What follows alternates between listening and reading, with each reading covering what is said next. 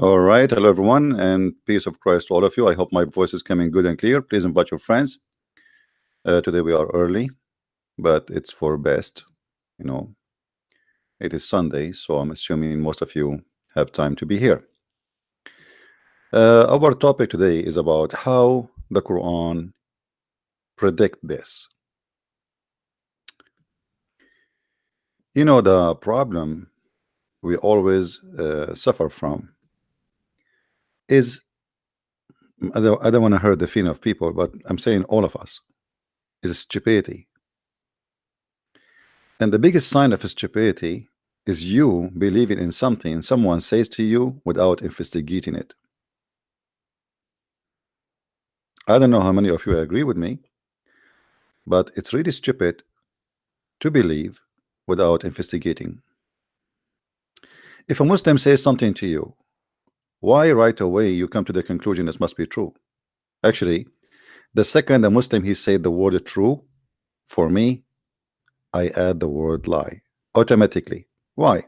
Because my experience with Islam and Muslims never, ever, ever once told the truth. So why now and why today and why tomorrow? When you see someone sending me uh, something like this,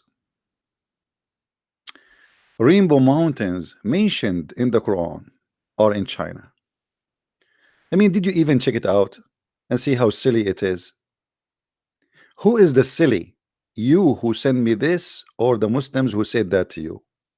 The Muslims, they are allowed to fabricate and to lie, but are you allowed in yourself to be silly? I understand that the person maybe he's asking me to get this busted. I understand that. But don't tell me, is it true? The second you say, is it true? It's mean you are officially uh, in the way to be certified. Stupid. What about you check it yourself? The Muslims, they are mentioning to you where to find it, how to find it. Go and read it and love. Rainbow Mountains is mentioned in the Quran. Is it?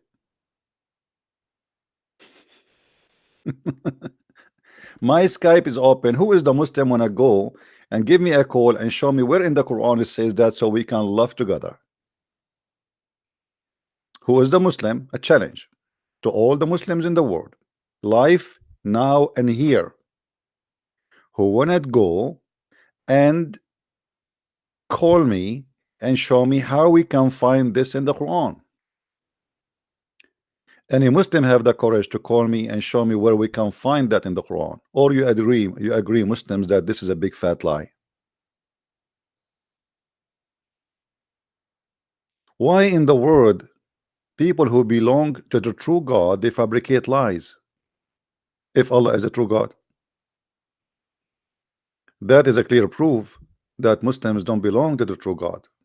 You have to be a person who belong to the devil to justify fabrication and lies. If this is a lie, how you try to convince me that you have a true God, but you all of you are liars? Any Muslim can explain? If we go to the verse in the Quran, we will see how stupid this fabrication. Actually, this is one of the most stupid verses in the Quran, and there's many mistakes in it. Mistakes here. If we go, the first thing you notice for those who speak Arabic, and I challenge anyone to speak who speak Arabic to say to me he did not notice that right away, that the Arabic which this chapter is written with is funny and stupid. You see, in the Quran, there is some places where the Arabic is strong and good, and there is places where the Quran it cannot be the same one who wrote the other verses is the one who wrote those verses. This is very bad, silly, and does not even fit with the rest of the Quran. Even if you read it, you will find it does not fit. However, let us see what the verse saying, and we will read a Muslim translation. Chapter 35, verse number 27. You can choose any translation you want. I don't know what's wrong with this website. You click at the number, it doesn't go right away. You have to scroll down. Not sure why. Don't you see that Allah sends down water from the cloud?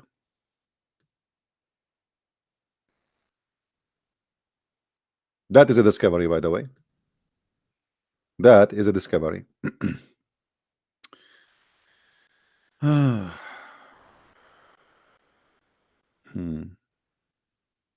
But is the water really coming from the cloud? Is that the source of water?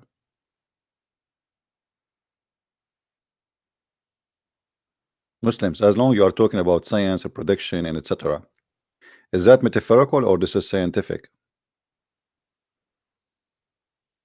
The water is coming from the ocean, not from the cloud. Allah, He sent down the water from the cloud. Let it go.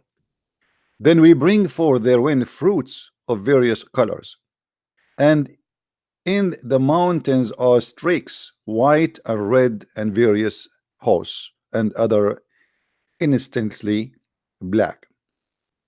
What the verse here is saying that there is many kind of mountains have many colors, and those are all over. You go, you walk in the desert, you see some mountains are red because the sand is red. You see some hills are black because the sand or the rocks in that area are black. I mean, this is what this have to do with the China, what this have to do with the rainbow, and I mean, it's really stupid and silly. What supposedly Allah says, He's not talking about specific mountain. He's saying there's mountains. There's mountains where they are black, mountains they are red, mountains, etc. Because why? Because Allah created many kind of and actually, if you go and read Islamic sources, you will find the Muslim explain how the black man became a black. As an example, the angel Jibreel, he grabbed for Allah sand, which is a black sand, and this is how Allah he made the black people from black sand. And he grabbed the white sand for Allah and he made them from white sand. For sure, there's other hadith that says that Allah created the black people from the left shoulder of Adam, and He said, "Let them go to hell." And He said, "Let me create," and He hit the shoulder of Adam, and He created the white people from the right shoulder of Adam, and He said, "Let them go to heaven," which means black will go to hell and white will go to heaven, according to Islam. But this verse have nothing to do with the claim the Muslim they try to fool you, as you say. If you go to the Islamic interpretation, so the Muslim will not say we are making things up. Let us see what this verse really meant. The website, the resource you are looking for has been removed, had its name changed, and temporarily is not available. Look like we need to find a new website. Okay, hold on. Let us see. No problem.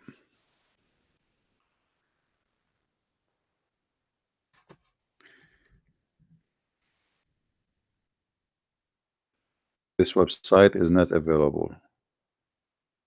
Okay, what about this website?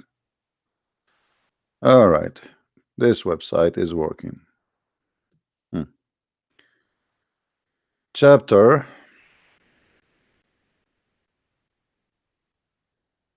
35,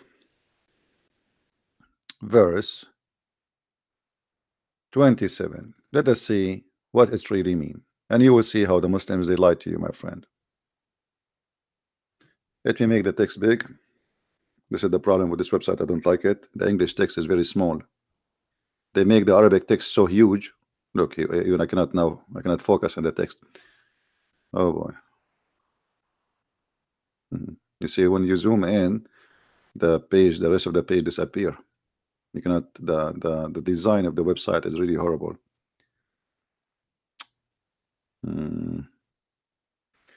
Okay, hold on. Let's see. We have to zoom out in order to show it. Okay. Let us try to make it more clear for you. I don't know if it's coming clear to you or not. See you not that Allah sent down the water from the sky, and we produce therewith fruits of various color, and among the mountains are judad, white and red, of varying colors, and others garib, black. Okay, interpretation. Where is the interpretation here? This is the verse. Next page, maybe. All right. Here we go. Allah, He tell us about complete and perfect power of a creation. He tell us how He makes different kinds of things from one thing in the water. He sent down from heaven. From water He bring forth fruits from various color, red and green and white and other colors. And here He speak about the mountains. Let us see. And among them are judad, white and red of verifying colors, means He created the mountains like this.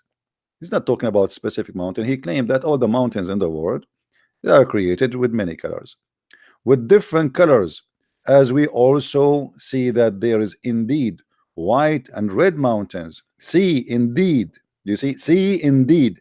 So Ibn Kathir he did not go to China too, but he's talking about we see those mountains indeed, something we witness indeed. And red mountains, and some of them are streaks with are also varying color. Ibn Abbas said al-judad mean pathway. So the Muslim even disagree or agree and disagree about what those words mean. Pathway. This was the view of Abu Malik, etc., etc. And there are some mountains which are very black. Ikrama said al-gharib means mountain which is high and black. This was also a view of Abu Malik.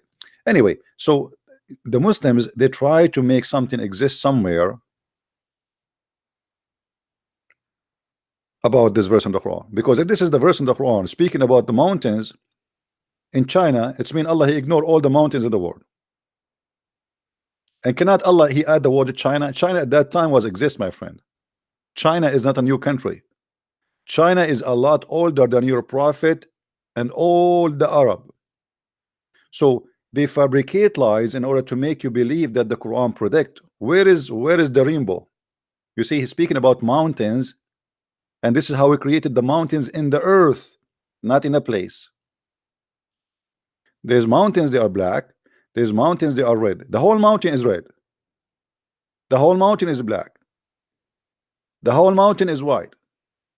Not about the same mountain as red and black and rainbow as a gay mountain.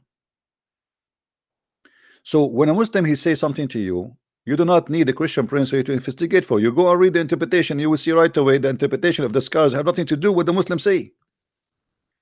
And then you need to ask yourself why. Why the Muslim they say something and their scholars say something else? You know what I mean? Why the Muslim claim have nothing to do with the scholars' explanation for the Quran? And as you see the verse in the front of us, if you go to the verse in Arabic, and until now I'm waiting for any Muslim to call us so we can laugh together at this chapter. The first verse in this Quran, it says, الحمد لله فاطر السماوات والأرض جاعل الملائكة رسلا أولى أجنحة مثنى وثلاث ورباع. Translation. Translation. Read with me, Abdul. Praise be to Allah who created out of nothing. This between two brackets, not exist in the Quran. The heaven and the earth, who made angels messengers with wings, 2 or 3 or 4. Okay, hold on. Did Muhammad guys say that he saw angel Jibreel with 600 wings?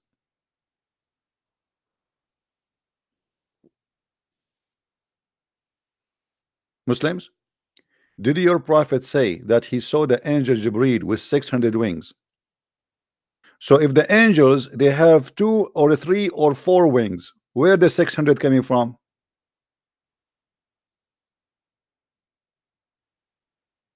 Do we have any Abdul in town? You see, I did not choose different chapter in the Quran. This is the first verse. From the first verse, we notice Muhammad doing poo-poo. If we go to the hadith, we will find the following. I did not even change the chapter. I am in the same chapter just to show you how funny, how stupid, how silly this chapter. We found the following.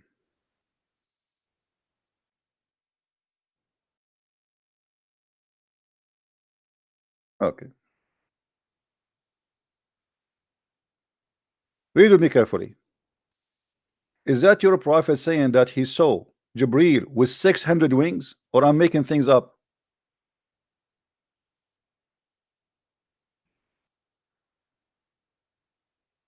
Any Abdul? How the Quran says there's angels have 2 and 4 and 6 wings and 8 wings, let us say. And Muhammad, he says he saw the angel Jibreel with 600 wings. Obviously Muhammad, he did not see an angel, he was seeing something else. Maybe a spaceship, maybe a spaceship for the alien. Do we have any Muslim in town?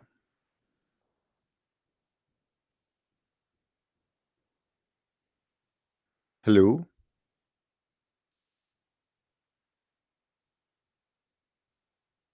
Any Muslim want to call us and say why the Quran says that the angels have a certain number of wings and they cannot be more, maximum 8, but Muhammad, he saw an angel with 600 wings? How Muhammad, he was able to count them, by the way?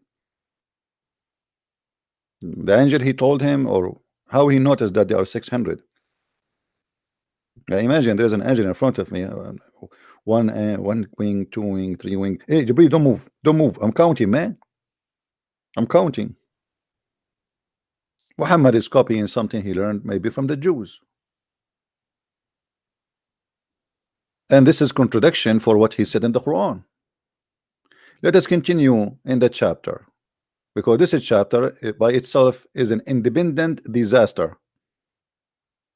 It is an independent disaster, certified one. Let us go.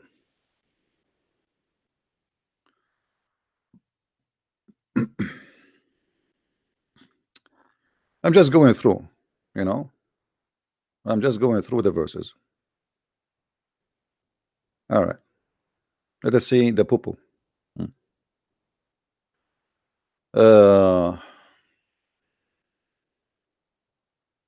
This one is a poo-poo, but let us see something more nice. Here we go. The same chapter. والله خلقكم من تراب ثم من نطفة ثم جعلكم أزواجا وما تحمل من أنثى ولا تضع إلا بعلمه وما يعمر من معمر ولا ينقص من عمره إلا في كتاب إن ذلك على الله يسير. Translation. Verse number 11. Bingo. Read and laugh. Let me be sure that you can see all the text. Is the whole text coming to you guys, or some of it is cut off? Let me zoom in. Is it better now? Is it better? And Allah did create you from dust, created you from dust, then from a sperm. Muslims, was Jesus the Christ created from sperm?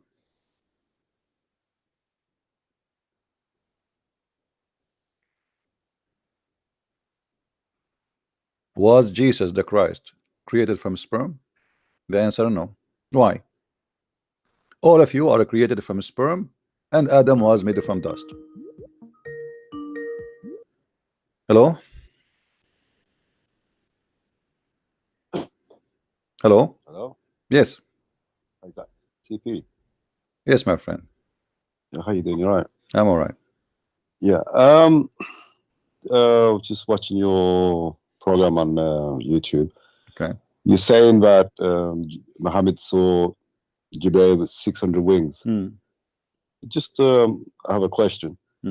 These scholars, the Muslim scholars, they are just people like me and you who actually translated that for people to actually understand.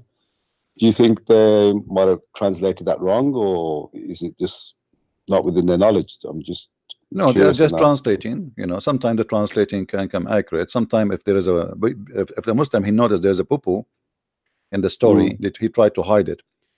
But here the Muslim he did not find any poo-poo, so he did it as it is. It says in Arabic 600 wings. Oh, it says in Arabic. Yeah, it says that. Yeah. It says that in Arabic in the Hadith or in the Quran? In the Quran, it says that Allah created for the angels 2 pairs, 3 pairs, and 4 pairs of wings. Yeah. Okay. Yeah. And the Hadith says that Allah created. Jibreel he came to Muhammad, and Muhammad saw his 600 wings. Yeah, that's the point I'm trying to say, right? Okay, I understand the Quran says 2, 4, and 6. Okay, I agree with that. Now the Hadith is scholars, which are just mortal human beings. Like, no, the Hadith is not scholars. The Hadith is Muhammad speaking. Yeah, the scholars are not exist there. What scholars? Who is the scholars? Well, I thought it was like scholars who gathered the information afterwards. You see, the one, first of all, the one who gathered those information is not really Sahih Muslim or Bukhari. Al-Bukhari, he is reporting what he received from the Muslims who they are companion of Muhammad, who heard Muhammad saying that. So if you go to any story, you will see it says, as an example here, this person he said, it's not Ibn Kathir saying, it is not Al-Bukhari saying.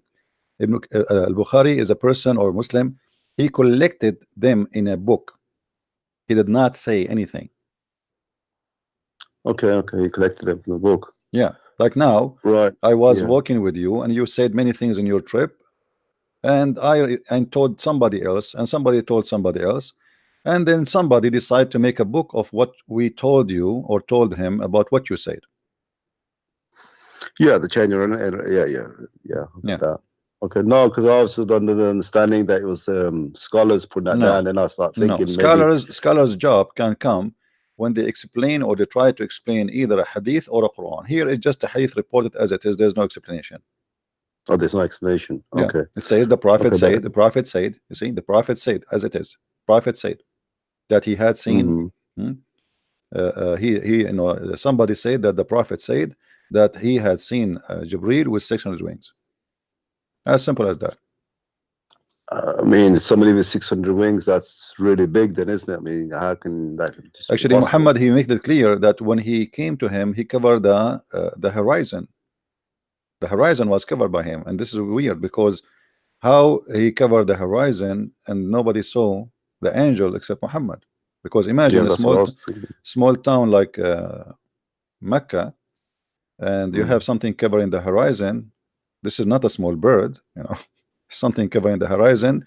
This must be like bigger than maybe 20,000 airplanes together, and yet only Muhammad he said that he saw that. So obviously there is a fabrication here, and Muhammad always there's no witnesses of what he said.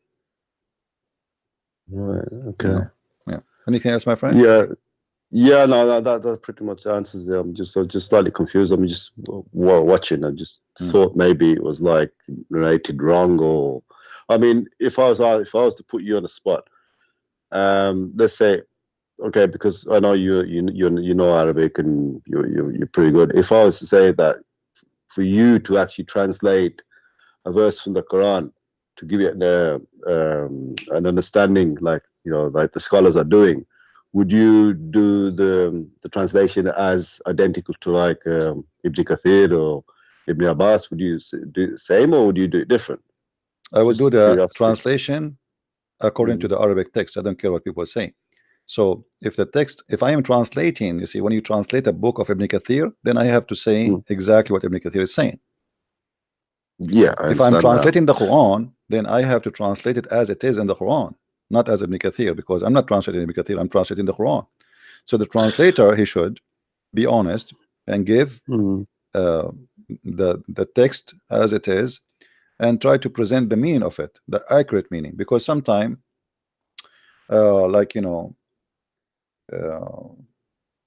every culture, every language has its own phrases, but that doesn't mean what it sound like. I mean, like when you say wanna set up, you know.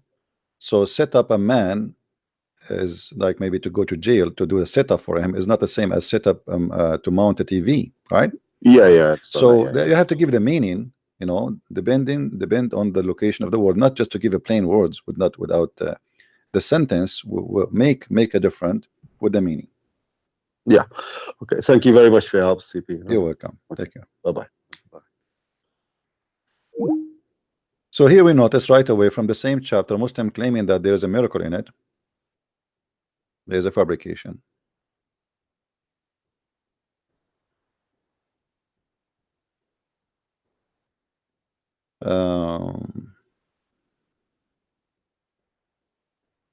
Let us see.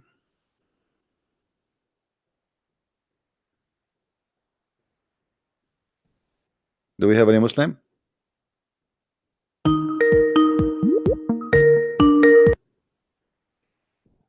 Hello?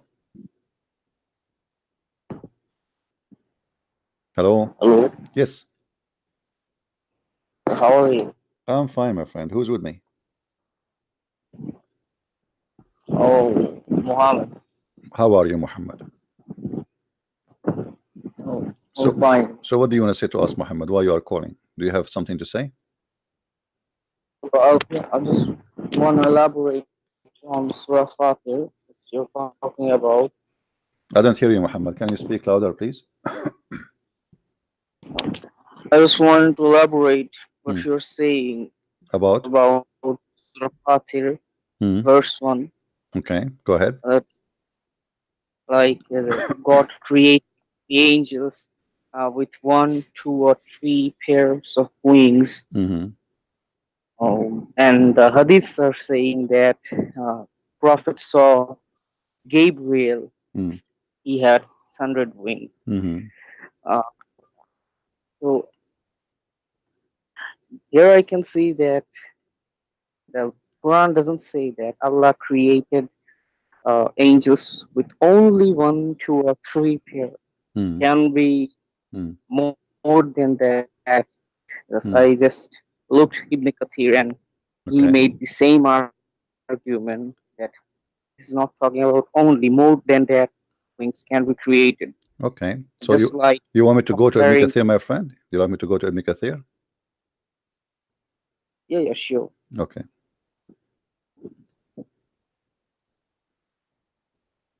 Remember that the tafsir is made to defend Islam, not to explain Islam. You know that, right? If you remember, I have a debate with Dr. Rohi. He is an imam from Azhar. When I mentioned to him the tafsir, he said tafsir is made to fix a problem. To fix a problem. Okay. Okay. Read with me, please. This is Ibn Kathir, and this is the correct translation. Okay. He says the angels, messengers with wings, 2 or 3 or 4. There's no pairs. This is a lie in the translation. Do you see it? There's no pairs. The word pairs in the English translation is a fabrication. All right. Read with me here carefully. All right. Okay. Yeah. 2 or 3. 2 or 3 or 3. Huh? Sorry. In my translation is pair, but my friend, I don't care for translation. I speak Arabic, and if you have anyone who speak Arabic, it says mathna wa thuluth wa ruba'.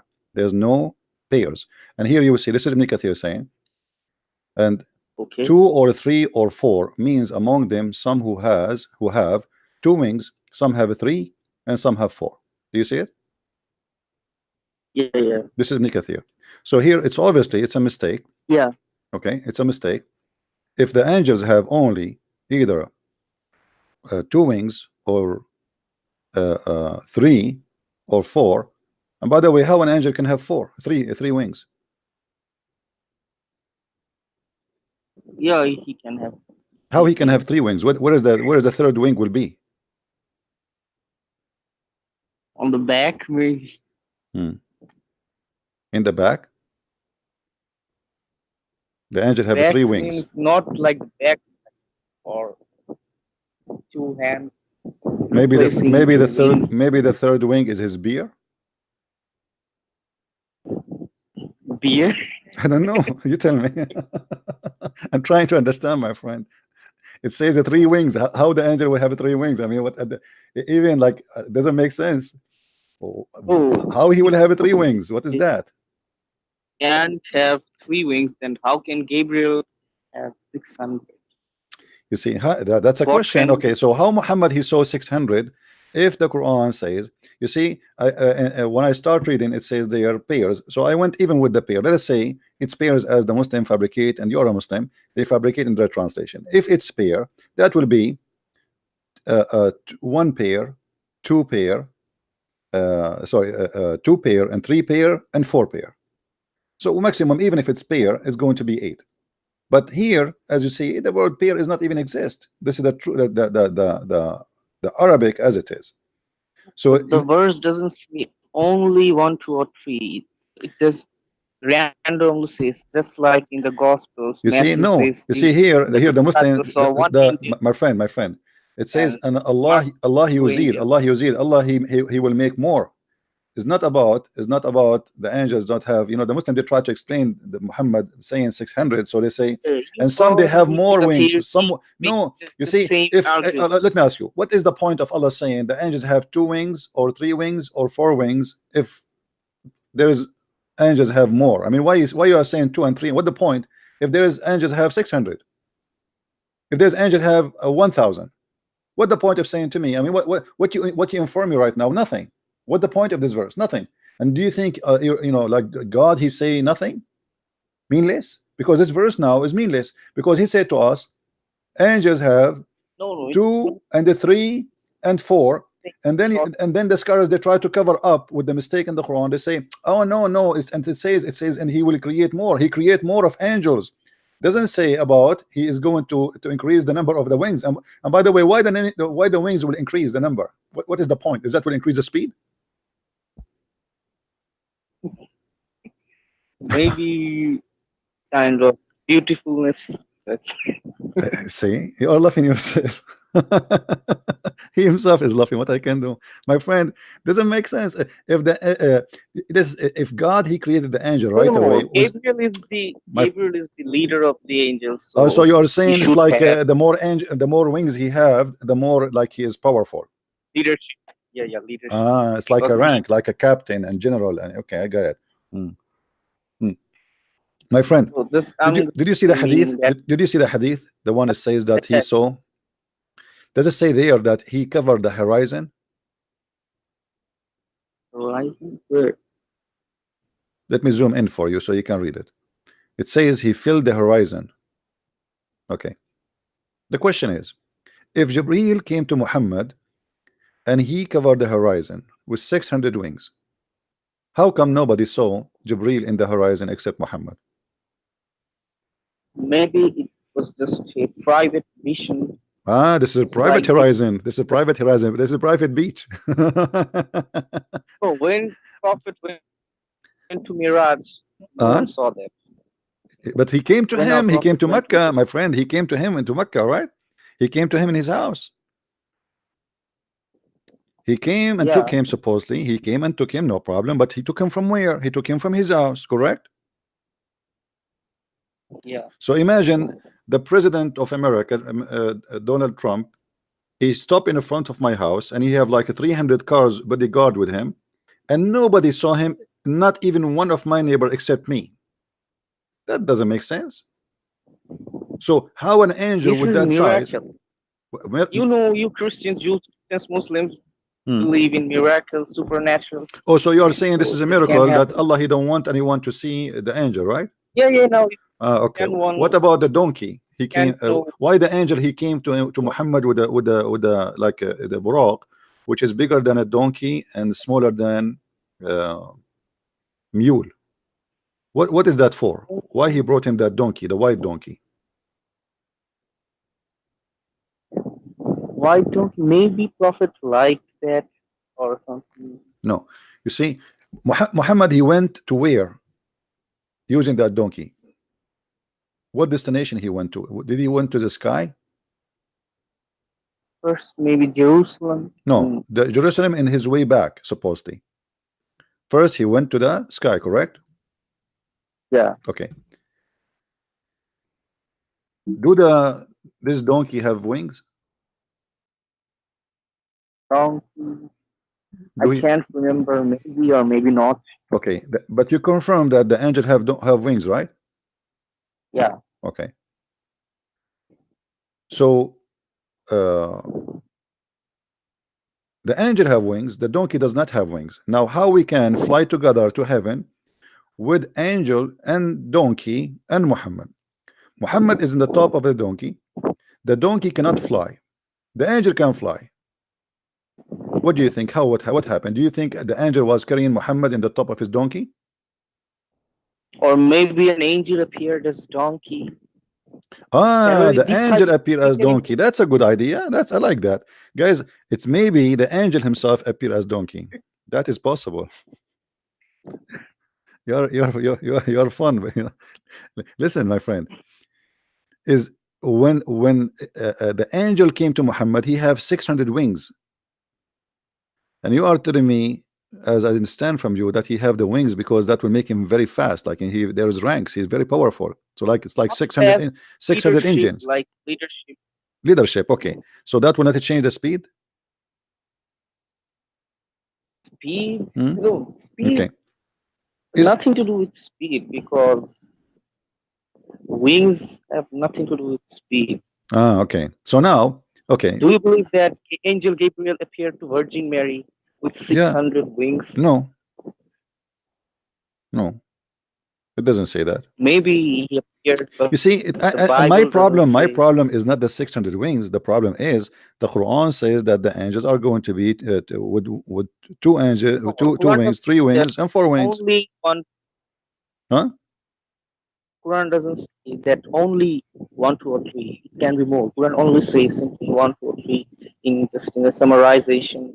So, well, the Quran, why the Quran mentioned to me that the angels have 2 and 3 and 4, but yet the angels come to us. None of them have that. Glorifying Allah. This verse is just glorifying Allah in many sense. Like he's talking about the heavens, the earth, then the angels. Then in the later he's talking about the human embryology. Okay. So this verse is talking about. Yeah, but there is a mistake there. You see, there's a mistake. Let us go back here. The angel with Jibreel, so the angel Jibreel with Muhammad, and we have a donkey which is white. Was the heaven and earth, or it's in the sky, the heaven of Islam? Where Muhammad is going now? Prophet saw the heavens. Okay, when you say the heaven, where is that? Everything. Is that up in the sky, or this is in the earth? It's been. I read something like above the throne of Allah there is a planet or something. There's what? Below that. There's what upon the throne of Allah? Star or something. I read. Star. I think you read. Yeah, this is LED light. So this out of the universe actually. Out of the Milky Way or something. But this, okay, so the heaven is there. Okay, let me ask you. If the wings of the angels is not metaphorical, they are real wings. What the wings will do to the angel flying in the space if they are not metaphorical? You see, because I can show you, even the Christians, they believe that angels, they have wings. No problem. But is it something about wings they use really to fly with, or this is an appearance as a proof of identity or something, you know? Like appearance or representative.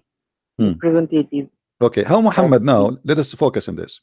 We have an angel have 600 wings. We have a donkey does not have wings. We have Muhammad, for sure he don't have wings, and they are going to the 7th heaven. Why Muhammad, when he came back, he did not tell us what he saw in the space? As an example, shouldn't Muhammad say, when I was in the space of flying with the donkey and the angel, I noticed that my shoes is flying in the space because there's no gravity? Shouldn't he say, I mean, imagine first time man, he go to the space. How much amazing the experience. Why Muhammad did not report to us any of this? What Muhammad report to us, my friend, hold on. What Muhammad report to us have nothing to do with the space. As an example, he arrived to a place and they knock at the door, and that was the 1st heaven. The ones before behind the door, they said, who is this? The angel Jibreel said, it is me, Jibreel. The angel, they said, who is with you? He said, this is Muhammad. The one behind the door, he says, was he called? Jibreel said, yes, he been required to come. The angel, they said, he is welcome. What a pious prophet, welcome. And they opened the door. Now, is that really heaven? Did you watch any movie lately about kingdoms and old days, how they have a door for the gate and they have guards and they ask you, who is this? I mean, those are angels of God. They are asking Jibreel, who are you?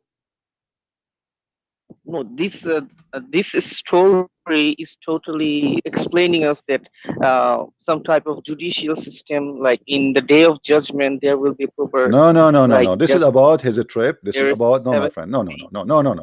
This is my friend. No.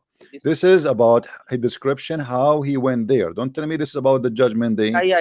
Okay, so no. Yeah, so he went there and he found the gate, correct? And they knock at the door, and then they ask him, who is this? Who is with you? All right, okay.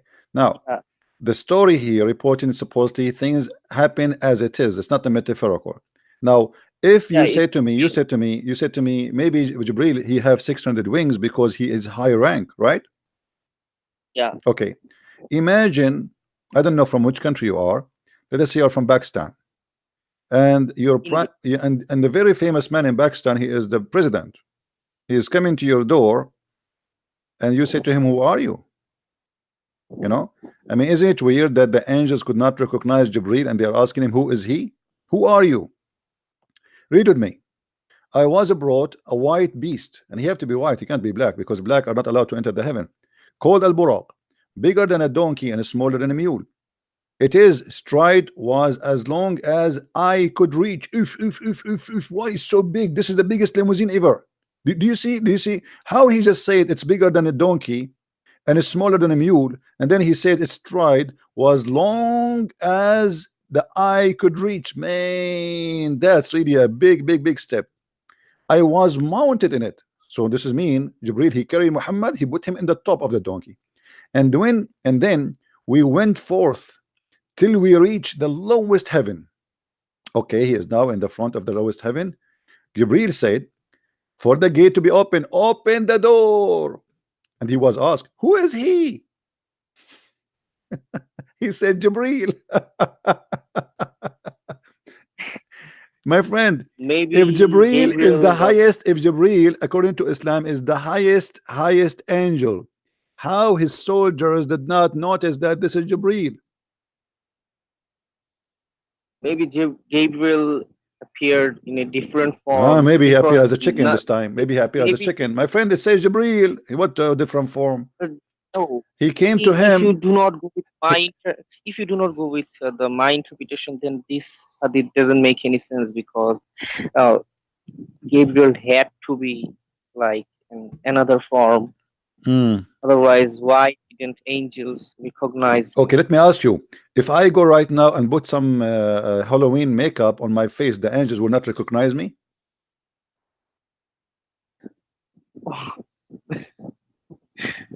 No. See, so Jibreel is an angel. Or maybe, I mean, hold on, Muhammad, I like you. You're a nice guy. First of all, welcome, and I'm glad you called me. Listen, angel of God, he is not the same as you and me. Do you agree? He have a superpower. Yeah. Okay. Now, today we have a fingerprint, we have a face recognition software, and you walk in the airport, they know who you are. Just the camera is take your face right away. In a second, they get all the information about you.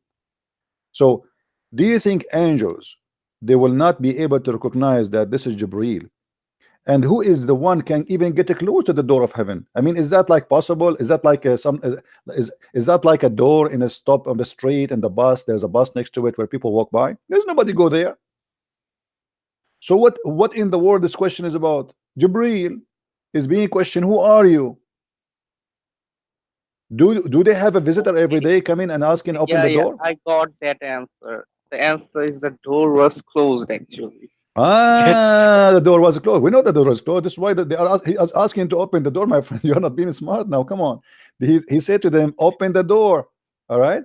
They said, who is this? Okay, so you are saying if the door is closed, the angels cannot see through. Yeah. This is a bulletproof door, very thick, made from uranium, maybe. Yeah.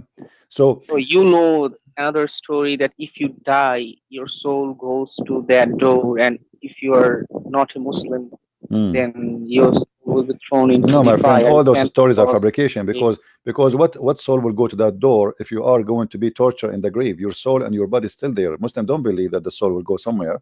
This is why two angels will come to you in the grave and they will ask you three questions. Munkar Nakir will Munkar wa Nakir, yes, Munkar wa Nakir. If we go to the story about Munkar wa Nakir, we will find another funny story coming from Muhammad. It's proving to us that he is a truly prophet. According to your prophet, don't you believe in grave? Punishment, grave punishment. My friend, this is between me and you on YouTube and Facebook. You know, I did pay the two angels who will investigate me when I go to the grave, so they will ask me a nice questions. Let me tell you, I don't fear. Let us say the story Muhammad he said about two angels who they are black angels. Now, why they are black angels? Do you know why they are black? Yeah, representing some fear. No, because they are evil angels. They are made to be evil. They are not nice. It's so terrifying, actually. Okay, it says in front of you. Okay, here we go. The Messenger of Allah said, when a deceased, or he said, when one of you is buried, two angels, black and blue-eyed. That's a good competition. Okay, black and blue-eyed will come to him. One of them is called Al-Munkar and the other one is called Al-Nakir. They said, what do you use to say about this man? About what? About this man. What man? So he say, he was saying before death, he is Allah's slave and his messenger. I testify that there's none has a right to worship but Allah and Muhammad and his slave and his messenger. Okay, so now the other angel, he told him, this guy he used to say that Allah is God and Muhammad, he say Shahada. Okay, so now what will happen? We know that you would say this, and then this grave will expand to 70 by 70 cubit. Good news for my friend, your grave will be really big. It's not like a small tiny grave. It's going to expand because you are a person who says Shahada. Then it's eliminated for him, my friend. You will have an LED light in your grave. Then it said to him, sleep. So he said, can I return to my family, brother? To inform them about what? That I got LED TV, LED light, I have a big grave. They say, no, you cannot go back. They say, sleep as you will, whom none awakens but the desert of his family, until Allah resurrect him, arrest him. Okay, this is for the Muslim. So the Muslim will have LED light in his grave, will have a big grave. Okay, this hadith, the main point of this hadith, that establish monotheism. Like, okay. What monotheism? It's a fiction story. Hold on. Let us continue. And then Christians, hold on, Abdul, hold on. And he's then a guy who is not a Muslim, he come. Supposedly he's a hypocrite. Yeah. He would say, I heard people saying something, so I said same. They ask him the same question. What do you say about Allah, about Muhammad? I do not know. They say to him, we know that you said that. So the earth is told to constrict him. The earth will start pressuring him. So it's constrict around him, squeezing his ribs together, and he continue being punished like that until Allah resurrection. Do you agree with this story? Yeah. Okay. I have to. But how you are dead and you are being punished now? Your soul are being punished. Huh? You are dead. Your soul. What soul? There is no soul. If you have a soul in you, my friend, if you have a soul, then then you are not dead. I'm dead physically, but my soul is eternal. My soul is not dead. My friend, is your soul with you when you die, or the soul is not there? So when I die, it means that my earthly life is in an end. But What? my You are earthly dead. life. You are dead. You are dead. Is your soul still inside your body or not? Yeah. Really? Soul goes out, but then Okay. comes So back what the to point? the grave. If okay, you are. Have you ever heard? So now, if somebody is dead and I shoot him, he will feel pain. No. Okay, so why the story here is speaking about torturing a guy he is dead in the grave? Actually, in different hadith, it says that the angel will hit you. The angels will hit you on your head with the hammer. Is that correct? Yeah. Okay, the angels will hit you with by a hammer in your head, but as we know that you will not keep having your. I mean, you can open a grave of somebody from the time of the Pharaoh, and we will find that nothing happened to their body, and they are not Muslims. Why the angel did not break their head? Because maybe some exceptions. Or maybe because they are rich. No. So why? Okay. So why those people, their body is preserved and nobody is hitting their head? About soul torturing, because many they do not have proper burial. They die in drowning or in burn. So yeah, but the story of the angels, actually, if the angels hitting story you, is actually talking about my friend, proper burial. the story of the angels beating you with the hammer, is it a true story or it's a fiction? Yeah, obviously, I have to believe this because these are Sahih Bukhari, Siha Sitta. Every hadith comes from Siha Sitta. Muslims have to believe. This is not the story. This is not the question, my friend. I'm asking you now. Is the story? Is the story correct? In Islamic theology, this story does make sense, but I believe I am a little bit skeptic about this type of thing. But I am searching, but it's so embarrassing. I understand. I'm asking you, is the story of beating you with the hammer, is it a true story? You believe in it? They will ask you three questions. Proof actually. Beating angel. We do not have any proof like anyone is beaten in the grave. But this is what the hadith says. This is what the hadith says. Right? Oh. Yeah, the hadith says. Okay, so is your prophet lying? No. Okay. It's so not lying. Let me find you the hadith in English, so we can read together. I'm trying to find it in here. You know, because Muslims, they try to hide those funny hadith. Let's see if we can find it. All right. Read with me, please. I hope the text is coming clear. The prophet said, hold on. When a human being is laid in his grave, and his companion return, and he even hears their footsteps. So now you are in the grave, but you can hear. Do you believe in that? I was trying to tell this hadith that he can hear the footsteps. Okay, you can hear. Okay, that's wonderful, guys. So you are dead. Muslims believe that you are dead, but you can hear. So guys, I have a news for you. I want you to tell your family to subscribe to the internet in your grave and keep my channel open, because you will be able to hear me. So you have to believe in supernatural things. My friend, it's not the problem now, but you confirm to us that you are in the grave and you can hear, no problem. So every one of you here, guys, please don't forget to take a modem to your grave and keep YouTube channel of Arabian Prophet open, because you will be able to attend my live broadcast even when you are dead. I will give you dead time subscription, lifetime dead subscription. I mean, this is a lifetime dead subscription. That's wonderful. Okay, so he's dead and he can hear us. That's wonderful. Okay, now the prophet said when a human being laid in his grave and his companion return, he even hears their footsteps. Two angels will come to him. to what?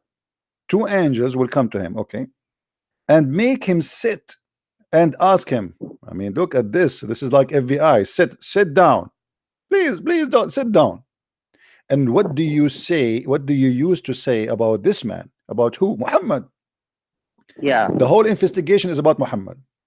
He will say, I testify that he is Allah's slave and he is apostle. Okay. Then the story continue. Then it will be said to him, look at your place in the hellfire. Allah has given you a place in paradise instead of it. If just because he said Allah Muhammad is apostle, that's amazing. The prophet added, then the dead person will see both his places. But a non-believer, okay, what will happen to non-believer? This is a Christian prince. Or a hypocrite, that is you, my friend, will say to the angels, I do not know, but I used to say that the people used to say. So don't tell me people, they said to me Muhammad is not a prophet. I mean, don't blame me. I used to say what people say. Christian prince, he said that to me. It's not my fault. So look what they will say to him. It will be said to him, neither did you know, nor did you take the guidance by reciting the Quran. Then he will be hit with an iron hammer between his ears. No, these you can't doubt because these are irrelevant because Quran talks about Big Bang, so you have to believe all the books is eternal. Hold on, let us focus on the Big Bang. What Big Bang? Listen, the angels will beat you with the hammer between your two ears. Angels won't beat me. What?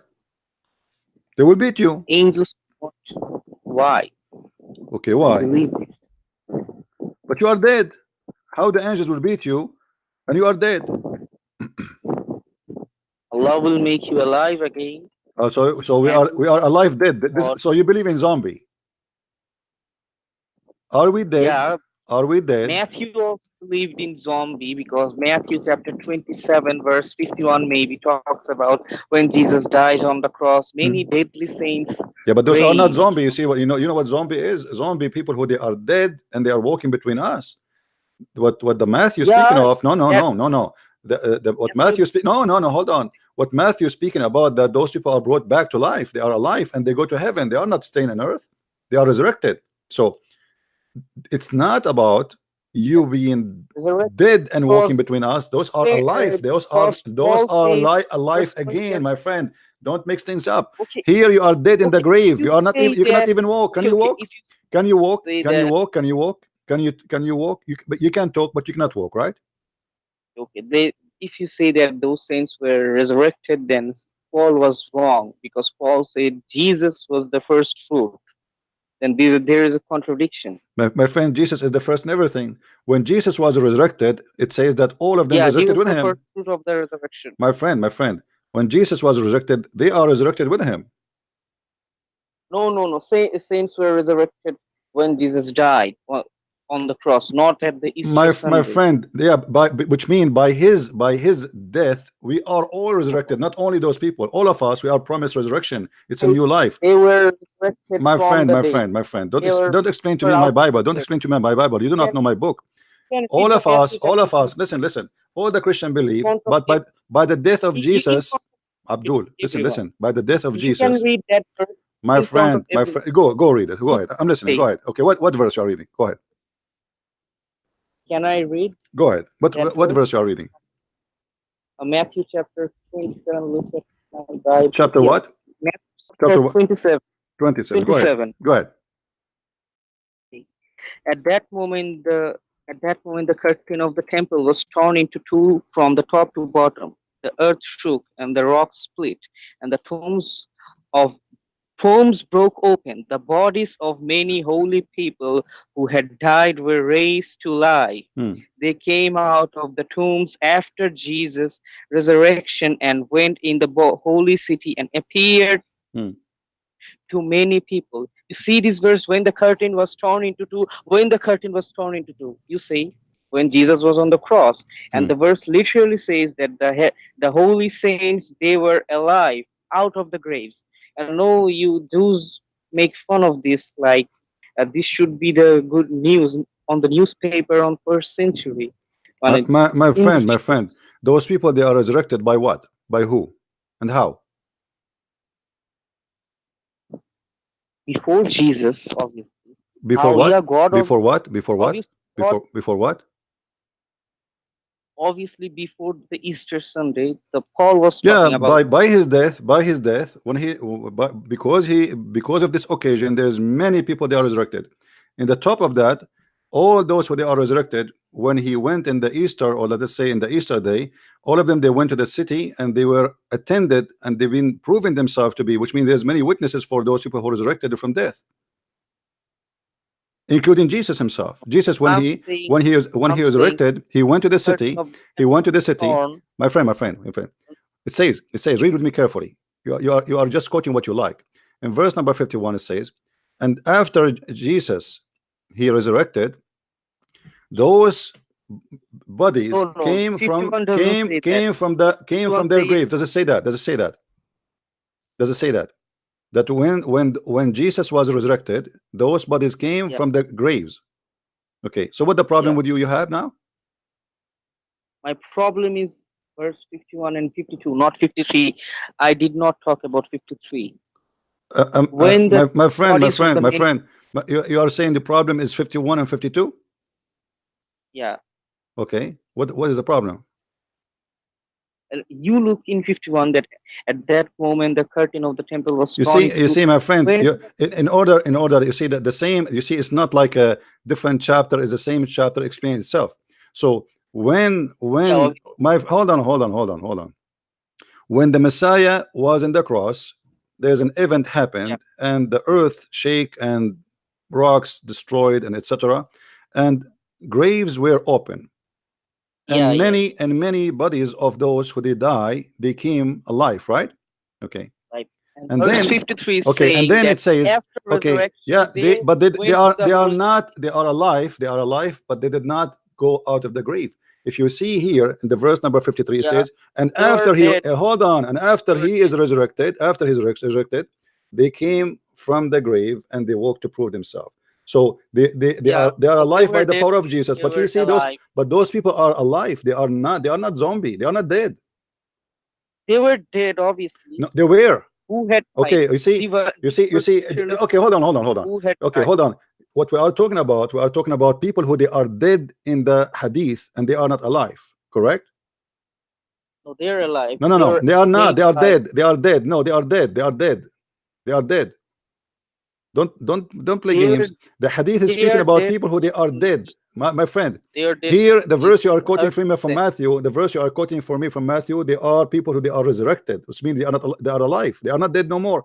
They are in the grave, but they are alive. If they're resurrected, then there is a contradiction, because Paul clearly says Jesus Christ is the first fruit of the resurrection. But Matthew says, my friend, because we hold on. Yes, this is metaphorical that Jesus is the first fruit, which means every resurrection is by him, because the Bible believes that everything is created by him and for him. So Jesus is the first of everything. I am the Alpha, I am the Omega, I am the first, I am the last. So which means there's no resurrection but by him. Yeah, no, Paul is saying Jesus Christ is the first fruit because Jesus is the one who was the first in the resurrection place. My friend, just to show you that you are ignorant, isn't it Jesus who resurrected people during his time when he was before the crucifixion? He did, right?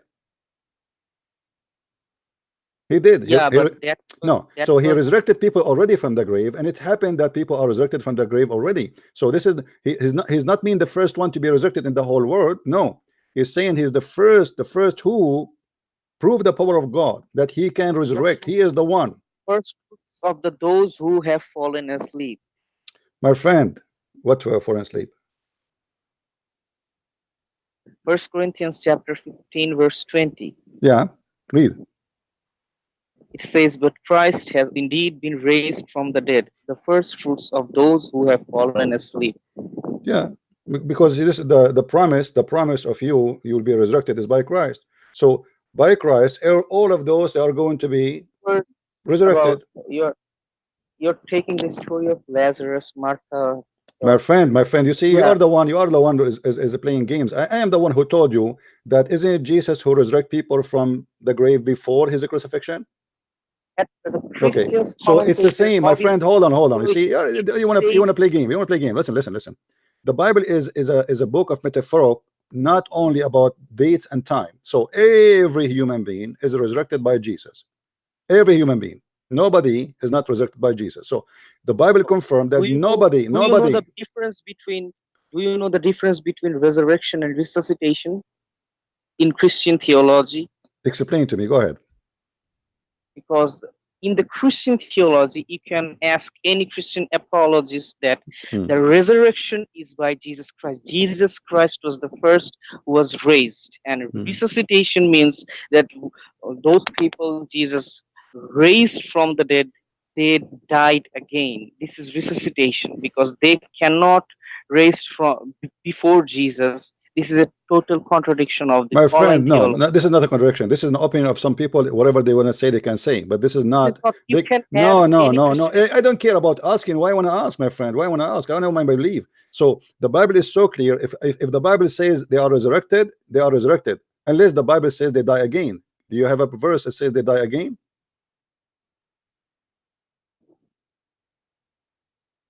But those people who they said that to you. Did they provide you with the verse saying that they die again? They had to die again because unless this is a no. Don't tell me I have to die again. No, this is not a contradiction. Okay, you see, you are playing games. This is not a contradiction. This is not a contradiction. Those people who resurrected with Jesus, they are resurrected by Jesus still, because this is not about. Because you see, for us, when we speak about resurrection of Jesus, we are speaking about resurrection of the body. God never died. No Christian believe that God is dead. God is always alive. So the flesh of the man. You believe that hold Jesus on died? Yes, hold on. We don't believe. No, we believe that the flesh of Jesus died. Yes, but God never died. Okay, so the body. Hold on. The body of the human died. They were able to kill the body. Yeah, that's I'm trying to say that the bodies of human died in the Islamic theology and in the Christian theology. This is a mutual understanding. Yeah, but you are mixing things up. You are mixing. But in here we have a person in the grave. Hold on. In Christianity, we don't believe that a human being is in the grave and you can talk to him and you can question him and you can ask him questions and he can hear you. That is a lie. That is a lie. Hold on. Here, when they are torturing, when they are torturing the man with the hammer, are they torturing the man and his spirit with him, or the spirit is not there? Spirit, no, spirit goes back to our okay. So thank you very much. The resurrection of Christianity is resurrect, which means reunite the body with the spirit. Correct? Yeah. Okay. Here there's a body. Here there's a talking body. He's a dead. He have no spirit. That's why I said zombie. The Bible speak about resurrection of people who they are resurrected, which means they are unite with their spirit. It's not a dead body walking in the street and they are zombie. They are really alive like me and you, because we have the spirit united with the body. When your soul separated from your body, you are a dead body. Here we have a person in the grave. He have no soul within his body. Yeah, he has soul. Where you get this from? Where you get this from? From the hadith, because okay. Hold on. Okay, can you quote for me the hadith speaking about the soul? Hadith doesn't explicitly say. So where do you get this from? When you say something to me, you see, you have to prove it to me. You can't punish a putrefied or decomposed body. The body is nothing. My friend. And you are only talking. My friend. Hold on. When you say something to me, don't give me your mythology. Give me Islamic mythology, and don't give me Christian mythology, which you don't understand. Trying to explain by the way you want. I'm asking you now. Where you got the answer that the spirit of the man stay in his body when he's dead in Islam? The spirit of the man goes back to God. Okay, I just asked you a second ago. I just asked you. Is he this guy? He is in the grave. Do he have a soul with him? Yeah. He have a soul with him? How? You just said it goes to God. The spirit goes to God, not the soul. Ah, so there's spirit and soul. What does that mean? Spirit is from God. My friend, soul is. What do you mean spirit from God? Where you learn this from? So don't you believe body, soul, and history? My friend, your soul is the spirit. What soul? There's no different. Soul, when we can make a difference if we're talking about something unique. As an example, we say the Holy Spirit, huh? But we are talking about the soul of a human being. That is the only spirit he have, the spirit of life, which we call it soul. So I'm asking you now. I'm asking you: do a human being have? Are you saying a human being he have soul and spirit at the same time? Yeah, obviously. Where you get this from? Where do you get this from? Where you get this from? Where you get this from? Where you get this from? Yeah, obviously from Islamic theology. Where? When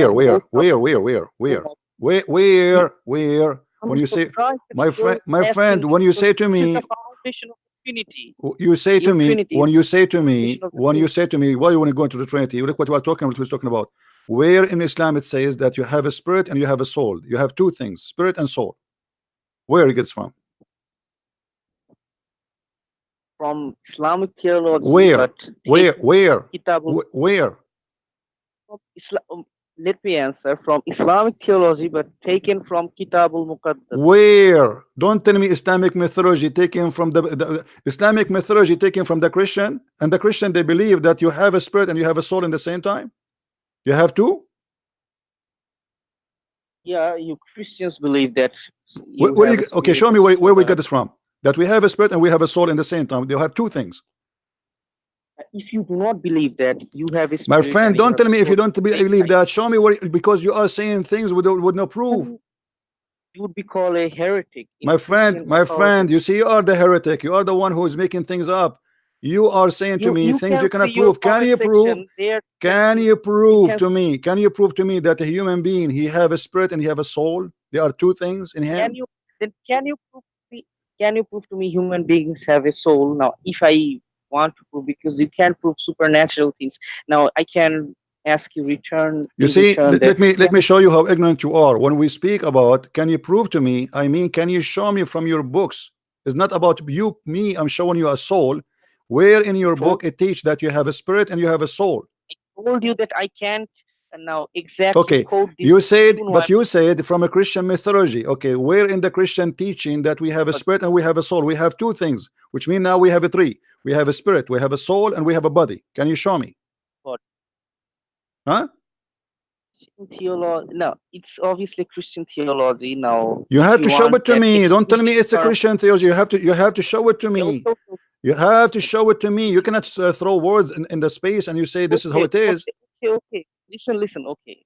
If you want like explicit term mentioned in the Bible that humans have body, soul, and spirit, I have to get this to this verse. Then you can make any type of claim like where is incarnation and where is Trinity. Okay, let's go back. Let's go back. You see, you went in a circle to avoid speaking about your funny prophet making a fictional story.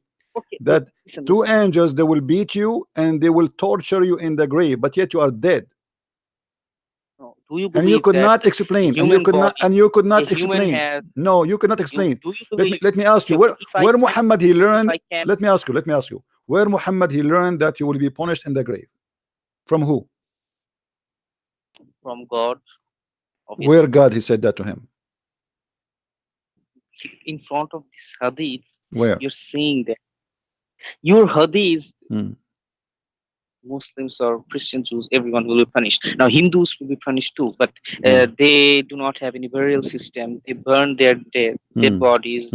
So okay, let me ask you. What is the reason for you to be tortured based on this story? What's the reason to be tortured? Why you will be tortured in this story? Because you did not say Shahada, right? Yeah. Okay. How then Muhammad he say in different hadith that the angels will torture you because you piss on your skin? Torture you from for Shahada, for no piss. You know what piss? He claimed that the angels will torture you because you piss. So which one is lying? No, both are correct. Huh? Read with me carefully. You can have Read both at the same time. carefully with me, my friend. Read carefully with me. The Messenger of Allah said the most of torment of the grave is because of urine. Oh, this is talking about kulub. You know kulub? What is kulub? What is that? This is Arabic, supposedly. Yeah, you have to wash after urination. Okay. Private parts. So and the angels will torture you in the grave because you have some urine in your foot when you did a piss. This is this hadith is just elaborating, like avoiding this type. So why the other one saying that they will torture you? So now we have many reasons for torture in the grave. You have they will have a book with them. They will have a book with them. They will say to him, in the day of etc. you did piss, and the piss the urine hit your foot. So we will torture you now. Why? Like you will be tortured for lying then. No, here it says he said, read with me carefully. The most of torment in the grave is because of urine. The most of it. Yeah, most. Okay. So talking about what is the logic? What is the logic? Why the angels will torture you just because you did piss? Not just because this is a one type of grievous sin. But it says the most. Give me the reason. The most of the torture in the grave is going to be, my friend. I am asking you, why? Why? What is the purpose of this storm? I mean, why? What the guy he did? He just pissed. Okay, this piece ties to your salah and reciting the Quran, because if you okay, are you saying to me that this is a sin in Islam? Yeah, obviously, because if you piss, you can't. Why Allah? Okay, isn't it Allah? Isn't it Allah? He made you. Isn't it Allah? He made you in a certain way. So if you piss, it might hit the ground and come back to you, especially in the old days. What is the sin in that? Did Allah give you a penis like the mouth of an elephant, so you can leak your piss far away from your body? You cannot. You can wash this. Okay, no, it doesn't say if you wash or not. Even if you wash it, even if you wash it, still they will torture you. Who said if you wash it, they will torture you? No. If you have to wash it. No, my friend, read with me. Here we go. Now, Muhammad he learned from the Jews, a Jewish woman. She said to him that if the urine touch our skin, we cut our skin. We don't wash it. We cut it. Yeah. So in order to get rid of it, you have to cut your skin. Yeah. So why you are saying to me we wash it? Now you have to cut it, but after this, you have to also wash it, because this is in. Let me ask you, you Muslims, when a sperm, when a urine touch your skin, you cut your skin, you take it off? No. So why Muhammad adopting this idea? Like this cutting thing, not adopting. This is taken from God. What God? Where is God? He said to them, a Jewish woman. Muhammad is a thief. A Jewish woman. She said that idea to him. He liked it. He adopted. Otherwise, prove to me where Muhammad gets it from. Maybe God sent that Jewish woman to our prophet. Read with me carefully. Aisha, she report that Muhammad before that day, he never ever said anything about the punishment of the grave. Why?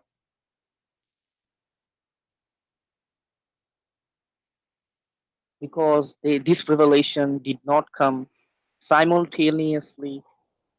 The revelation was coming like time by time, not simultaneously. So what type of question is this? My friend, the story in front of you, it says, because of a Jewish woman, she came to Aisha, and she spoke about the grave punishment. Aisha, she never heard before. She accused her to be a liar. She said, no. I told you. She said to her, read with me. Aisha, why Aisha? She said to Muhammad, you are lying when she mentioned that. You are lying. So Aisha, obviously, she never heard Muhammad saying that. So why Muhammad never received this revelation until this Jewish woman? He just entered, he saw them in the yard. He asked Aisha, why you are screaming with this woman? She said to me this. He said, oh, okay, this is true. Where is when the revelation came? I told you now that God maybe sent these Jewish women. This is type. So the revelation coming from the God. Jewish women, you agree? So God is the one who sent this women, and she is the one who gave the revelation to Muhammad. And look what it says here.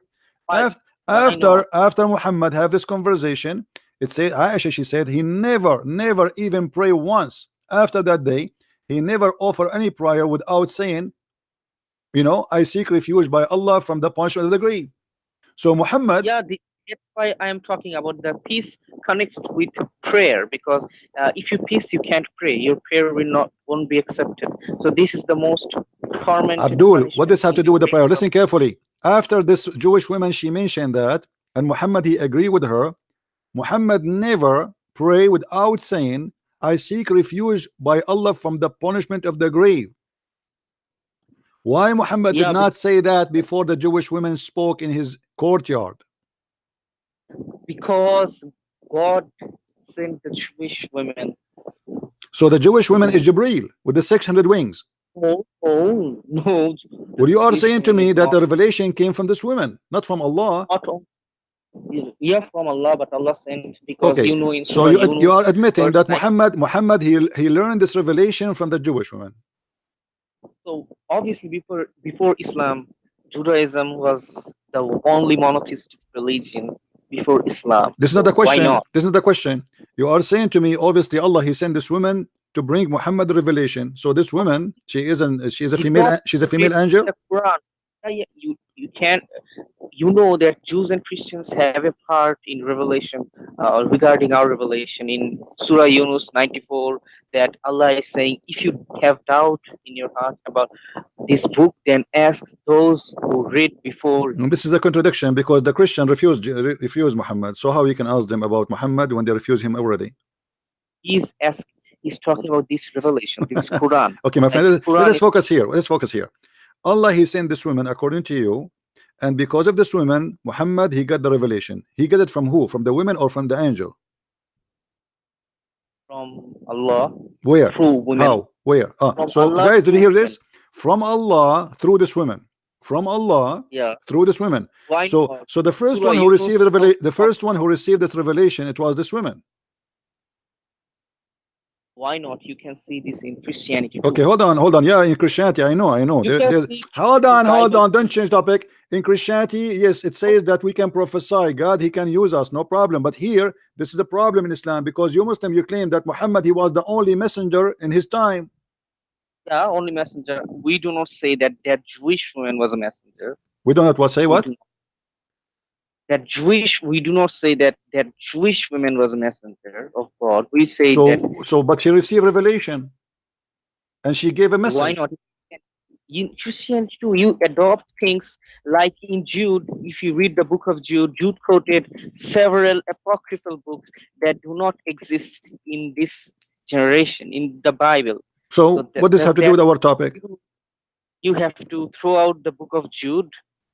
My friend, why you are changing topic? We throw whatever. This is a proof. Hold on. We refuse. This is mean that all of Islam is a lie, because if the Christian they accept any garbage, then why they would refuse bad books? No, I do not believe that Christians accept any garbage. I'm saying that. Okay, God so I'm asking you now. I'm asking you where you got this explanation that your God Allah he sent this woman to bring revelation to Muhammad, and what that would make her? Angel? Will make her a messenger? What will make her? You have to look at that Jewish women that has a simultaneous. You have a connection between Surah Yunus 94 and this verse. Obviously, that makes sense, because we believe that God can use anything. Like in Christianity too, if you reject this type of revelation, then you have to throw out the book of Jude. My friend, hold on. What the book of Jude? What are you talking about? Look what we are, where we are, and look what his guy is talking about. What this have to do with what we are saying? How the women? Okay, so what is the job of Jibreel? What is the job in Christianity? In Christianity, we have women, they prophesy. We have women, they are judges. We have women, they save Israel. We have women. Hold on. Okay, I know prophecy. So now this woman here, she prophesy, or she gave a message from Allah? She gave a message from Allah. Is that making her just, messenger? Because the one who gave a message, he's a messenger. Yeah, obviously. Okay, so now we have two messengers. We have Muhammad and this Jewish women. No. You know the word Mursaleen and the word Nabi. Nabi is explicitly. My friend. Hold on. The one who says something nobody knows, he is a messenger. And he's a. Hold on. If I say something God told me to you, hold on, don't talk. Hold on, hold your horses. If I say something to you, God told me, does that make me only a messenger or a prophet?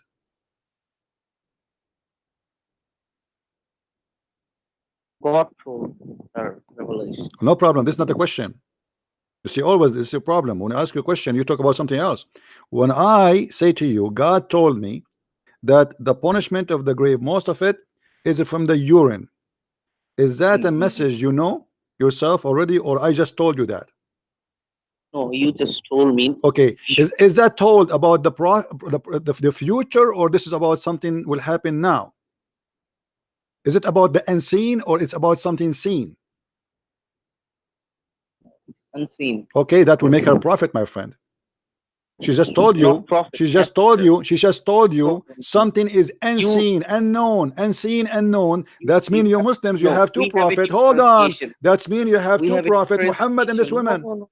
You can misinterpret that because in our own Quran we have the two separate words, Mursaleen and Nabi. Mursaleen can be used for apostle, Sahaba. My friend, that is stupid of you to say, because Mursaleen is some. No, Sahaba is not Mursaleen. You are being a donkey now. Excuse me. A Mursaleen is somebody is sent by God, not somebody sent by man. Sent by God. Okay. Yeah, obviously sent by God. To send by God to tell what? When God he sent somebody, give an example about somebody, he is a messenger, but he is not a prophet. Yeah. Like the Jewish woman. This Jewish woman is a messenger, but she's not a prophet.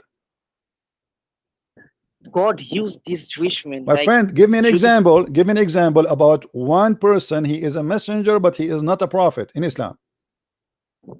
In Islam, I can take it from the Quran, where Ibrahim talks about two apostles of Jesus. They were Mursaleen or messenger. Okay, let us go there. What about those? Yeah, you know the verse, Surah Ibrahim. I know what verse. I'm saying, what about them? What make them only messenger, not a prophet? Because the prophet, you have to carry that divine revelation, like Torah, the Holy Quran. The prophet, they have to carry a revelation. Yeah, obviously, a law, a revelation. Okay, isn't it revelation? You are the one who just said to me that when the woman she said to your prophet, hold on, you are the one who said to me when this woman she said to your, hold on, let me talk. We cannot talk in the same time. Let us talk in this. We cannot talk in the same time. Hold on, Abdul. Hold on. We cannot talk in the same time. So when this woman she gave your prophet the urine story, is that revelation? You said yes. Yeah, but this is not a revelation in a book. It is a revelation. You see, no, not in a book. Muhammad, he never received a book. Muhammad, did he receive a book? Yeah. Quran. Where? When? Qadr, Laylatul Qadr. We did not give him a book. This is a joke. Where? Show me where it says he received a book. Muhammad, he received a book from his God? Received not simultaneous. It doesn't matter. He did not receive a book. The book you have is written long after Muhammad, not even by Muhammad. Muhammad never touched it. And then we will find that even the book you have today, recitation of Hafiz, which is not even recitation of Muhammad. Hold on. Muhammad, he never received a book. The Quran confirmed that the Muslims are pagans and the Christian and the Jews are people of the book. No. What you're saying? No. Abdul, okay, let me show you. The Quran confirmed that there is only Christians and Jews. They have a book. You Muslims don't have a book. Give me the verse that says Muslims are pagans. No problem. If you say that we collected the book later, then you have. Okay, here we go. Chapter 3, verse number 20. Read it. Chapter 3, verse number 20. Okay, chapter 3, verse 20.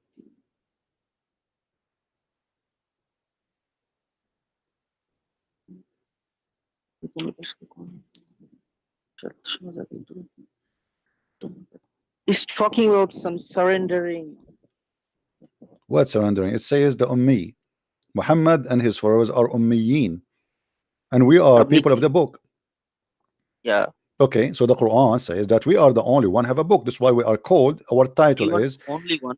Our title is the people of the book. The second you say in Islam the people of the book, it's mean Christian and Jews. It doesn't mean Muslims. So you Muslims don't have a book. We have book here, obviously. So why the Quran call us people of the book, and he mean only the Christian and the Jews? Why he don't consider you? Why here it says that you are the Ummi, the illiterate? Okay. Let me answer. The fact is that when this verse was revealed, Quran was not compiled as a book, whole book. That's why I said that Quran revealed. Okay, when hold on. What is the last verse was given to Muhammad? Last verse, Surah Tawbah maybe, or Surah Tawbah maybe. Surah Tawbah? Or Surah Nas or Falak, I'm not sure. Okay, what is the last verse saying? Did ever the Quran, including the last verse, ever call you people of the book? Why Quran should call us people? So why the Quran call me people of the book then? Because the Quran is differentiation between the mushriks and when you are unbelievers and the pagans are unbelievers. The Quran is differentiating between the unbelievers who carry a book. That's wonderful. So the mushrik is the one who they are not from the people of the book, correct? No, mushrik, you are a true mushrik because you do shirk. You just said that the people of the book, the Quran is differentiating between the people of the book and the mushrikeen. You just said that. Unbelievers. I said unbeliever. First I said mushrik, but then I corrected the unbeliever. You corrected yourself. Okay, let me ask you. Hold on. Was Muhammad from the believers or was from the mushrikeen? Obviously from the believers. Believe in what? Believe in what? You just believe in monotheism. What is the proof? What is the proof? What is the proof that Muhammad he was a believer? There is one God. Sorry? There is only one God, no Trinity. No. Don't tell me. There's another question. What is the proof that Muhammad was a believer? What is the proof? Yes, that Muhammad he was a believer. Believe in what? And where it's proved to us that Muhammad he was a believer? Prophet believed in the religion of my friend. Read for me chapter 42 verse number 52. What does it say? It says that Muhammad he is not a believer and he never believed in anything. What? Muhammad never believed in any true belief.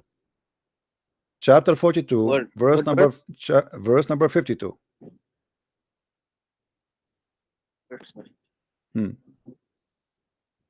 Oh, this is talking about the past life of Muhammad. Obviously, yes. Okay, so you agree that Muhammad before he announced himself as a prophet, he never believed in anything, right? Correct? Just like Abraham. Okay. So, but Muhammad he lived for 40 years as a pagan. Just like Abraham. Hold on. Just like Abraham. Are we going to repeat that? So what? So why you Muslim you say to us, lie to us that Muhammad was a believer? I asked you, Muhammad believe in what? You said to me, I asked you just a second ago, Muhammad was a believer or was not a believer? You said he was a believer. Okay. So yeah, I never said that he was a believer in his childhood. Okay, so hold on. So you are saying to me that Muhammad was a pagan man for 40 years, correct? Okay. You disqualify Prophet Muhammad for being hold on. I'm not disqualifying him. I'm disqualifying your lies, you Muslim, because you say to us that always Muhammad he believed in Abraham faith. I did not say that. Okay. I did not. I can show you tons of Muslims saying that. Tons of Christians. Okay, now let me ask you the question then. Why in Islam Jesus he is a believer from the first day of his life, but Muhammad is for 40 days a pagan man worshipping and kissing stones? Because Jesus was the follower of the Mosaic law, the Torah. Jesus was not a new like new religion like Abraham. Abraham brought monotheism. Then Okay, hold on. Jesus Is Abraham Torah. religion is something new? Yeah, because the people around Abraham were all idol worshippers. That's a lie, my friend. That's a lie. That's a lie. Hold on, hold on, hold on. You are the one who said that there was a Christians and Jews there. At the time of Abraham? No, in the time of Muhammad. So this is not new. You know, he knew what the faith of Abraham is. Let me ask you, did you hear the debate? Did you hear the debate between David Wood and the guy, his name Muhammad Hijab? And the Muhammad Hijab, Yeah, he said that for 4,000 years, not a single Jew break the command. Why he wouldn't break a command, which is that what? It's to worship one God. Do you agree with him? No, I do not agree with you. Okay, so he was a donkey in that debate. No problem. Now we continue. As long yes, because he said that, proving that he's a donkey. So when you say to me that Muhammad was not a believer for 40 years, what is the reason for him not to be a believer? You said because he lived in a society, all of them, they are mushrikeen, correct? Because Prophet Muhammad was not from Bani Israel but from Bani Ishmael. No problem. We will talk about Ishmael. What make Muhammad from Ishmael? Since when? Since when? Yeah. Because he's from the tribe of Ishmael. What is the tribe of Ishmael? What is the sons of Ishmael? What is the tribe of Ishmael? This is funny, my friend. Listen, Ishmael, his father is Aramaic, correct? Yeah. Okay. His mother is from where? Mother Hagar. Hey, is it what? Is it Egyptian, right? Egypt. Okay. Yeah, Egypt. How the son is an Arab? Saudi Arab. No. How the son is an Arab? The father is Aramaic. The son, the mother is Egyptian. Like you are saying to me, you are Pakistani. You marry a Chinese woman, and your son is German, right? So how Ishmael the father of the Arab? The Arabs exist. According to your books, Ishmael he learned Arabic at the age of 11. Some books they say 13. So how he can be the father of the Arab? Secondly, your books confirm that Ishmael he married from the tribe of Jurham. Jurham is the enemy. Hold on. Jurham is the enemy tribe of Muhammad. It's the enemy. The tribe of Muhammad, they kicked the tribe of Jurham from Mecca. So how he is from Ishmael, even by your own logic, it's funny. Now we go back here. Muhammad was not a messenger for 40 years. Why? He was lost. We believe in stones. He worshipped stones. Why for 40 years Allah did not guide him? Just like Abraham. You can't see the parallel between Abraham and Muhammad. So Muhammad is like Abraham, and Abraham he was worshipping idols. Joshua, book of Joshua, the last chapter of the book of Joshua my friend, I'm asking you, Abraham he was worshipping idols, right? Yeah, obviously. And because Abraham was worshipping idols, Muhammad he can worship idols too. No, it doesn't say that Prophet Muhammad worshipped idols. No, you just said to me he was a pagan for 40 years. No. He was an unbeliever. He did not believe anything like that's what I'm saying. He was atheist? He was atheist. Atheist? No, I didn't. Communist? Communist? Hippie. Mystery, He was hippie. No, your question was just like that. Why he wasn't a monotheistic lineage from Judaism and Christianity? Because we believe that he could not be from Judaism or Christianity because at that time a lot of things were corrupted. So that's why we believe he should have. And obviously, Ishmaelite deserves a prophet. Not all that all came from Israel. Okay, let me ask you. Does the Quran says before Islam that Muhammad was Hanif? What does it mean? I don't know. Huh? What does it mean? I don't know. Hanif, it's supposedly, according to your Muslim interpretation, Hanif mean someone he is following Abraham. Yeah. Okay. So how it says he was Hanif, but you just said to me that Muhammad he did not believe for 40 years. Yeah. Was on the path of Abraham. Abraham was an idol worship. My friend, this is another question. This is not a question. Was Muhammad Hanif before he became a prophet, or he was a pagan person? No, he was not a pagan person. I do not believe that. So why it says that he is a Hanif? He's a Hanif because of his belief, not because the pre-static. My friend, do you know what Hanif mean? No, that's why I'm asking. Hanif mean kafir, actually. Muhammad, he copied the word he do not know. Hanif mean kafir. So Muhammad was a kafir. No, what? Why? Well, this is what it says here. Muhammad, he says Ibrahim was Hanif and Muhammad is Hanif and you Muslims are Hanif, but Hanif mean kafir. How do you know Hanif means kafir? You can go, you can go and ask anyone who speak Aramaic. They will tell you what Hanif. This is coming from the Aramaic language.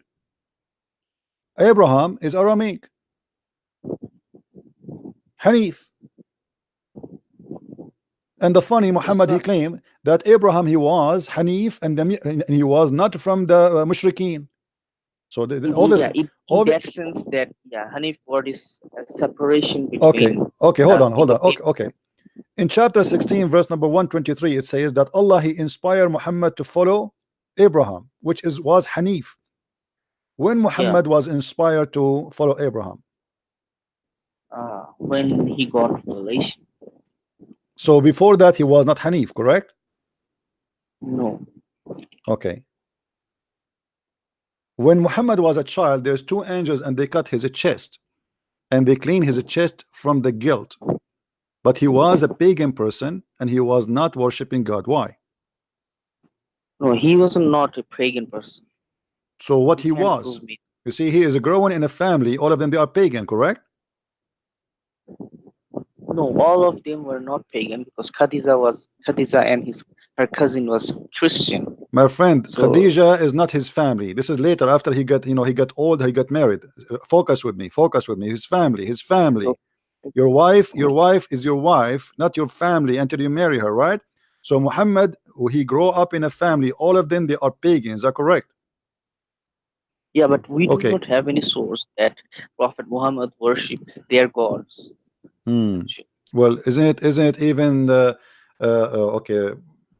It's mentioned that the Arab, they used to kiss the black stone before Islam.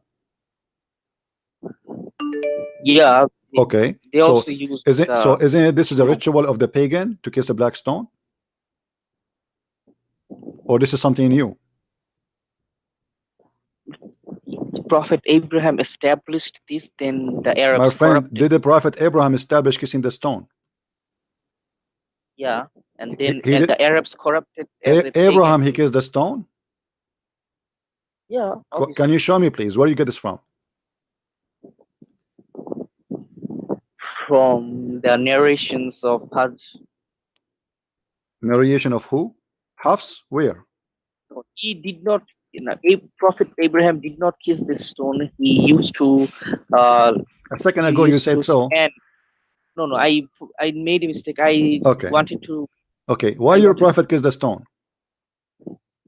Because our prophet Abraham, he standed on that stone and he built an altar. So Abraham, he put his foot in the top of the stone, and because of that, we worship where Abraham he put his foot. No, we are not worshiping. So why you are kissing the stone? Why you are kissing the stone? Why you are kissing the stone? Act of ibadah. Huh? Act of worship. It's an act of worship. Thank you very much, guys. He said again, many Muslims, they keep saying to us that kissing the stone is an act of worship. How the kissing the stone will be a part of Islam as an act of worship, which means it's part of worship to Allah. So by kissing the stone, you are worshiping Allah, correct? Yeah. Okay. How by kissing a stone I'm worshiping Allah, unless I am a pagan who believe that the stone is going to intercede for me? Stone is not. Oh yeah, stone is going to be intercede if you kiss, but if you do not kiss, he won't be intercede. Okay, thank you very much, guys. Did he say that the stone will intercede for you? Yeah, you know the hadith narrative. Okay, no problem. But this is confirmed that you are a pagan, because the second I say that a stone will intercede for you, that means you are a pagan person, because this is what paganism is about, believing that the stones, they have a duty of forgiveness. They can by doing an act of worship in front of a stone, the stone will help you to forgive your sin, correct?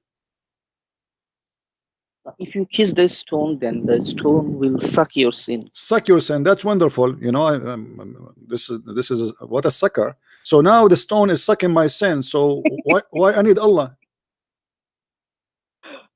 If the stone suck my sin, if the stone suck my sin, I hope the stone will not suck something else. So the stone suck my sin. Why I need Allah?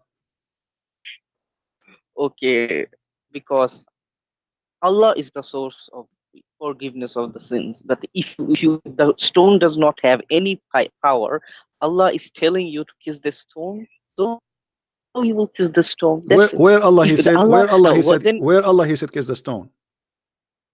Who prophet? Prophet said, which prophet? Kiss the stone. Which prophet? Yeah, you know that hadith. I saw you in a debate with a Muslim. You were quoting that hadith, so you know that hadith, and you also. Then I'm asking the same. You can ask the same, that why you are making a circle 7 times.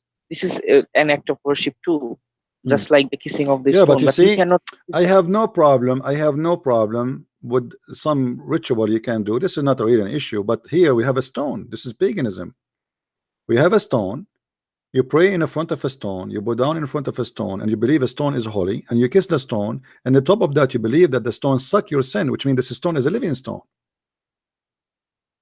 No, God, you okay, cannot is this a stone? Is this stone is dead, or is this stone is dead or alive? Okay, now if you are showing the dead and alive, then you cannot criticize, because God uses, the Abrahamic God uses objects to bless people, just like stone, just like the snake in the wilderness at the time of Moses. The snake was dead, but when the people of Israelites saw that snake, they were blessed. That was an my friend, don't mix things up. Don't mix things up. Oh no. First of all, none of the Jews believe that the snake is going to forgive their sin. None of the Jews believe in kissing snakes. Okay, so if let us say, hold on. Jesus, he curses a tree. Are we going to go and throw rocks at the tree as the Muslims they do at the house of Shaitan? This is stupid. Jesus, he blessed somebody. He blessed his disciple. Does that mean they became God? Now we have a stone, and that stone, you said to me, when you kiss that stone, is going to forgive your sin. No, the stone is not going to forgive. God is going to forgive through the stone, just like through God the stone. Thank you very much, guys. Snake. Allah will forgive your sin through the stone. Did you say that? Same as in wilderness. My friend, no. That's a metaphorical. This is not, the snake does not bless anyone. God he blessed. No, there's no snake blessed. That's blessed. And the Bible speak of the snakes as a symbolic of the devil, but it's not the snake itself. Don't mix things up. Now here we have a snake, or we have a stone. We have a stone which is dead and not alive. Hold on. We have. Okay, no problem. But we don't have a creature. Is that a creature? Is the stone as a creature? Is that a stone? Snake was not a creature. No, the stone. Is it a creature who can talk to you? Who can do something to you? Who can move around? Was it a creature? What you're talking about? This is just a heavenly stone, and this is act of worship. Now this is parallel between them. Let me ask you, did Muhammad he say that the stone is the right hand of Allah? Oh, I'm not familiar with this hadith. Well, the hadith says from Ibn Abbas he said the black stone is the right hand of Allah on the ground. Is it from Sihah? Is it from Sihah? From what? I mean the 6th book, Sahih Bukhari, Muslim, Sunan Ibn Majah. If it is, you are going to accept it, or you will refuse it. If it is, if it is, then I'm going to accept. But if it is not, then so if it's not, okay. So now I have a confirmation from you that anything is from the books of Sahih, the 6th Sahih, you accept, correct? Yeah, if it's in the chain of Sahih, not in like. No, the book of Daif. Sahih. You told me 6 books. The 6 books, right? Yeah, but yeah, 99% like okay. Okay. Now let us say that this hadith is wrong. Let us say, for sake of argument, this hadith is wrong. You confirm to me that when you kiss the stone suck your sin, correct? Yeah. Okay. If the stone is not the right hand of Allah, as this hadith from Ibn Abbas says, why the stone is capable of sucking your sin? Because God gave power, nothing to do to with the stone, to the stone. Nothing to do with the stone. Just like the snake in the wilderness, you have to compare actually. And the main thing is that everyone does not have to kiss the stone, because those who will go to Hajj to do pilgrimage, they have to. And this is not an obligatory that you have to kiss it. You have to kiss it. It's just not for all Muslims. Okay. Are you done? Yeah. Okay. Why Allah, the one who can forgive your sin without a stone, is using the stone, as you said, to forgive your sin? Just like why God used that snake if He can bless him, the Israelites? Why well, you have to read the story. You have to read the story, and you will see we cannot compare between them. They have nothing to compare. Why not? Because simply, this is not what happened. Here you have a prophet of God. Here you have a prophet of God coming and kissing a stone and claiming that this is a holy stone. There, did they come and they kiss the stone and they do an act of worship for the snake? Sorry. If you want to question, my friend, did they in the story do any act of worship to the snake? Yeah, God said you have to see that. My friend, no, don't mix things up. Give me a clear answer, please. Did they do any act of worship? I asked you, what is kissing the stone mean for you? You said it's an act of worship, correct? Yeah. Okay. That story about the snake, does it have anything to do with act of worship? Okay. If it is not an act of worship, then they shouldn't make that snake an idol, the snake's idol, because if they did not make that, then God, my friend, this is, first of all, it was a miracle. It have nothing to do with the snake. It have nothing to do with the snake. It has nothing to do with the snake. It is an act of miraculous by God, and it's not an act of worship. It's a proof that God can do. They challenge him. They ask him, can you do that? Can you do this? And he did. Here we have a prophet who claimed to be a prophet of God, who believe. Hold on.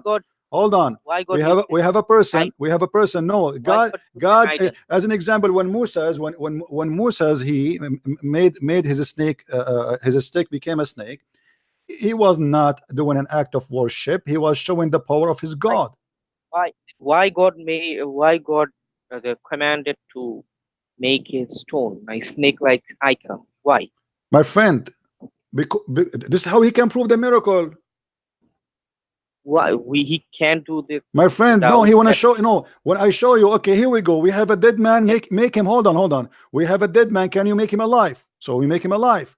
We have a. Isn't it your God in the Quran says that the people, they ask the people of Salih, they ask him to make a rock give a birth to a camel? You have to believe this type of. My friend, I'm asking you. Don't change the topic. Don't change the topic.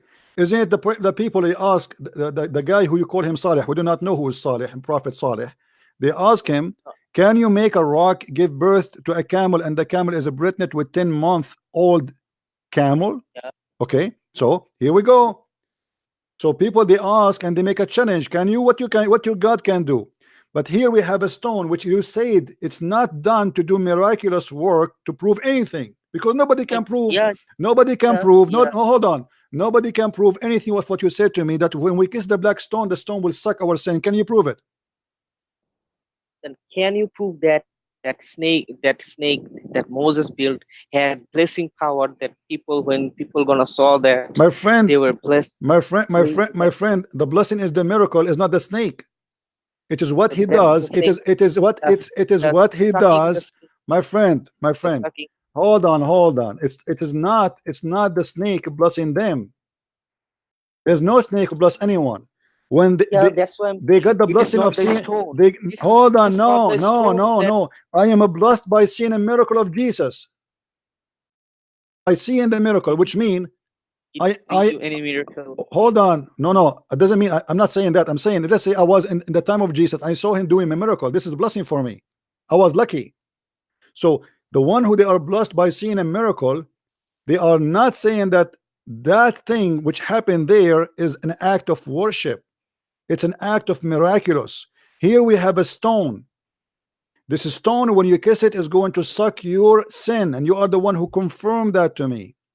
It is not Allah sucking your sin, it is the stone. And not only that, you Muslims believe that the stone was white. My friend, act of worship, we mean that we are worshiping God, or we are praising God. Okay, but you as a Muslim, you worship God by kissing stones. That's the same thing. Okay, then if you do not accept this as act of worship, then what would happen if Moses did not build the snakes? My friend, did he order them to kiss the stones and the snake, and he told them when you kiss the snake, Allah will God, hold on. He ordered to look at that look at it. Yes, and I will show you what my God can do. Look at it. Satanic idol. No, my friend, hold on. Let me ask you: is idol haram in Islam? What type of idol you're talking? It doesn't matter. Idol is idol, because here when you say idol, it's mean they worship it. The second you say idol, it's something you worship. Yes or no? No, it's haram. Huh? Yeah, this is haram. Okay, so is this a stone an idol or not? No, this stone is not idol. So what it is? Just a stone. So why the stone can forgive your sin? Stone can't forgive me. Read with me carefully. Your prophet is saying clearly that whoever touched the black stone and the Yemeni corner, it erased his sin. Yeah. Okay, just by touching it. Okay, the stone erased your sin. The stone erased your sin, and you are the one who said to me, when you kiss it, it suck your sin. This is the miracle of God.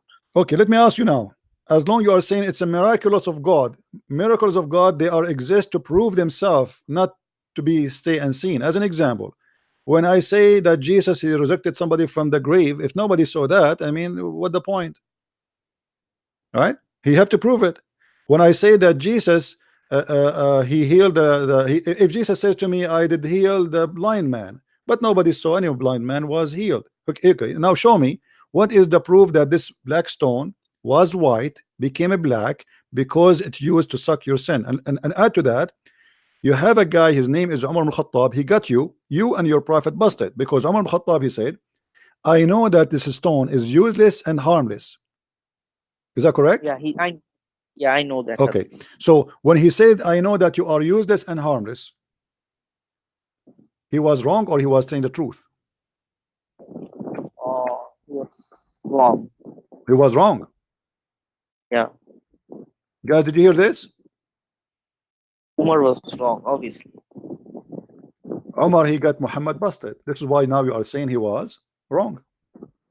So that the same way Peter was wrong when he was arguing. My friend, no, hold on. You see, Peter is speaking Galatians to God. My friend, when you speak to the Messiah is our Lord. So all of us, we are wrong when we talk in front of him. None of us can claim to be right in his present.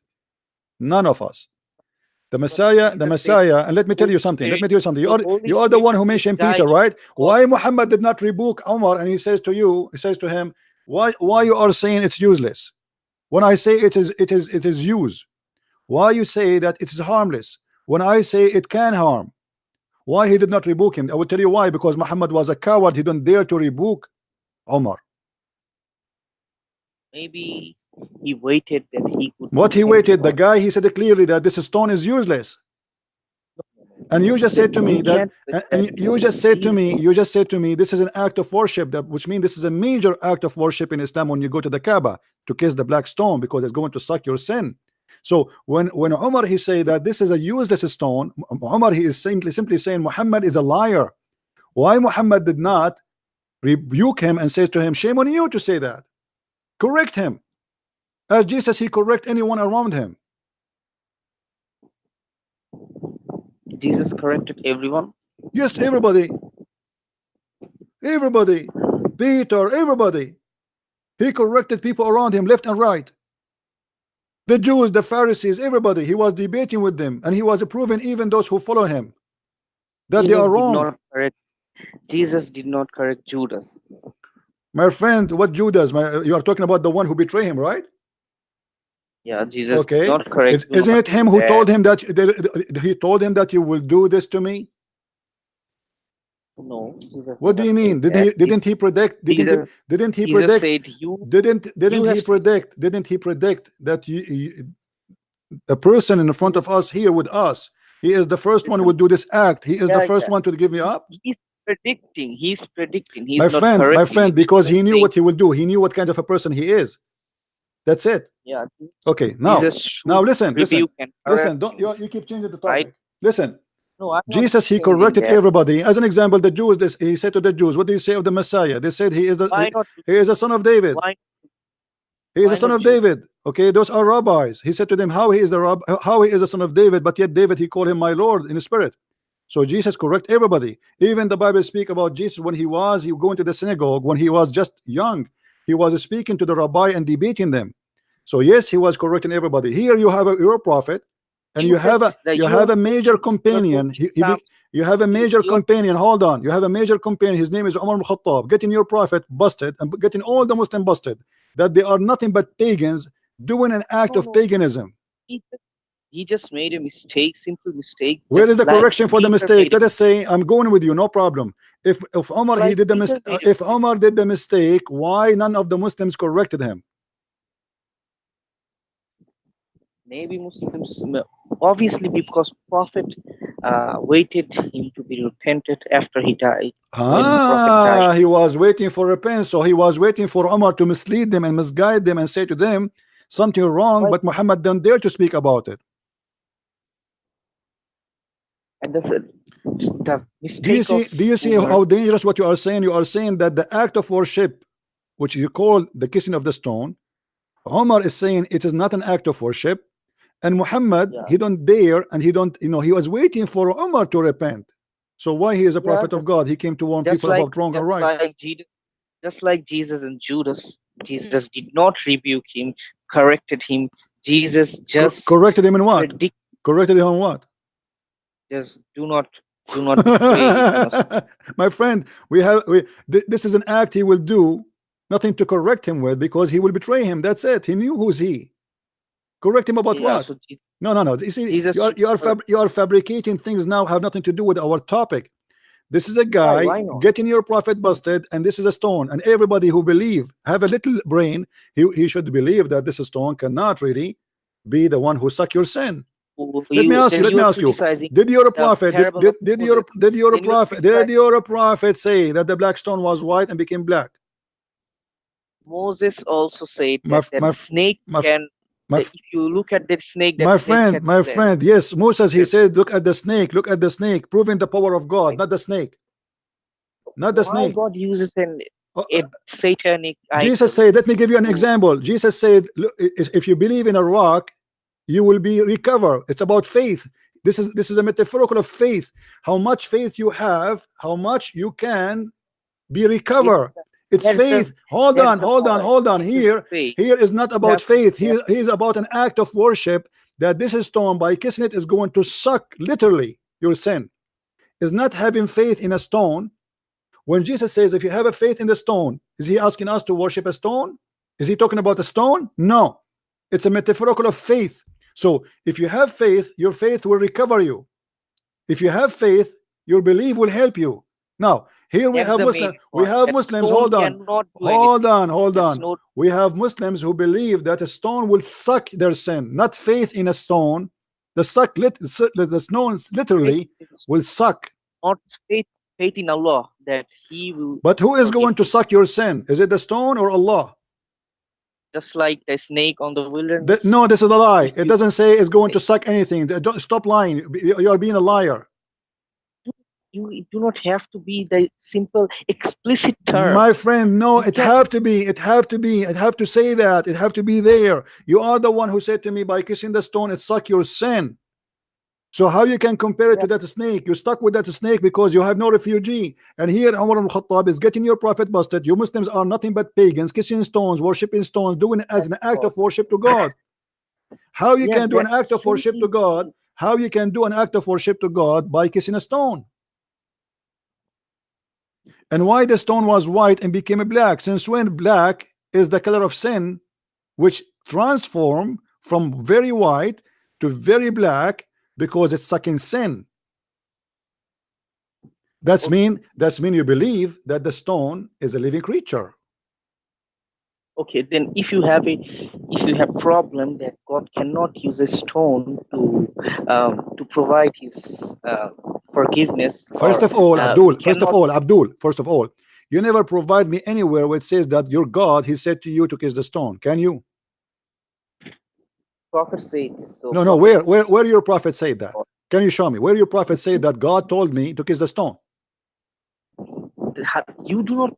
We believe the secondary revelation. What my friend, don't play games. Where your prophet said that my God told me that we should kiss the stone? Prophet, you just quote. It is in your. You just quoted from the hadith. You literally gave the hadith. That prophet. Thank you very much. The hadith is saying what? Say it. That the stone can erase sins if you kiss. Okay, hold on. And what about the hadith? Muhammad said that the stone is the right hand of Allah. It is not from Siha Sitta. It's not from what? Siha Sitta. That you are quoting Ibn Abbas. Okay, hold on. So the stone erase your sin. Yeah. But it's not the right hand of Allah. Stone doesn't erase the Allah. No, my friend, it does erase. No, it does erase. Read with me carefully. Muhammad, he did not mention anything about Allah will erase. Muhammad, he said it clearly. My friend, here, read with me, hadith, please. I'm not adding words. I am not taking off words. This is your Muslim translation in front of you. It was narrated from Abdullah ibn Ubayd Umayr. It says, "Oh, Abu Abdul Rahman, why do I only see you touching these two corners, which mean the corner of the black stone and the Yemeni corner?" He said, I heard the messenger of Allah say, touch them erases sin. Where is Allah? Okay, then if you want to take this literally, that word for word, you cannot take it out of context or whatever. But you are my friend, you tell me, this is literally or not? We said touch them is something physical. Okay, then if you see this as a contradiction where I say that Allah erases sins, not that stone, but you're saying no problem. You are the one who said to me, my friend, you are the one who said to me, if you remember, that the black stone suck your sin. Did you say that? I did not say that this is the power of the stone. No problem. Okay, no problem. But you are the one who said the stone itself, not Allah, is the one who suck your sin, which means the one who cleans you. What suck mean? Isn't it cleansing from sin? Yeah. Okay. So who is the one? Who is the one who do the act of a cleansing? Who is the one who's doing the act of a cleansing? You said to me that the stone is going to suck your sin, which means the act of a cleansing of sin is done by the stone. From Allah, power from Allah. No problem. So Allah, he put a vacuum machine in the ground. It's called the black stone. And if you touch it or kiss it, the black stone will suck your sin. Is that your understanding? You can't mock like that, but how black stone will suck your sin? Like why God is using a stone? I repeated the same story in the wilderness of Moses. Why that's God false. used That's false. That's false, my friend. That's false. That's false. I repeated to you, and I told you what Jesus even said. If you have a faith in a stone, you will be recovered. So he's not asking us to worship a stone or to kiss a stone. There's no kissing. There's no touching. You know, if you have faith in God, here we go. I'm going to show you the miracle. The same as he did to the Egyptian about what he can do with his stick. Don't compare. Be honest. Here you are saying that the stone, you kiss it, it suck your sin automatically. You have to enlighten our tradition with the Judeo-Christian tradition, because you can't say that God can't use a stone or a thing, because in Exodus chapter 25 you can see the altar is building, then the cherubim, the two statue of angels, Jews that God commanded. So this type of things are and they worship idols, right? And they were worshiping stones and worshiping idols, right? according to your logic. No, you see, no, this is my not logic. This is, you're lying now. You're lying. And when Umar ibn Khattab, he got you busted. How? Okay, now let me ask you. The stone was white. Let's focus on this one. The stone was white. Why it turned black? For sins. Why? From sin. For sin. So you as a Muslim saying you believe that a person, if he have no sin, should be white. A person he became a black, his sin make him black. Sin make not a person black. If sin make that stone black. What a different. I mean, what make the color black come to exist in the stone? It is the sin, correct? Yeah. Okay. Why? Why the sin make it black? Because it make black. Because black in an I mean eternal sense represent evil, just like you quoted the hadith. There will be angels will be black at grave. Right. But sin, but here the stone is transforming color. Does that mean it's getting dirty? Yeah. Getting dirty. Okay. So sin is something physical, make you dirty physically. Not a person. In case this is the miracle, you need that was a white stone that became a black stone. That is the white. If there is any proof that the stone was white and it became a black, or this is just a fiction, stupid story? Is there any proof that Moses split the Red Sea? Yeah, there's witnesses. There's even books of history speak about it. Even the Sabian who hate the Jews to death, they speak about that and they confirm it. No. What? No. You know. I'm asking you. Where Muhammad he got this story? Isn't it this is a pagan story? Exists before Muhammad, and Muhammad he do just the same as every pagan Arab does, kissing the stone, believe in a stone. Let me ask you, why the stone look like in the shape of a vagina? Oh, okay. This one is okay. Now we believe that God sent many prophets. What prophets? We believe that. Okay, many prophets. I heard 1 million in a hadith. 4 major prophets with 4 books, but many prophets. So we believe that some truths are hidden in Hinduism. Okay, so we may be this is just an ordinary interpretation that Hindus believe. The God created. God is a male figure like penis. Hindus worship a penis of Shiva. So why you are taking me there? I'm asking a specific question. Why you are taking me to talk about the Hindus and the Buddhas? I mean, by the way, your prophet is sound like you're convinced that your prophet he is taking the black stone from the Hindus, right? Is that the penis? No, you are no, I am asking you. I'm asking you why the black stone look in the shape of a vagina? Because this is from one type of revelation that people before us, Jews, Christian, Muslims, or Zoroastrians, they believe that the universe had a sex between the Shivlinga and the universe. Yoni, from Yoni, the word Yoni to Joni. Joni in the Sanskrit and Bangla, but in English it's vagina.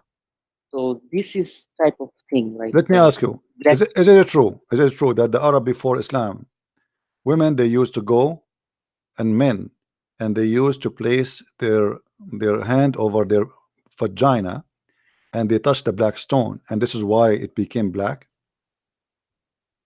No, I'm not familiar about that. What if this is true?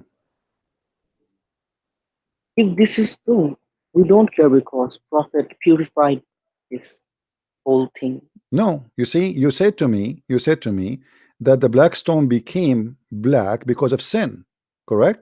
Yeah, because Okay. of the people. But the sins books, of people. the Muslim books confirm different story. Read with me carefully. It says,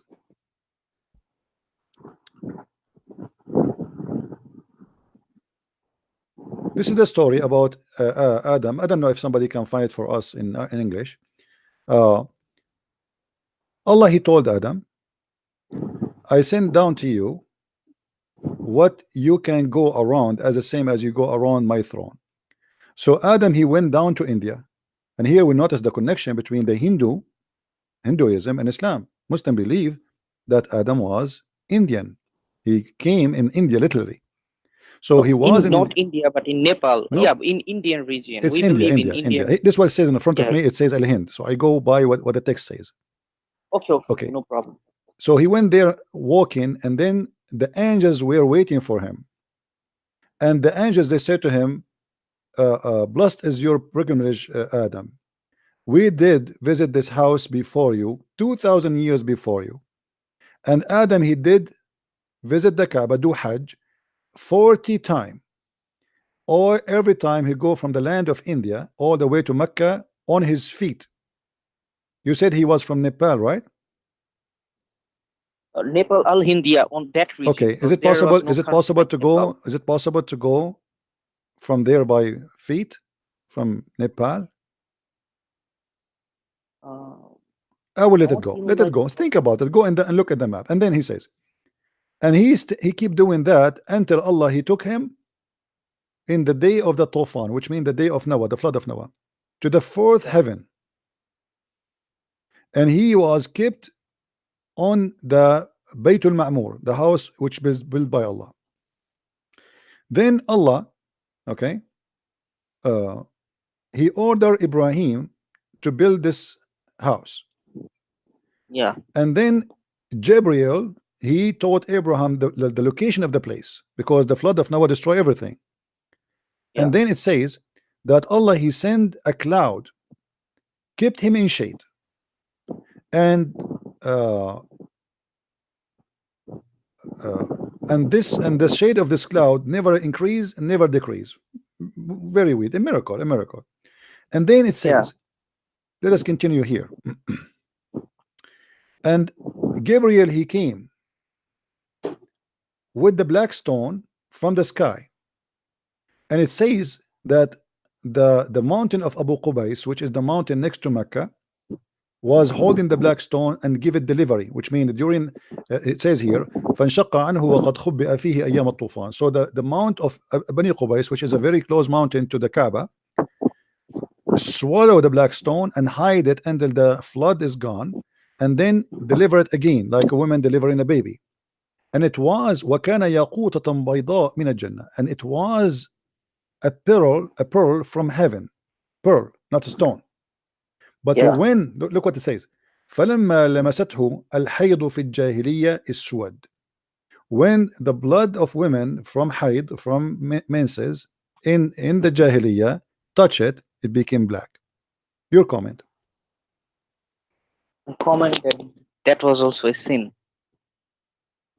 But it says here, okay, hold on. Pagan. Why the women blood from their vagina is in the stone?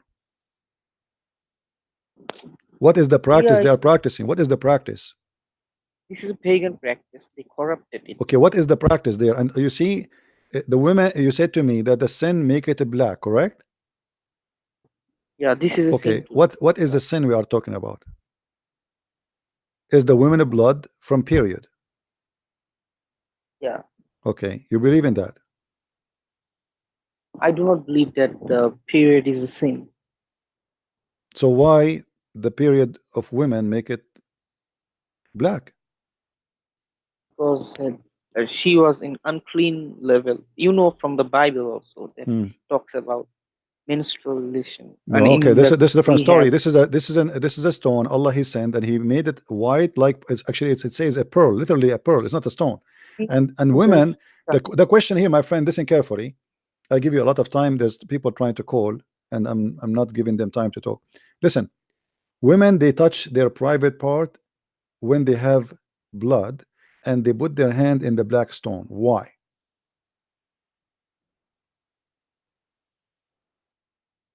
because it's a pagan practice. It's a pagan practice. Thank you very much. Is that because they believe that this stone is going to fertilize their vagina? Maybe. Okay, thank you very much, guys. Did you hear it? Did you hear it? Did you hear it? The black stone. If you are a woman, you want to get pregnant, you go to the Kaaba when you have your period. You put your hand over your vagina. Obviously, they were pagans. And the blood in your hand, and then you put it in the black stone, and that will make you fertilize. This is exactly what I'm saying to you, my friend. I just to prove it to you from your books that the Arab and you Muslims are no different. You believe in the god of fertility. The black stone is the fertilizer. This is a stone. This is a stone. This is why it have a shape of a vagina. This is why the stone. I asked you why the stone have a shape of a vagina. You could not answer, correct? Do you know why? I answered.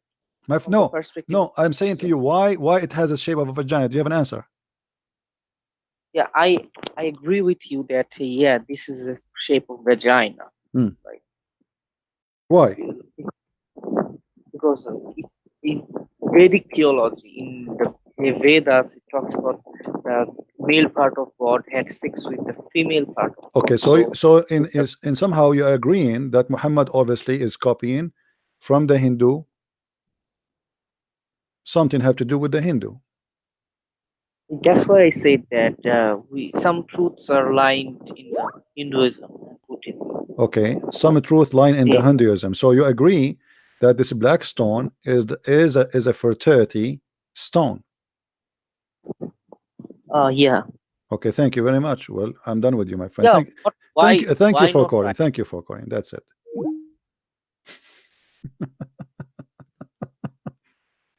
Don't tell me I did not give you enough time. You see, there's a Muslim trying to call me, and I hang up on them. I did not give them a chance to talk. Let us see this guy trying to call me.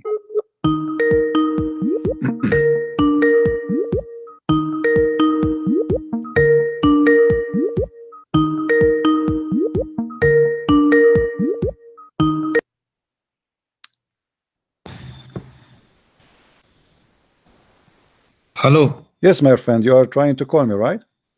Yes. How are you? I'm fine. What do you want to say to us, Mr. Omar? How are you doing? I'm fine. There's no need to turn your camera for us. Why?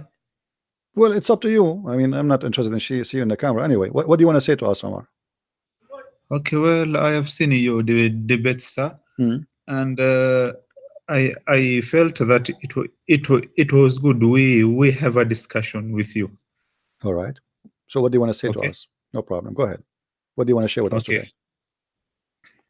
So, my friend Christian Prince, I have seen your debate, the way you discuss about Islam. So I saw it fit. We make a contract, me and you. We discuss about 10 topics about Islam. Okay. What the topic you want to tell me? We cannot talk about 10 topics. Give me one. What do you want to talk about? No, we will arrange a day for all the topics. No, we do not need to arrange, my friend. I'm here. You see, I don't arrange anything. Just do it, whatever you want to do. Go ahead. What the topic you want to talk about? No. I feel I want to arrange with you. My friend, I don't arrange anything. I am always ready to take any topic you wish. Just tell me what you want to talk about and feel free. I do not need to prepare. I am a person. I'm always ready. That's why I have my Skype open, and everybody is welcome to call me. I'm not like Muslims who need to prepare, print the 1,000 answer from the internet. So go ahead. What do you want to tell me? No. It is good. I will do as Zakir Naik taught me before any discussion. I like Zakir Naik. Okay, do my friend, do whatever you want. Do what Zakir Naik taught you. But go ahead. What do you want to tell me? Why you are calling me? Okay, so I would like to discuss 10 topics with you. Go ahead. The first one is about the satanic verses. Okay, go ahead. Okay, but I would like to discuss it with you later in December. Now, what you want to decide in December? I might be dead, my friend. I reserve for my funeral in December 30. You better do it now. What do you want to do? You deserve your funeral. Yes. Jibril came to me and he told me I will die. What I would do? Who? Jibril. Who came to you? Jibril. He came with 600 wings and he told me that Christian Prince, you will die. Oh, he will come with you. Okay. no one knows the ghaib except Allah subhanahu wa ta'ala. Thank you very much, guys. He just said, I feel okay, hold on. Did you just say, my friend, because Omar, I am busy now. Omar, let us did you just say nobody knows the unseen except Allah? Did you say that? Yes. Okay. How come then Jesus, he knew the unseen? Huh? How come then Jesus, he knew the unseen? So you see, you want to start to debate, while I have not come here to debate about Jesus. I want to debate. You just said something to me. You just said something to me. You just said something to me, Mr. Omar, proving that Jesus is God. Nobody knows the unseen save Allah. But the fact nobody knows the unseen save Jesus. Look, my friend. I have not come to discuss about Jesus. Let us come into common terms. قولي أهل الكتاب تعالوا إلى كلمة سواء بيننا وبينكم. Okay. What does that mean? Come to common terms between. We don't have common terms. We don't have common terms. You are a person, my friend. We don't have any common terms between us, because you are a person who go around the stones, kissing stones, bow down in front of the stones, and you claim that you are a person who worship one God. Yes. But the fact you are not. I've seen that. So why you are saying common term? Is that common terms between us? Is that a common terms between us that you are a? Which stones do we worship? The black stone. The black stone. Your friend, I was speaking to him, he's a Muslim like you. He said to me that the black stone is something taken from the Hindus. It's the god of fertility. He admitted. So what do you say? Which authentic book on Islam says that? Well, here we go. Let me show. Prince. Okay, hold on. I will show you the authentic book. Here we go. This is Kitab al-Hawi fi Tafsir al-Quran al-Karim. كتاب الحاوي في تفسير القرآن الكريم. Okay. You will send it to my email, and it could have been good. I see your face, and then you show me. It's in front of me. Authentic sources. My friend, this is authentic sources. And here he is saying. Just a minute, my friend. Just a minute. Sayyidina Umar himself says, "You are a stone. You are nothing. If I didn't see the Prophet kissing it, I could have not kissed you." No authentic source. Thank you very much. Okay, thank you. Was Omar telling the truth, or was Omar? Hold on. Was Omar? Even in the Old Testament, Jacob adored the black stone in Genesis 28, chapter 28, verse 18. Not every authentic book of Islam. My friend, you keep reading. Hold on. You are the one who said that Omar, he said that the black stone is useless and harmless, correct? That it is harmless. In the Arabic text, correct. It doesn't say useless, my friend. And I'm sorry, the way it says that. Do you speak Arabic? Do you speak Arabic? Do you speak Arabic? Do you speak Arabic? Do you speak Arabic? Yes, I am an Arab like you. You are not an Arab, my friend. I challenge you to speak to me in Arabic. You are an Arab like me. You are not an Arab like me. You are a liar. You are a liar. Speak to me in Arabic. You said you are an Arab. You are an Arab like me. Yes. كيف حالك? This is the only word. Speak to me in Arabic. أنت من فين? This is the Arabic, you know? Okay, I'm going to show you the text. Okay. أصلي من اليمن. I'm in the Yemen. How come? I don't know. You don't look like a Yemeni. Okay, read for me then the text. You said to me the Arabic text does not say that you are useless or harmless, right? Read it. No, you have just my friend, you have added the word useless. You said you know Arabic. Don't tell me كيف حالك. Don't tell me كيف حالك. Anyone knows those words. Read for me the hadith. Read the hadith for me. It's in front of you. Let me read the hadith, and also you read the hadith. The way you are coming, my friend. I'm sorry to say that you can't even debate. I've come with debate the satanic verses, not the black stone. Put that topic you see, aside. I told you to debate about it. You said you want to come back on December. Wait. Okay. So now answer. Does it say? Hold on. When Omar he said the black stone is useless and harmless. Did he lie? Did he lie? Google it. Did he lie? Let me Google it, and you also read the hadith, my friend. No, Okay. you read it for me. I'm going to give you the link. Okay, Don't go. let me read it for Don't you. go great. I will make it easy for you. Okay, wait. Okay, here we go. Okay, so it seems you want also. Let me give you the link. Okay, so let us study the satanic verses every day. Hold on. No, finish this one, and then we go to one topic. You are trying to run away from this topic, right? Because it's very No, embarrassing. I'm not running away. You are the one who is running away. Hold on. Let us finish this one, because you accuse me of lying. You accuse me of lying, so you have to prove it. I want you to get me bust. Hold on. Oh, about the Blackstone. My friend, the read the hadith. Umar didn't say it is useless. It says it is useless. It says it is useless. It says it is useless, and you are a liar. Prove me wrong. Okay. I'm still looking for the. It's in the front of you. I give it to you in the text.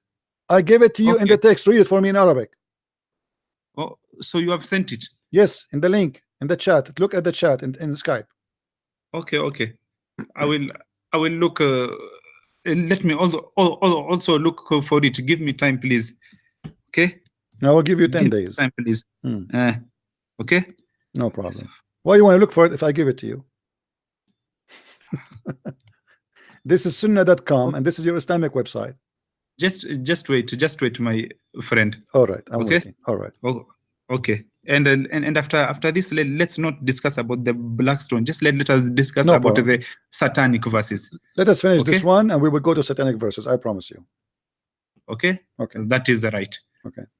Okay. And let us finish to discuss about that topic at 12 o'clock. Okay. What 12 o'clock, my friend? Here we go. The Blackstone. the translation. Read for me, please. The Blackstone. Bukhari. Let me also speak, my friend.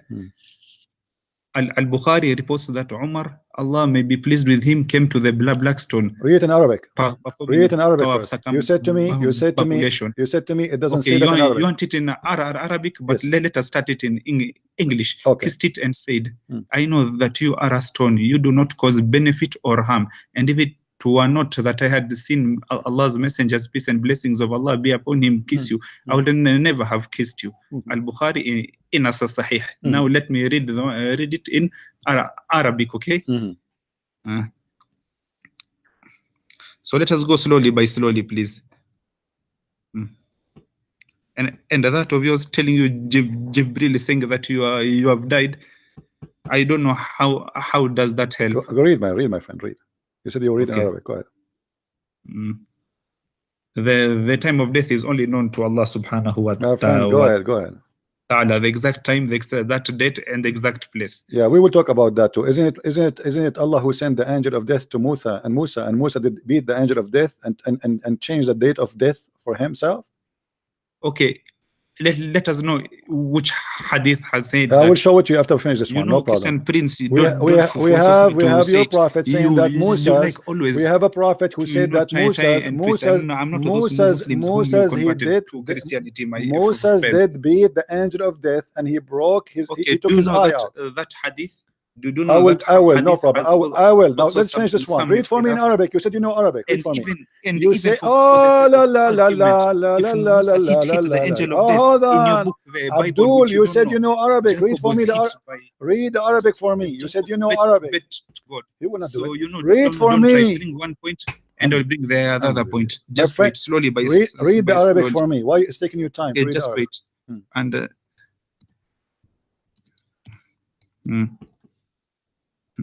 That hadith is also weak. It's weak. Yeah. Okay, no problem. Okay.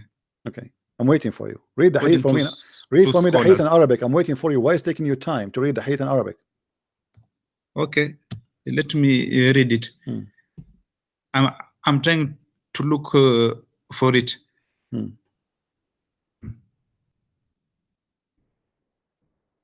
On my side also. Okay. And why don't you like to show your face? You want to see my face? Why? Yeah, I love discussing with somebody face to face. I'm not handsome for like socialization. You. I'm not handsome like you.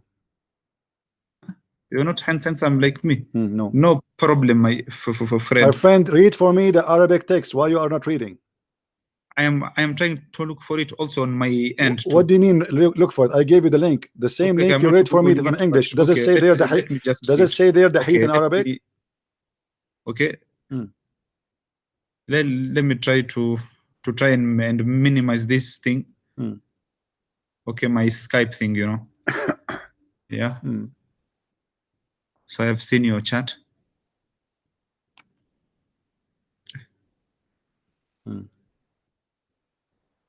Just give me time, okay? No problem. Where are you now? You're in America? I'm black, blonde, African American from China. What's your problem? Okay. Because once you sent me a message, when you go to America, you will contact me. Okay. Oh, okay. I sent you that. Okay. Maybe Jibril was talking to you. Now, why is it taking you so long? I mean, are we going to wait until tomorrow? Do you know Arabic or you don't know Arabic?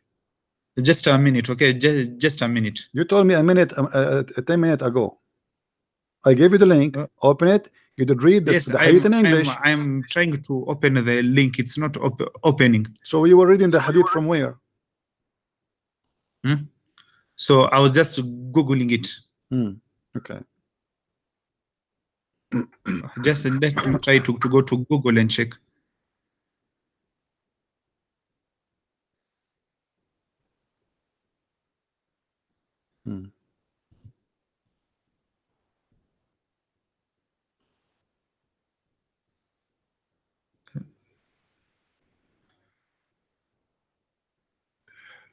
Hadith of Umar and kissing Blackstone in Arabic.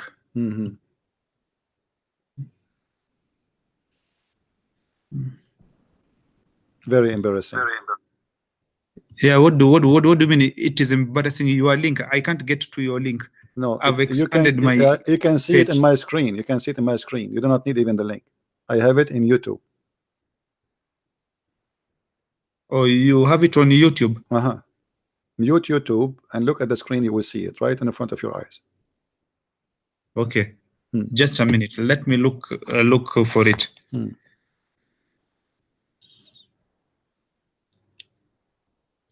So it's on your page, or? Yeah. And YouTube. Okay. Under the topic of. What to talk about? We are waiting for you to read for us the hadith about the black stone. What topic of? No.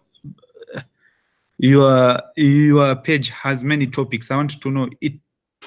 It is in Abdul, what's wrong with you? You are the one. You are the one who said to me the hadith in Arabic doesn't say that. Read the hadith in Arabic. I said to you, let me show it to you in Arabic. Read it in Arabic and read for me the hadith in English. You are the one who said to me, whatever page, listen, read the hadith for me in Arabic. You claim that you're an Arab. You said to me, I am an Arab like you. I said to you, no, you are not an Arab like me. Okay. Read the hadith in Arabic. Go ahead. Okay, just a minute. Give me time, man. Why don't you start reading it first, and I shall translate it for you. I do not need you to translate it. You said you are an Arab. You said you are an Arab. You said you are an Arab like me. What do you mean translate it to me? Read it and translate it for me. I gave you the translation. You said I'm wrong. It doesn't say it's useless. Read it. Okay, so give me time. We're not fighting. What do you mean give me time? Why you cannot find it? I am trying to open YouTube. Open YouTube. Just a minute. I shall come back to you. What come back? Don't hang up. Don't hang up. Just a minute. Don't hang up. Don't hang up. What do you mean? Your 4 wives are watching you. You claim to be a hero, and you call me to get me busted. I am not yet married. Okay. Sorry. Doesn't matter. You will have 4 wives sooner or later. Now, read for me the hadith in front of your eyes. Just a minute. I'm using here my phone, bro. So let me look for the hadith in my phone. Yeah, you're an Arab like me. Yeah.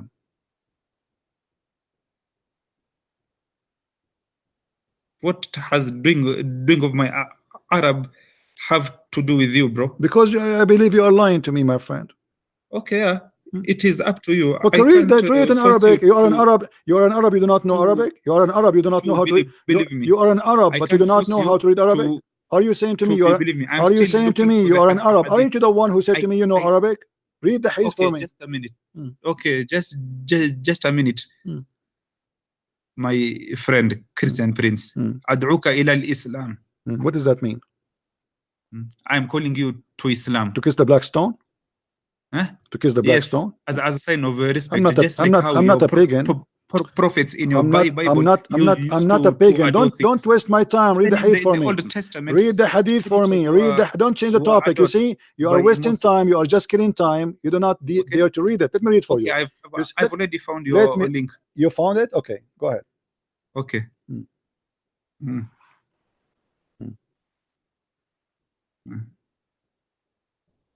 Also, Jacob adored the stone in Genesis 28, chapter 28, verse 18. Okay, after I finish reading mine, read Genesis chapter 28 and verse 18. Read it. Go. Let us go fair and square, okay? So, narrated Abis bin Rabi'a. Umar came near the black stone and kissed it and said, "No doubt, in I know Arabic, that you are a black stone." In Arabic, you did read it already in English. You did read it already in English. Read it for me in Arabic. Where's the Arabic? Read it in Arabic. It's in the front of you. Stop lying. Stop lying, Abdul. أنت حجر لا تنفع ولا تضر. Okay, what does that mean? Hold on. لا تنفع ولا تضر. What does that mean? You neither benefit nor harm anyone. Umar didn't use the word useless. Guys, did he say never benefit anyone? Is that what this is what does mean? Yeah, it is just a stone. You respect it. This is useless. You never benefit anyone. This is exactly what useless mean. Guys, you never benefit anyone. You never benefit anyone, and you never harm anyone. That's mean he's useless. There's no use of it. It is up okay. to you. As long as Jacob? Okay, hold on. As long you agree. As long Genesis you 28 verse 18, when he adored the stone with my friend. Hold on. Useless. Oh boy. Listen. Allah tells us in the listen.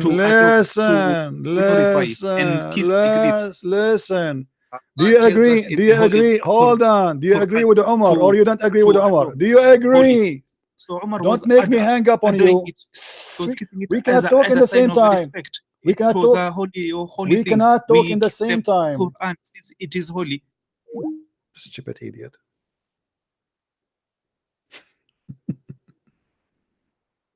I'm an Arab like you. I will shave my 20-foot beard if you're an Arab. I got a ticket in the other day because my beard was flying out of the car. You're an Arab? Yeah, right.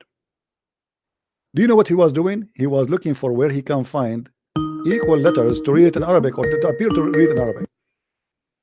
Abdul, we cannot speak in the same time. Let us make an agreement. We cannot speak in the same time, please. Okay. Now, did Omar make a mistake when he said the black stone is useless? Do you agree? Do you agree that Umar? Do you agree with Umar or you don't agree? Respecting it, doing it. Do you agree? Hold on. Don't make me hang up on you. Don't be stupid. Shut up. Don't call me again. What a donkey. I'm not going to spend my day shouting.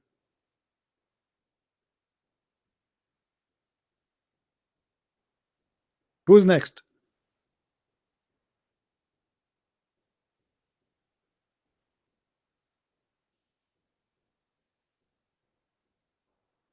Who is next? Anyone? Do you remember, guys, the one before this guy? He said Omar, he was mistaken, right? Omar, he was mistaken when he said that. Do this guy dare to say Omar was mistaken? Omar, he said clearly that the black stone is useless and it is harmless. The black stone confirmed by their books, not my book, that it became a black because women vagina blood touching the stone. This is a pure paganism religion. They claim that they are monotheist and they worship one God, but yet they are connecting act of worship of stones to God. They touch stones and they kiss stones for stones forgive their sin. They pray around the stone. They pray in the direction of a stone. Everything in Islam is based on stones.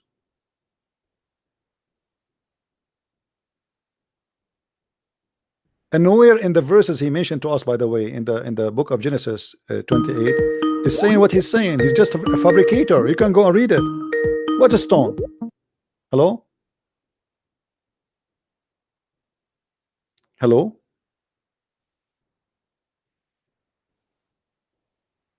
Are you there?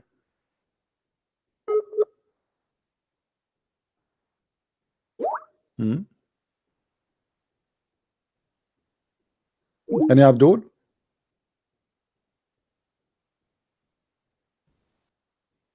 Fabricator, and they make up stories and they come to us with false stories and they try to cover the shame of the religion. Our book nowhere teach to do any act of worship have to do with the stones. Hello?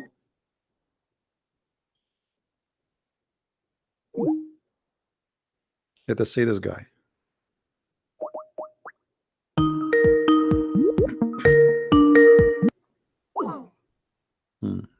Look like he cannot call me back. Hello?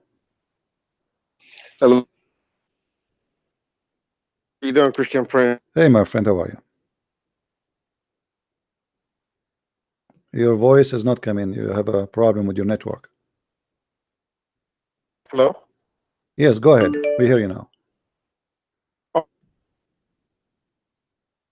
This is Nathan again. How are you? Hey, Nathan, how are you? I'm fine.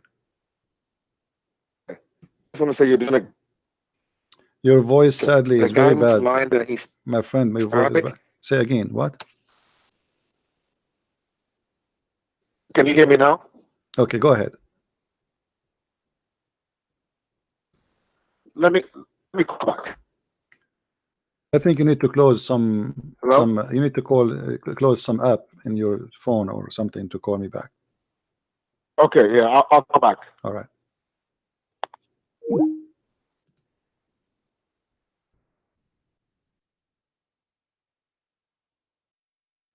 The black stone, the Kaaba, is something exists long before Islam, and the Arabian Peninsula has 26 Kaaba. Hello? Christian Prince, I just want to tell you that you're my Emperor Rabbi high school girl crush, alayhi assalam. Who is that? It's me, General Han Solo from Pal Talk. Oh, We used to okay. debate the Muslims. Oh, all right. Yeah, but I'm trying to get who is that you're doing guy. an awesome job, bro. Thank you, my friend. Thank you. Let us give a Muslim trying to call me. Thank you very much for call. Hello? Hello?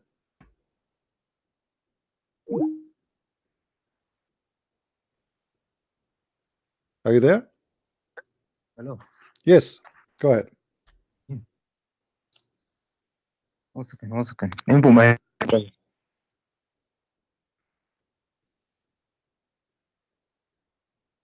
Hello. I hear you. Go ahead, my friend. I know what's wrong.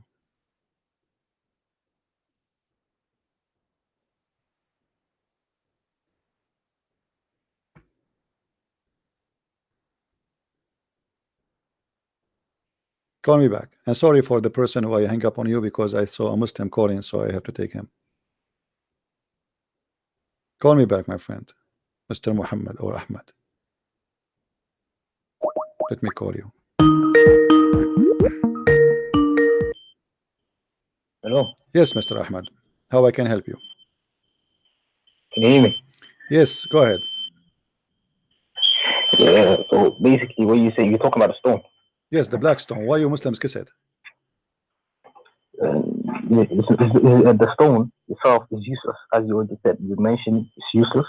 Therefore, it doesn't have any, what's it called? It's only a ritual by... No, but Jesus, he did not give us a stone to kiss. Jesus did not. He mentioned he just gave us a metaphorical that if you have faith, your faith will help you to recover. So now you Muslims, you kiss the stone for what? Just to revere, just to show a respect to the Prophet. That's all. What does have to do with respect of the Prophet? You cannot respect the Prophet without kissing stones. You can definitely. Okay, so your Prophet was kissing the stone to respect himself? No. Okay, because you said we kiss the stone as a respect to the Prophet, but the Prophet himself, he kissed the stone, so he was kissing it to respect who?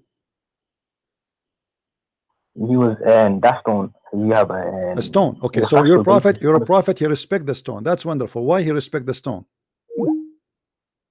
Oh boy. You will go back to zero. I called them before, you know, I chatted before with a website, it's called Convert to Islam, I think, and I asked him why. I have a question, why the prophet he kissed the stone? They said to me, because it's holy. I said, why it's holy? They said, because he kissed it. I said, what? Why he kissed it? He said, what's wrong with you? I just told you. So what you told me? You told me he kissed it because it's holy. I asked you why it's holy. You said because he kissed it.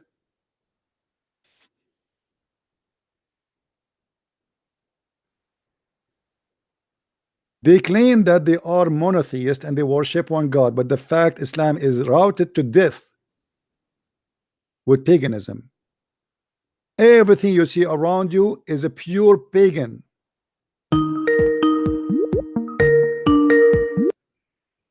Hello. Your mind is kind of bad. You're always saying. Okay, my friend, we go back to zero. So your prophet he kissed the stone. Why? I told you why. Why? Why are you repeating yourself? Why? I'm asking you why. I did not hear you. You lost your connection. Why your prophet kissed a stone? Oh, because we have there's a factual story on the basis that stone came from the heaven. Okay, so if Allah he send you a donkey from the heaven, you will kiss it too? Not necessarily speaking, this stone is different, and you know anything the Prophet did was wahi. It says in the Quran, anything that the okay, Prophet did where Muhammad he received a wahi, it says, which means inspiration, that he should kiss the stone. Can you show me? No. On the basis and speaking, you can't just say this he did this. This is wahi. This is, because everything that's specific is generalizing. So anything that he spoke from his mouth was wahi. Okay, is the stone is useless or does it benefit anything for Muslims? With the will of Allah, maybe. Maybe or yes. I mean, give me an answer. Confirm to me. Is it useless or it is useful? Listen, I'm not well versed in this topic. Okay. So I would. Let me ask you. Allah, you said Allah he sent this stone from heaven. Yes, it fell from heaven. Why? Why are you asking these metaphysical questions? Why are you asking why he did this? Why he did that? These games, why are you playing these games on me? Why he no, did this? You think God he would do things for no reason? What is the purpose of this stone? What the stone will do? There's something that he does we don't know. Why did your God kill Sodom? Why the stone was white and became black? Why the stone became white? Because people kiss it. So why you kiss it? Why you make it black, man? Keep it white. I mean, if you know that if you kiss the stone is very sensitive, is going to have some rash and pimples. Why you kiss it? So you are saying to me that the stone. I never kissed it. I never kissed it. Why lying? You did not kiss it yet? No, I haven't kissed it. My friend, you are missing a lot. You are missing a lot. It's carry all kind of the disease, because imagine how many people they kiss the stone. This is not right. This is not right. This is like. 1 second. Calm down. Why are you generalizing? Why are you saying me I kissed it? Why are you generalizing? Are you going to do what your prophet does? Are you against that?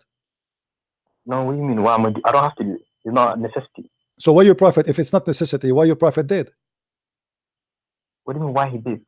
If it's not important, why he did? I mean, you just said it's not important, so why he did it? No, it's not article of faith to kiss the stone. No, why he did it if it's not important? It's not important. You just said it's not important. Why he do something not important? Why he did that? Although he didn't give us the reason why he did it, I would believe and infer from the reason, the story behind the stone falling from the heaven. I would say that must be the reason. So do you believe the stone will suck your sin, or the same as your brothers who told us that before you, or you don't believe in that? I haven't seen the evidence for it. So you don't see any evidence of it. Okay, let me ask you about the Kaaba then. Forget about the black stone. In the Kaaba, there is a corner. It's called the Yemeni corner. Have you ever heard of it? Yeah, them corners. Yeah, I heard of it. Okay, yeah. The Yemeni corner have some rocks. What are those rocks? And if you touch them and the black stone, both of them, they forgive your sin. Why? No, I haven't seen that. Can you tell me that? Well, your prophet, he said that. Your prophet, he said that those stones, you know, if you those two corners, the Yemeni corner and the black stone, if you touch them, they forgive your sin.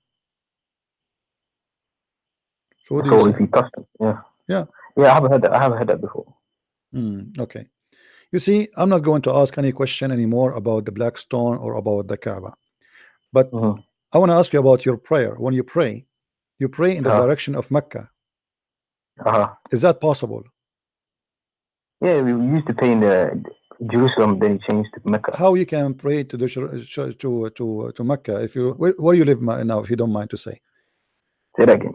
Do you like live in Europe or America? Where you live? UK. Okay.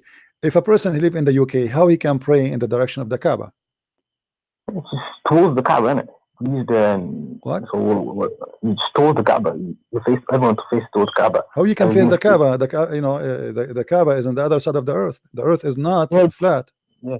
Okay, so how? So yeah, you're playing them games now. Just yeah. I see where you come from. Yeah, I see where you come from. Okay. But then why some people face towards Jerusalem? You can use the same argument against them. So that they say that who is the one who faced Jerusalem? It's your prophet who was facing Jerusalem. I don't face Jerusalem. The Israelites. Who is the Israelite? Who told them to face Jerusalem? What face Jerusalem? It's in the Bible. Where it says that? Show me. Face Jerusalem and pray to Jerusalem. Where it says that? No. It's a holy city, so the people used to pray to. So no. The holy city is a holy city, but does not make it we pray in the direction of Jerusalem. Well, what's your argument? I don't know. Okay, I'm asking you. Did Allah make a mistake when He said you pray in the direction of Mecca? Because that is impossible. Okay, that's impossible. You know, because in saying direction of Mecca, I have to face Mecca, correct? No, facing toward. Toward, okay, I agree with you. Toward, no problem. Toward, but how we can face toward if the Kaaba?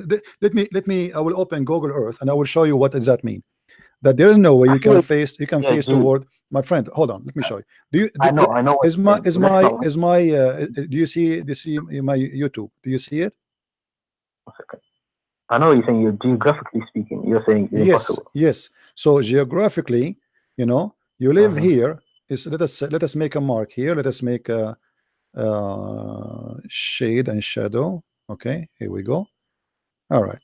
So now the Middle East is totally at night. All right.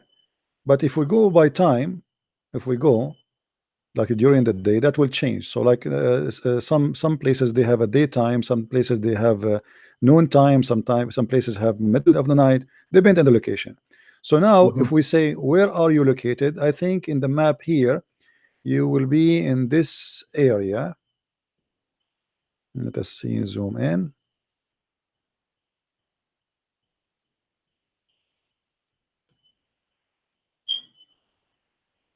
This is England, right? Yeah. This is here England. Okay, this is the United Kingdom. So now I'm going to put a mark for England, and I will show you where and how we can pray to Mecca. Okay, so here let us make a mark. Do you hear me, my friend? Look like we have a bad connection. Here we have England in this area. Are you there, my friend? Hello? Are you there? Maybe we lost him. Here we have England. Here we have the Kaaba. Okay. When you pray direct straight, and that straight will go as a ray in the space.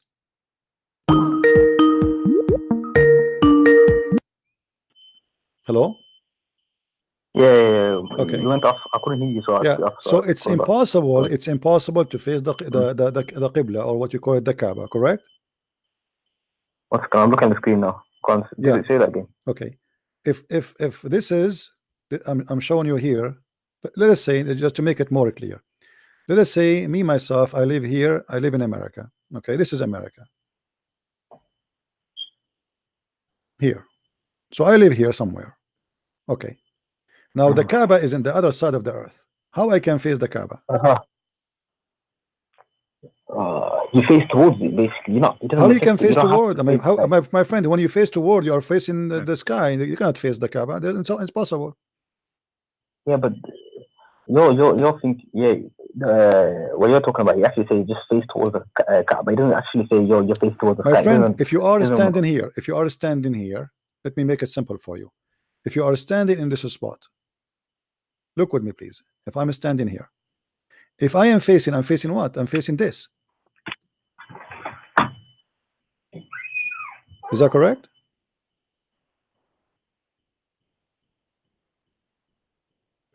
Are you with me, my friend?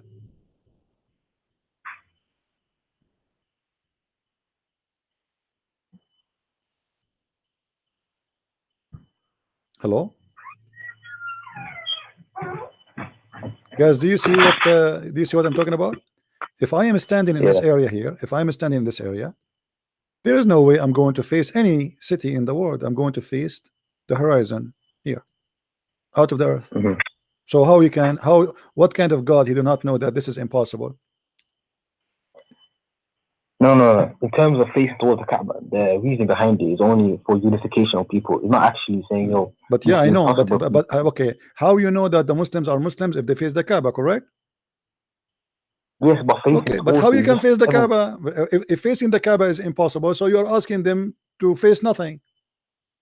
Yeah, so you could also mean that, but I'm just saying it's only for the reason of unification, not necessarily saying you have to face it, you have to directly, No, you have to face it because it says you have to pray in the direction of the Qibla. Don't make things up, my friend.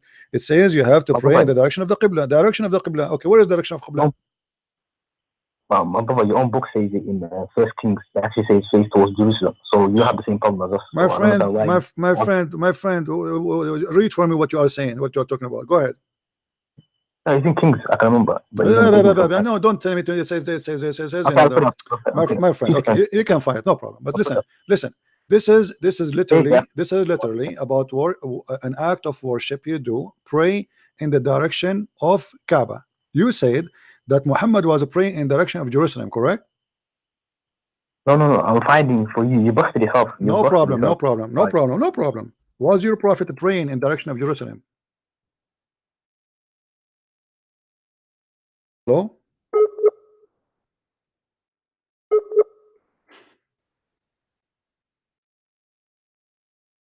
How you can do that?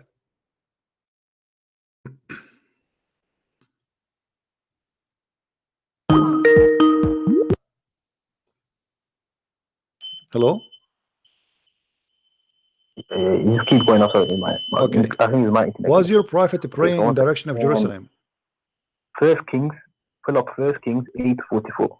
You have a book with you, pull up First Kings 8:44. Read it. When people go wherever you send them, when they pray to the Lord towards the city you have chosen and the temple I have built for your name. Yeah, they pray to the Lord towards the city you have chosen and the temple I have built for your name. Yeah, but they are, so but they are there. They are not, my friend. They are there. My friend. They are there. If I am in the city, I can face the church in the city. I can face a place in the city. But you are a person who live in America and you are going to face the Kaaba. How you can do that? No, he's telling the people to face towards the city. Everyone, my friend. Okay, let me ask you. Your prophet, he did pray toward Jerusalem, correct? Yeah. All right. Why? You change subject. No, I'm not changing. I'm not changing. I'm trying to show you that your prophet is trying to copy something from the Jews, correct? Okay, but you're moving. I'm asking you. The verse you read for me. What verse you said in First Kings? 8:44. Sorry, 44. 44. Yeah, okay. 44. Okay, read it for me. Read it for me. Let me pull it up again. It's in 8:44 and 8:48. So I'm gonna read both of them for you. When your people go to war against the enemies wherever you send them, and when they pray to the Lord towards the city you have chosen and the temple I have built for your name. Would you say this is Jerusalem? It's talking about Jerusalem. Okay, and what does that mean? It means they are praying in direction. Hold on. When those people they want to go for war, they are going to pray in the direction of that city. Is that correct? In the direction of Jerusalem. Is that correct? They pray in the direction of that city when they go to war. What city? The city with Jerusalem, right? What city? Okay. Yes, Jerusalem. Yes. Okay. So they pray in the direction of the Haykal, which is the temple, correct? Okay. To do what exactly? Pray when they pray. To do what? To glorify the Lord, right? Yeah, to pray. Okay. Like us. Okay. When those people they go to war, they are going where? To fight. Where? What do you mean where? Where they went? Did they went to China? Did they where to go? Did they go? Anyway. No. They go to defend. When they defend, before you go to pray, when you wherever you want to go to war, you face the temple. This is your temple. This is the house which is chosen for God, and you pray, asking God for a blessing to be victorious in this war. Okay. So what's the point? So Okay. I'm trying to say to you, Well, it says yeah, wherever. So people from north, east, west, wherever they are, they have to pray towards Jerusalem. So how could they pray towards there if the earth is round? And I'm using the same argument against you. So how you busted yourself? My friend, the temple here is symbolic, and nobody can face the direction. Face. No. Hold on. If you read with me, it says, if you read the verses, you will see. It says there clearly, I order your people to go in war, to fight your people, to fight the people you are going to war with them, and always seek your attention to the location of the city, to the city which is what I choose it. All right. So when you pray, all your prayer is going to face the Haykal, is going to face the temple, is not going to face my friend. What translation you are reading? NIV. Which one? NIV. Okay, hold on. New International Version. Hold on. This is a fast translation. Let me show you. No. Let me show you. Okay. Everybody will laugh in a second, my friend. Hold on. Oh, laughing at you now. Yes, we are laughing, absolutely. Let us read together. Okay.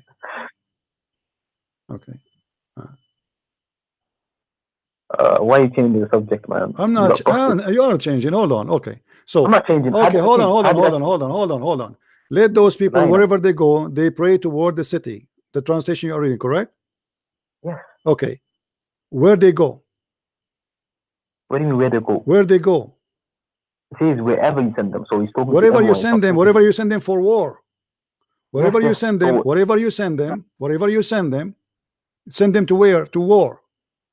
Listen. This is my argument. My friend, no. Read carefully. Wherever you send them. So if I want to go to war, it doesn't matter where I go.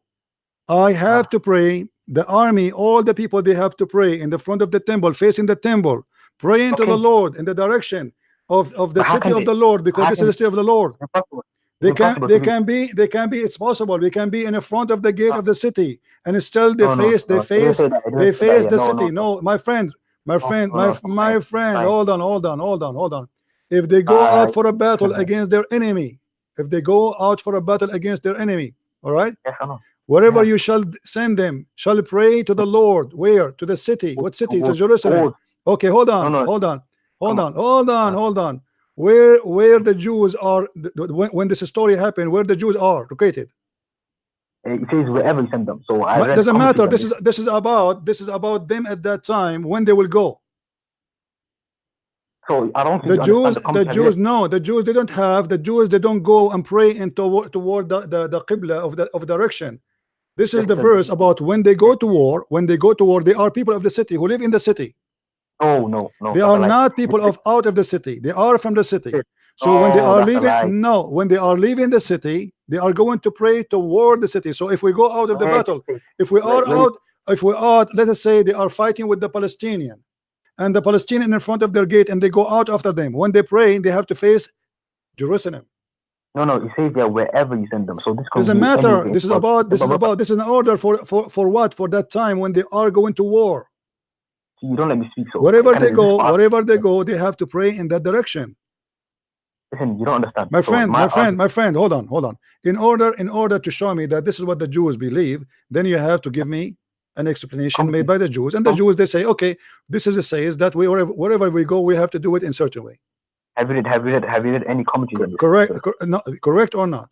Yes or no? Have you read any commentary? Yes, I did. Okay. And this is about when you go. Hold on.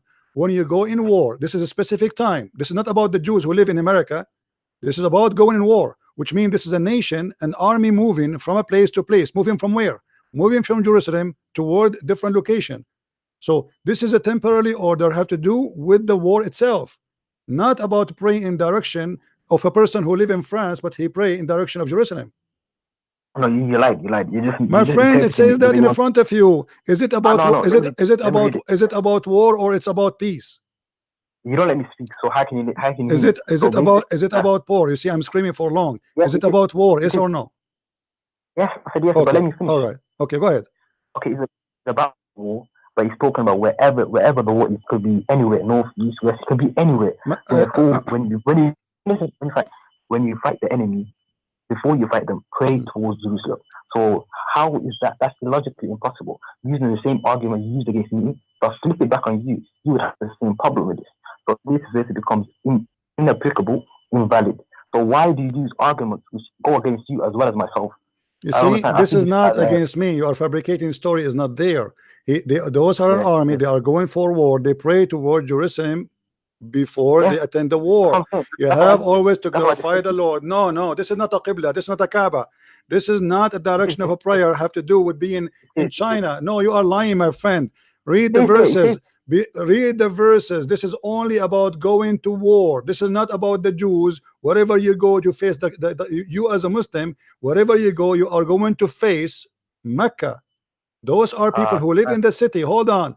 Those people are living in the city, and they are defending the city, and they are army of the city, and they are praying in the city. So when they are going, they will not go to China. They are going to defend the city.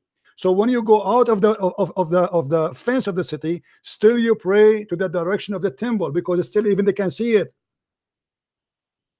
They can't see it. My friend, can you show me where it says there that this is a war? They are sent to China to fight.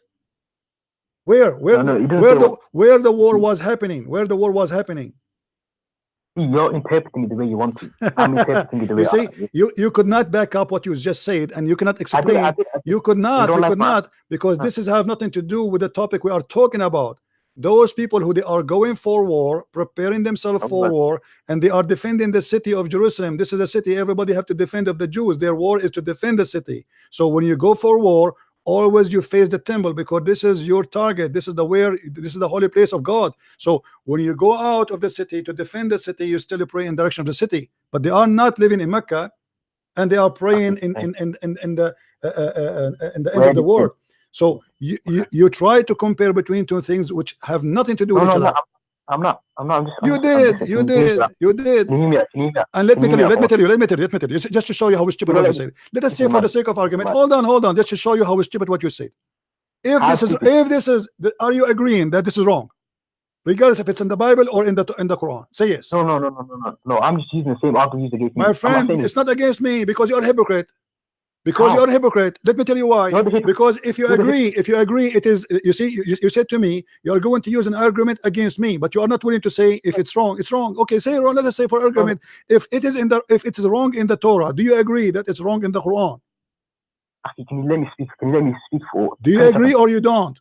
You see, do you do or you don't? Look at this. So you see, you are not being honest, because if the Torah, let us say for the sake of argument, the Torah is wrong. That means there's two wrong.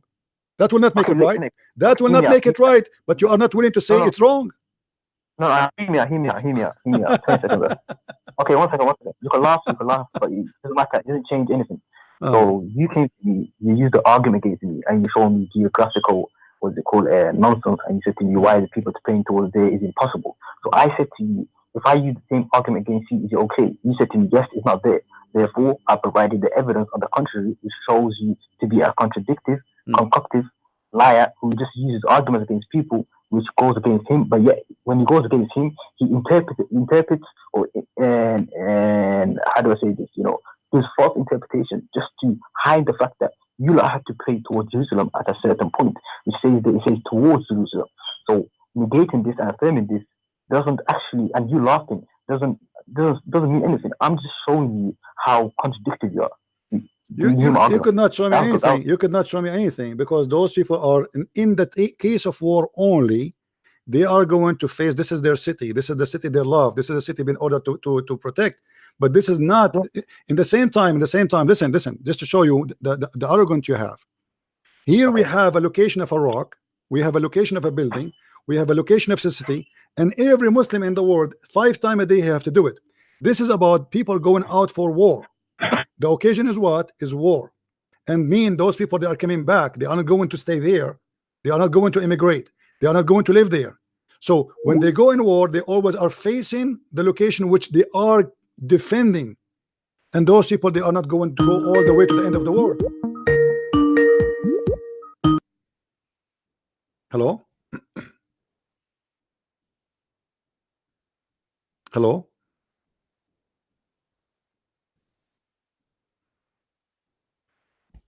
If you notice with me, guys, I'm losing my voice. When they fabricate, they try to make it in connection. When they pray, this is not about praying in direction the same as in the Kaaba. Those people are people who live in the city. They are from the city. They are not immigrants who live in different territory. Hello?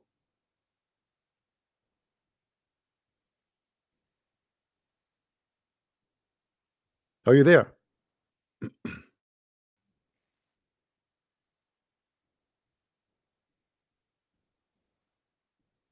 Okay, are you there?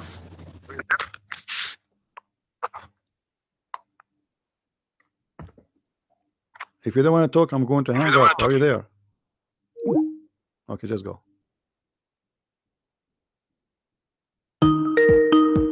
No, don't call me again. Don't call me again. I gave you the. I don't know who's this guy. He keep calling, but he don't answer. It says clearly in front of us, when they go for a battle, when they go for a fight, those people, they live in the city, they are from the city, they are not people who live in different territory.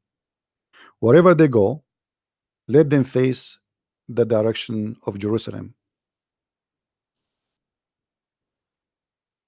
He's trying to say to us, well, if you are against praying to the Kaaba, then how those people, they are going to pray to Jerusalem? But they are not going to immigrate to the end of the world. They are praying in direction of Jerusalem, which they are defending. They are praying in direction of their city. When they go out, if the people go out of the battle against their enemy, go out from where? From the city which they are going to pray for, or in direction. So they are in the city, and when they pray, which direction we pray? We pray in the direction of the city which we belong to. But they are not going to go to the end of the world. They are fighting the enemies which is in the front of the gate. In order to understand the story, you need to understand the content of it. This is not about if a Jew, he want to interrupt this as when I go to France, I can pray toward Jerusalem. This is his business. It's simple, it's clear. Same time,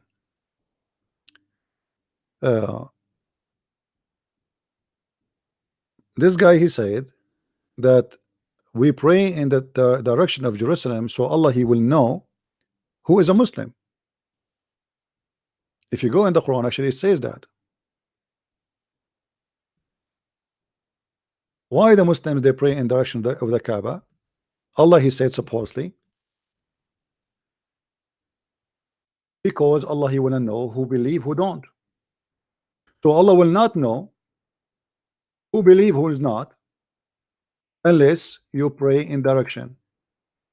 And then how that can be from God? Because God, he should know who is Muslim, who is not, without praying direction. Any Muslim would like to call, including the guy who hang up. What kind of God? He will not know me unless I pray in a direction.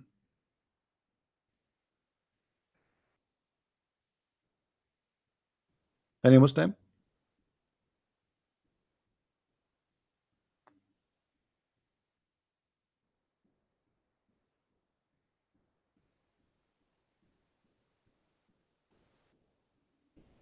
Who is a Muslim want to call us?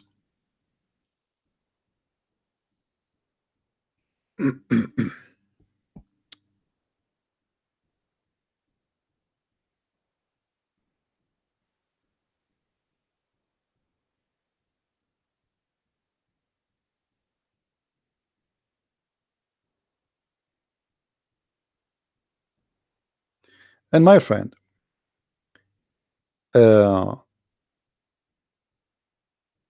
if a person he pray in direction of a building, and that building is not holy, he need to explain to us why he is praying. If the prayer direction of the Qibla, or what they call it, the Kaaba, and the Kaaba is not holy, then why even the Quran call it the sacred mosque? If the purpose of the Kaaba is just to know who is a believe, who don't believe. A lot of contradiction here, left and right.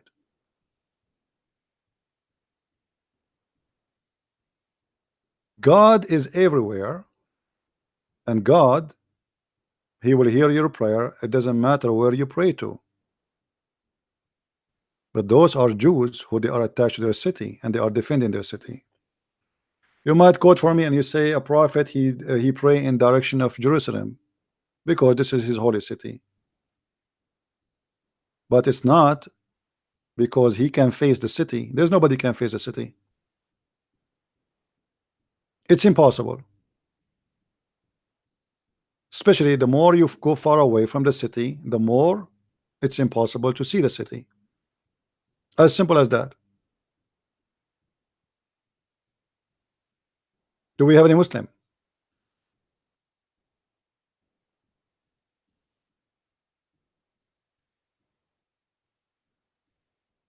Anyone? Who is a Muslim would like to call us? What is the purpose of a praying toward the Kaaba, and how it can be legitimate order? What is special about the Kaaba? Is it the location of the flood? Just yesterday, Mecca was flooded. You can go right now and search in YouTube. You will find, I wish I can show you the videos. You will not believe it. Hello?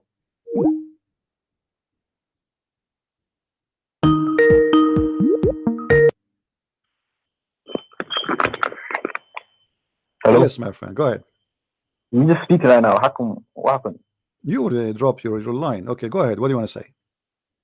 So why are you scared to speak? I don't understand. My friend, it's you who hang up, my friend, and I ask you to call again. Now, what do you want to say? Go ahead. Let us see who's scared. So, no, we're not scared. Basically, we're at that position where I was saying to you, what makes your interpretation valid and what makes my interpretation invalid? Well, you know, the interpretation is given to us in the Quran. Which interpretation? Jerusalem. Okay, why isn't it you the one who said to me that we pray toward the Kaaba, so Allah he knows who is a Muslim, who's not? But no. Are we moving from that topic? Are we moving on? I'm asking you, isn't it you who said that to me? Say that again, sir. First of all, is the Kaaba is the choice of Muhammad or the choice of God? Choice of God, yeah. Yeah. Is the Kaaba choice of I want to hear it clearly. Is it a choice of Muhammad or choice of God? Choice of Allah. Okay. Chapter 2, verse 144, it says the opposite. Can you read for everything us? that he says is from Allah anyway, so. No. You say this is the choice of Allah. The Quran confirms that this is the choice of Muhammad. Chapter 2, 44. Okay. No, 1 second. Yeah. Okay. تأمرون الناس بالبر So 144, not 44, 144, 144. Yeah. So have we moved on from the position that we were talking about? Go ahead. I don't mind moving on. Read. Have we moved on? Read. Okay, funny one. Let's move on. I don't mind. خذنا تخلق وجهك في السماء فلنظر نخلق ترضاها فوجه وجهك الشجر المسجد الحرام حيثما كنت فولي وجهكم شطره من الذين اوتوا الكتاب يعلمون انه الحق من ربهم الله بغافل عما تعملون. And we have said in the turning of your face, O Muhammad, towards the heaven, and we surely turn you to Qibla. This is Allah speaking. So where does it say Muhammad showed this? Okay, does it say that this is a direction you like? Does it say that? No, he said قد نرى تقلب وجهك في السماء. What translation you are reading? What translation you are reading? صحيح international. Okay, does it say in Arabic ترضاها? Yeah. What ترضاها mean? ترضاها.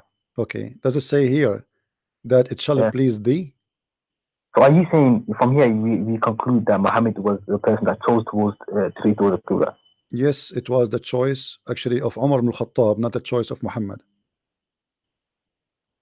No, you say Tarbaha, you will be pleased with. So he okay, why? How he? What is that? He will please with it. He was praying in direction of Jerusalem, and you are the one who said that to me, correct?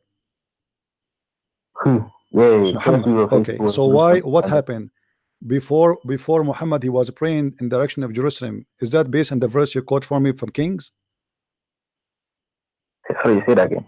When Muhammad was praying in the direction of Jerusalem, was he copying the verse you quote for me from Kings? No. There's no copying. Okay, guys, be my witness.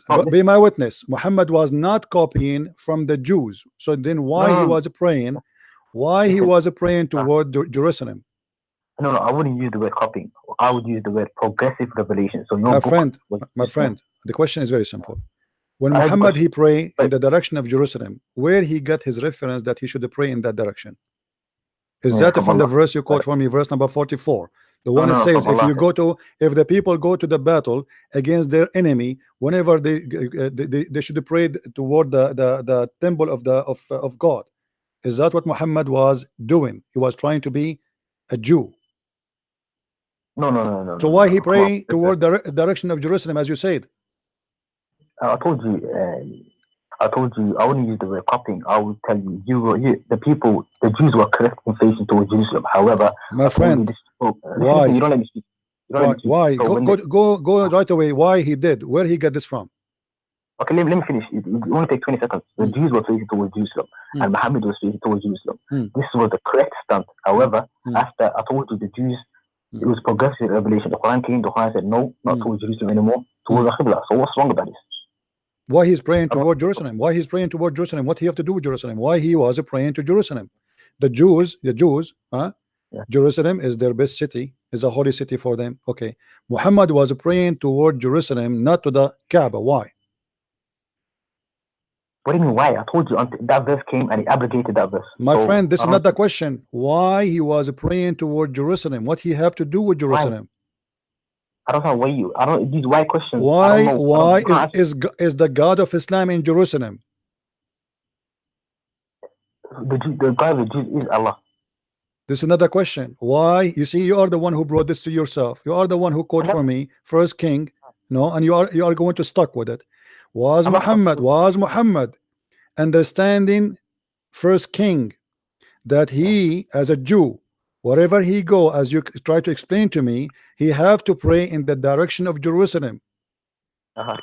Was he, being a Jew, wherever he go, he have to pray in the direction of Jerusalem, as you told me? This is what the verse mean. No. I wouldn't use the word copying. The word copying. I'm not saying copying. I'm saying he was trying to be a Jew. Otherwise, why he is praying toward Jerusalem? Yeah, that's copying. In other words, no problem. Give me the reason why he was doing that. He was trying to be a Jew, or he was trying to be something else? I'm telling you, the position of praying towards Jerusalem was the correct position until it was abrogated. So I don't. These why questions. This is another question. I'm not asking you if abrogated or not. What do you mean abrogated? Allah, he changed his mind. This is a city was holy and now it's not holy. Why he? Where Muhammad, his God, said to him praying toward Jerusalem? Can you show me? Where your God Allah, he said to Muhammad, pray toward Jerusalem? Is that because Muhammad, he was quoting First King, verse number 44? No, you couldn't read it right, so how can you quote it? You tell me. So why then? Why? You need to tell me, my friend. Explain to me why he was praying toward Jerusalem. Muhammad was trying to be a Jew, is he? I told you I wouldn't use the word Jew. So he himself, when he is a prophet of God, he based this change of direction based on what? I pray toward Jerusalem. I don't explain why I was praying toward Jerusalem. What he have to do with Jerusalem? What is in Jerusalem for Muhammad? I told you. You keep saying to me, I told you, but you told me nothing. Why? What is in Jerusalem for Muhammad? Okay, the Jerusalem was the holy city, yes. So the Jews were praying. The holy city for the Jews. what for Muhammad is in Jerusalem. Okay, but I'm saying to you, listen, you don't understand my point of view. It's a progressive revelation. So the God of the Jews is the God of Allah. They're the same thing. But it's been abrogated. The why question, I won't be able to answer these why metaphysical questions. I have to jump in the mind of someone else and to answer why they did this. This is impossible. You're asking impossible questions, and when I don't answer it, you're saying, oh, look, you can't answer any question. This is stupid. This is a logical. You see, you are not asking the question. You see, I don't know what are you talking about. I'm asking you why he was praying toward Jerusalem. Why you give me a speech, my friend? I told you I don't know the answer to that. You do not know what? I don't know the answer to that. You do not know the answer. Okay, obviously Muhammad was a thief. He was trying to make the Jews believe he's a Jew. Okay, otherwise give me an answer. Give me an answer. You are the one who said to me that in First Kings it says that God, he ordered the Jews that when they go in war, they have to face the city, the holy city, which there is the temple of the Jews, correct? Yeah. Okay, Muhammad was facing the temple of the Jews. Why? I don't know the answer to that question. Why you do not know the answer? How come you became an expert in the Bible and now you have no idea what we're talking about? See, you know you did. You diverted and digressed from the question I asked you. You asked a question with a question. You see, we are talking about the same topic. We don't want to change it. You gave me a wonderful verse from the Bible, trying to get me busted, but the fact you are the one and your prophet got busted. Your prophet, he was a hypocrite Jew. He's trying to be a Jew, but he could not be a Jew. So when the Jews rejected him, they did not accept him. He gave up Jerusalem. And let me show you a surprise. The Kaaba was not a choice of Allah, was not a choice of Muhammad, was a choice of Umar al-Khattab. Is that right? No, he says no. No, he says in the Quran the choice of Allah. No, my friend. Here we go. Just give me the scripture. My friend, hold on. Okay. Here we go. It says, hold on. Let me get you busted. You and your God. It's a false religion, and everything is coming from someone else. He was praying toward Jerusalem because he saw some Jews, as you said, praying toward Jerusalem. Thank you for that. You just get me. You get your prophet busted. You said that. Why? Okay. Then why? So why he was praying toward Jerusalem?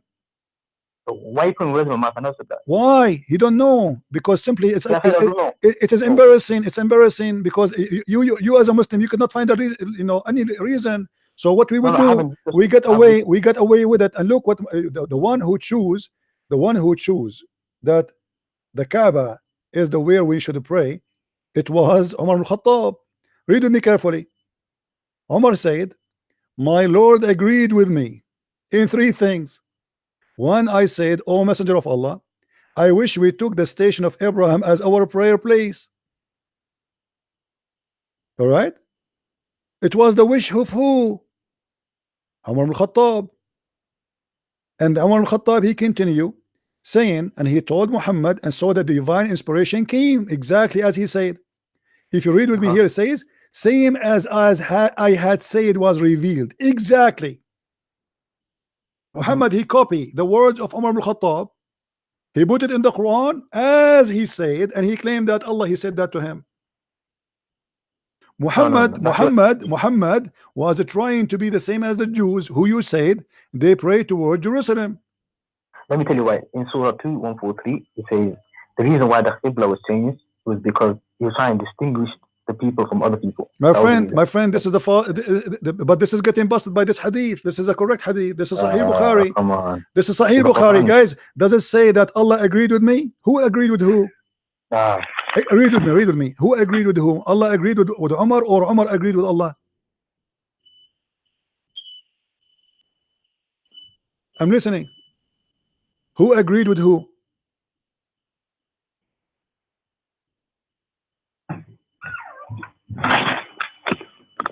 Are you going to take a nap? Who agreed with who? No. How Allah agreed with Umar, and he chose the Kaaba as Umar he wished? No, let me just look at it again. Look at it. Go ahead. But I do agree in Surah 2:143, it says the Qibla was changed because he's trying to distinguish between two groups of people. My friend, it says a direction in which you please thee. A direction which please thee, correct? Please thee. Please who? Please who? Umar al-Khattab. can you people do? It says, the Quran takes precedence of this hadith. it says that in verse 144, my friend, chapter 2, verse 144, it says, we told you now to face the Qibla that shall please thee. Please thee, why? Because Muhammad, he accepted what Umar ibn Khattab he said. Umar ibn Khattab he said that Allah, he Where did he say agreed. that? Where did he say that? I can't see this. Where you can, here we go, it's in front of us on the screen. My Lord agreed with me in 3 things. The first one is taking the Kaaba as a station of a prayer. It was not the station of Muhammad, it was not the station of Allah, it was the station of Umar. Umar made decision, Allah agreed with him. Umar is a prophet. No.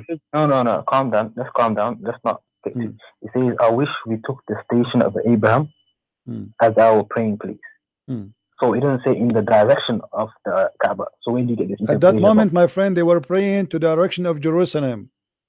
So who is the one who changed? Yes, who is the one who they wish to have it as a station to prayer? Why? Because it was not. I don't know. He says, I wish we took the station of Abraham as a praying place. However, the Quran already speaks about this. Change the Qibla. Allah already changed it. So I don't understand. Well, does it say that my Lord agreed with me to make the station of Abraham our place of a prayer? Yes or no? Yes, he agreed with him. It doesn't necessitate that he made the law. What is the agreement? Show me the verse where Allah agreed with him. Calm down. Let me give you an example here. I say something. Don't give me example. Don't give me example. Show me the verse. As long the Lord, hold on. As long the Lord agreed, show me the verse. This is Quran. The Lord agreed. Show me where is the verse where Allah agreed with Umar. I don't understand what point are you getting at? My friend, it says here in front of you. Do you see the verse, guys? Does it say in the Hadith, chapter 2, 125? Do you see it? Does it say that? It says that in front of you. It says in front of you. It says in front of you that this can be found in chapter 1, starting from 125, chapter 2, 125, etc. So this is the station which Allah he agreed to make as a station for a prayer. It was a request of Umar al-Khattab, and Allah agreed with Umar. No. Umar agreed with Allah. Well, here we go. No, it says my Lord agreed with me. No. Listen, that's your interpretation. This is my friend. That's not interpretation. This is your Muslim translation in the front of my face. Everybody can see it. My Lord agreed with me. I can see it as well. Okay, do you see it? I see it. I'm not stupid. Okay. I'm reading as well. It says my Lord agreed with me. Okay. 3 things. Okay, who agreed with who? His Lord agreed with him. With who?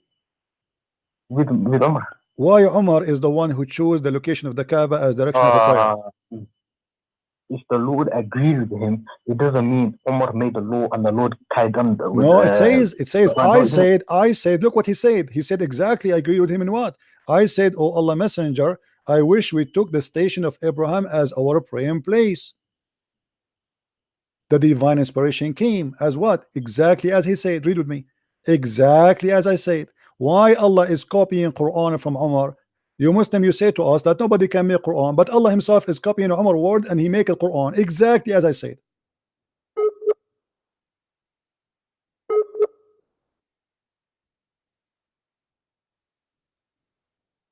Hello?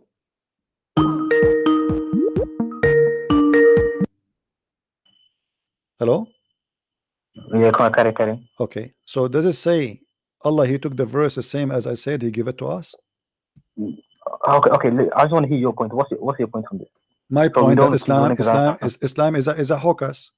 Muhammad was praying to Jerusalem. He saw some Jews, as you said, you said to me that there's Jews who pray direction of. Hold on. You said. Okay, no, you are the one who said to me that Jews they pray direction of Jerusalem, correct? Isn't it you? Yeah, I said that. Okay, thank you very much. So Muhammad was living between the Jews, correct? Say it again. Muhammad was living between the Jews, correct? Muhammad was living between the Jews. Okay. Now Muhammad lived between the Jews, started praying to the direction of Jerusalem, correct? Say that again. Muhammad he saw the Jews. Muhammad he saw the Jews according to you in 1 King verse number 44. No, The no, Jews, no, no, the la, you are the one who quote the verse for me. You cannot get away with it. You are in trouble now. Verse number 44. The Jews, they've been ordered to pray in direction of Jerusalem, correct? Yeah, do you agree And with you that? are the one who said to me, I'm going to get you busted, because this is how you can refuse the Kaaba to be prayed to direction, but you accept this, correct? You forgot? You have a slow memory. Okay. So now, What's your answer? What's your answer? No, based calm down. on your explanation, the Jews, they pray wherever they go to Jerusalem. Is that correct? No, what's your answer to this? I'm asking you, based on what you gave me, the Jews, they pray toward the Jerusalem wherever they go. Yes or no?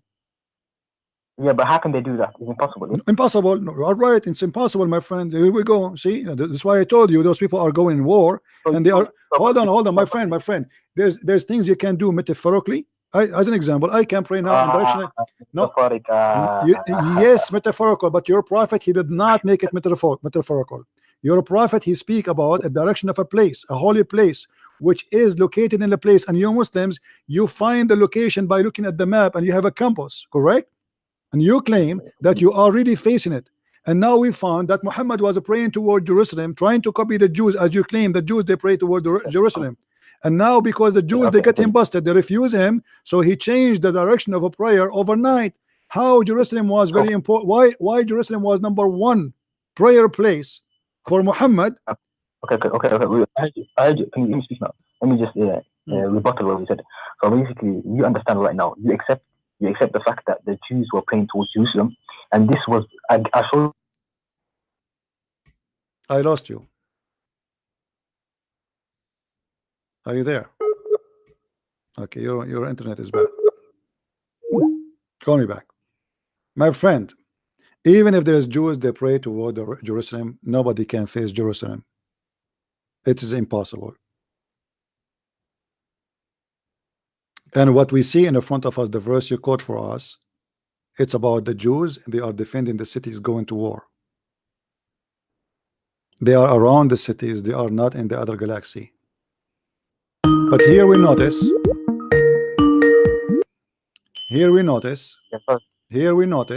something very funny about your prophet. Your prophet trying to copy the Jews, trying to be one of them for a certain time.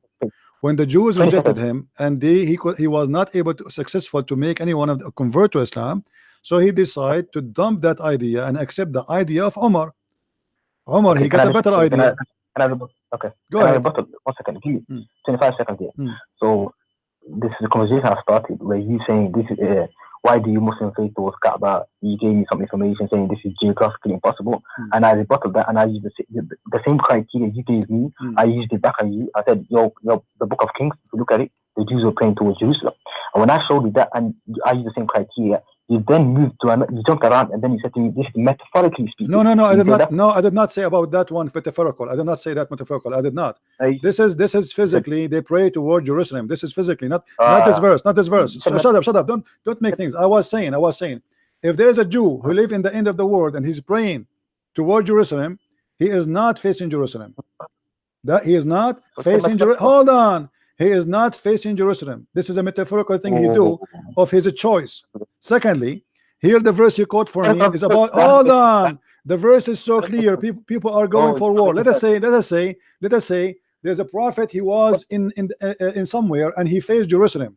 He faced Jerusalem in his prayer. That's not. Hold on. He is still. He is not facing Jerusalem. You're scared, man. He is not facing Jerusalem. You cannot face Jerusalem. Now the question is, Muhammad was facing Jerusalem for what reason?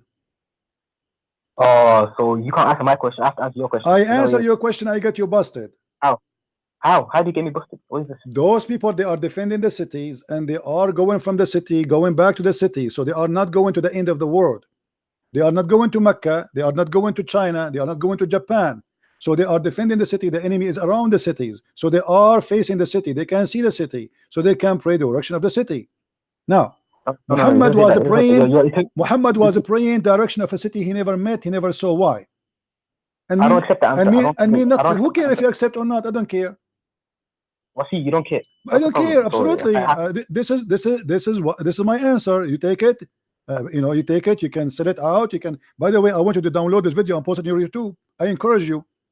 Listen carefully. Listen carefully. Listen carefully. You could not answer why your prophet praying toward Jerusalem.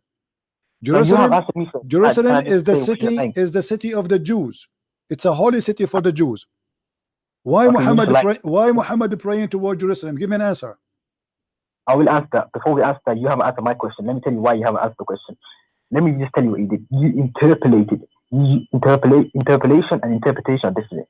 You use interpolation, which is you use your own.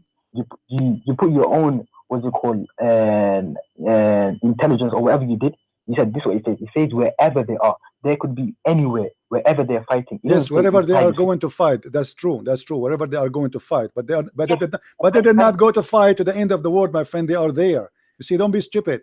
We have to take the story out of in the context of the story. So when you quote for me something from the Bible, we have to read and we see.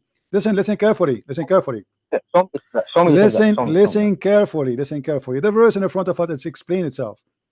Same time. Muhammad, you have to accept one of two things. Either Muhammad is practicing 1 King, verse number 44, according to your understanding, or Muhammad is a fake prophet. He is following no one, fabricating rituals, have nothing to do with anyone, praying to Jerusalem. Why he prayed to Jerusalem? Kill me. Go ahead. So you haven't answered my question. I will answer your question. I answered you. Are you a kid or not? I answer you. No, I'm not kid. I don't accept the answer. The answer is just running around. You said to me, where I said to you, it says in the verse, wherever they are. Wherever they are, but they are defending the cities. They are not immigrant. They are not going anywhere. They are going to defend the city. Which city they are defending? They are going to war with the enemy. Where is the enemy? The enemy is in the front of the city, attacking Jerusalem, the Palestinian and other enemies. So they are in the neighborhood. So wherever they go, they are going to face the city because this is their holy city. They are out of the fence of the city, but still they belong to the city. They are coming back to the city. They are not going to go all the way to China to do jihad. So stop lying. Now, why you're a prophet? Why you're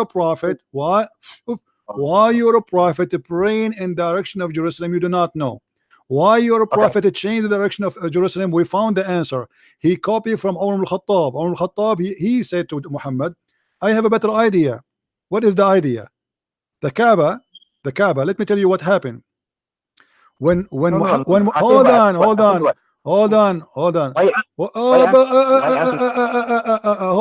on. When Muhammad, he killed all his enemies and he killed the Jews, business is dead. People, they fear being poor. So Muhammad, he listened to Umar al-Khattab. Umar al-Khattab gave him an advice. If we make the Kaaba a place of Hajj, a place of a station, like Las Vegas of Muslims, imagine how many people they will come and spend their money. And that was the whole idea. Otherwise, why he gave up Jerusalem suddenly? What was wrong with Jerusalem? If Jerusalem was a holy city before, what makes Jerusalem not a holy city today? Why it was a direction of a prayer yesterday, it is not a direction of prayer today. As simple as that. Jerusalem, when Muhammad was praying to it, was controlled by the Christians. It's not even controlled by the Jews. If the Christian worship 3 gods as the Muslims they lie, Muhammad praying to a city which is not holy no more. Is that correct, guys? Why is he praying to Jerusalem? They cannot answer. What is in Jerusalem for him? They cannot answer. Who is Umar ibn al-Khattab? The one who can control direction of a prayer. They cannot answer. Either you have to admit that Muhammad was copying the Jews, as you say, that the Jews, they give interpretation for this verse that they can pray in that direction, or Muhammad is a false man fabricating his own ritual, claiming that he is a person belong to the same religion of the Jews by praying to Jerusalem. Otherwise, what do you have to do there? What is in Jerusalem have to do with Muhammad? If you want to say to me that Muhammad, he went to he visit the dream, you know, he went in the top of a flying donkey, but this has happened long after.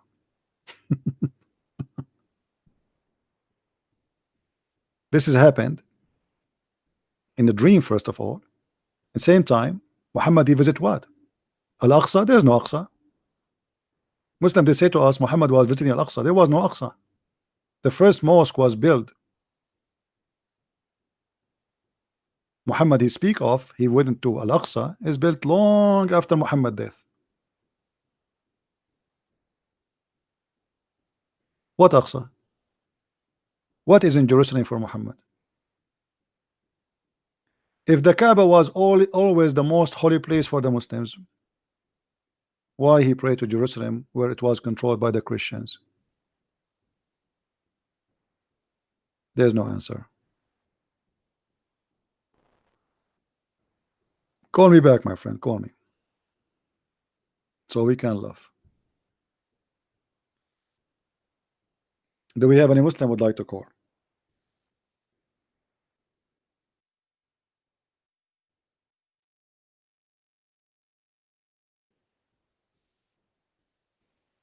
Any Muslim?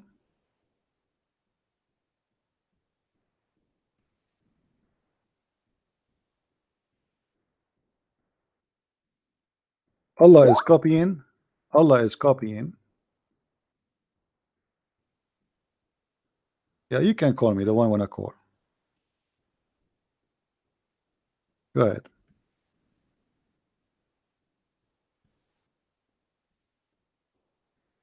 Oh, for some reason my mouse froze. Oh boy.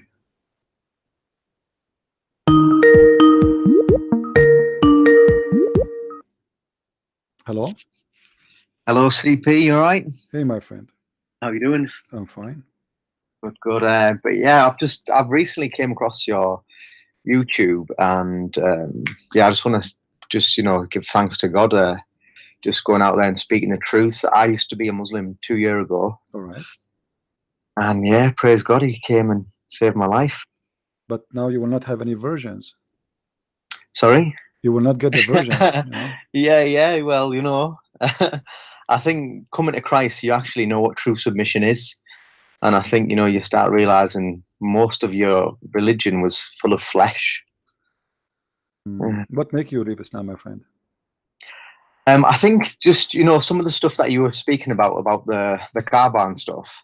So it got to the point where I was going deeper into Islam. I can't like fully read Arabic, so I was going to scholars and imams and asking them for information. But I just started to read the Quran in English a lot, and I just started to ask God and start questioning things. But it was mainly certain. There's Surah An-Nisa, chapter 4, verse 157. That verse about Jesus, but then also about Surah Maryam, chapter 19, verse 15 and verse 33 to 34. Saying that Jesus was born, died, and raised alive. I remember reading this and thinking, okay, he's been raised alive.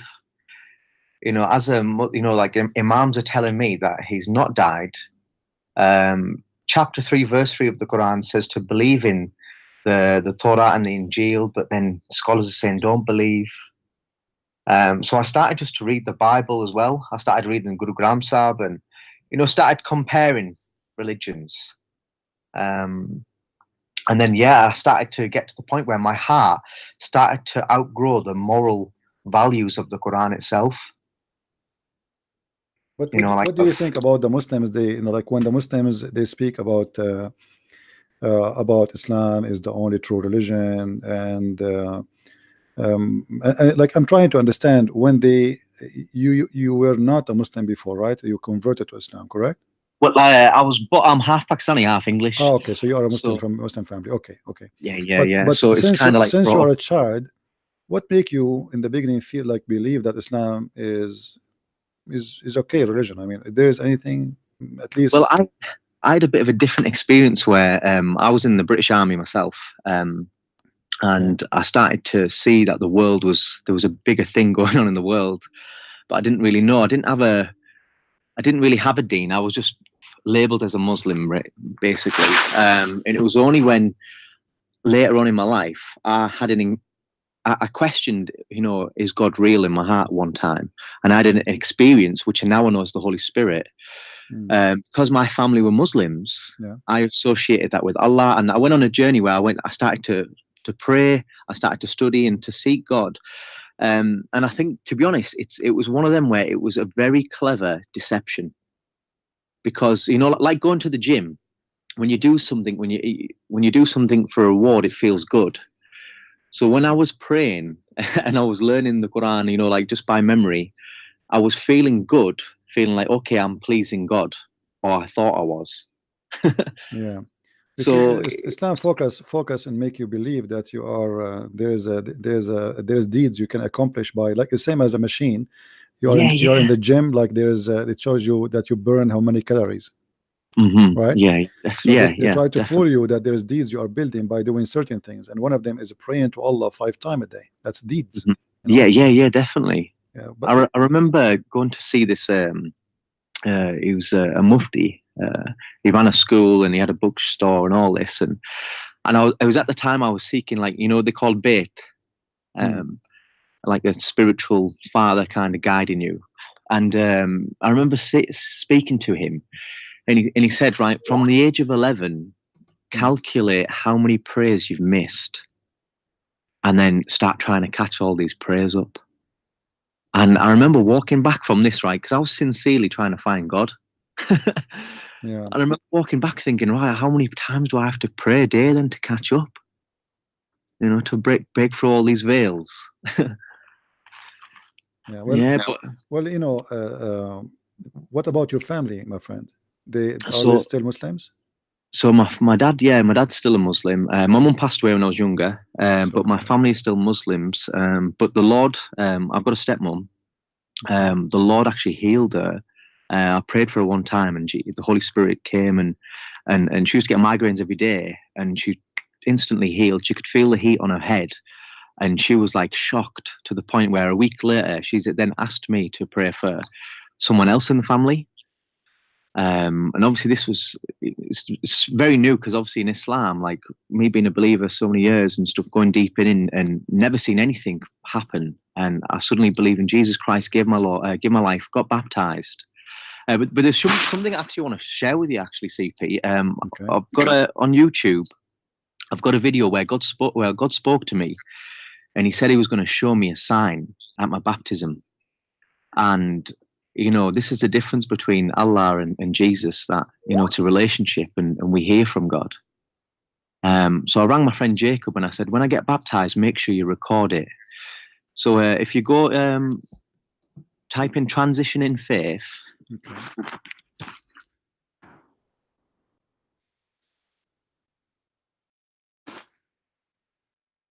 I'll send you the link, actually. All right.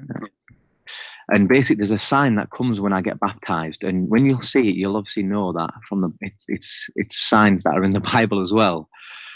So when I did get baptized, and I was telling my family, I showed them this sign, and they all actually cried. It was quite extraordinary, really. That's beautiful. Well, I'm happy for you, my friend, for your experience. And Christianity is an experience more than just the details. The difference between us and Muslims, that Muslims are all their religion is based on excuses and false fictions. As an example, like as you see here, the Muslim trying to convince us that the reason he was praying in the direction of the Kaaba, it is just because Allah, he wanted to know who is a Muslim, who's not. But this is a funny excuse, because Allah, he's God.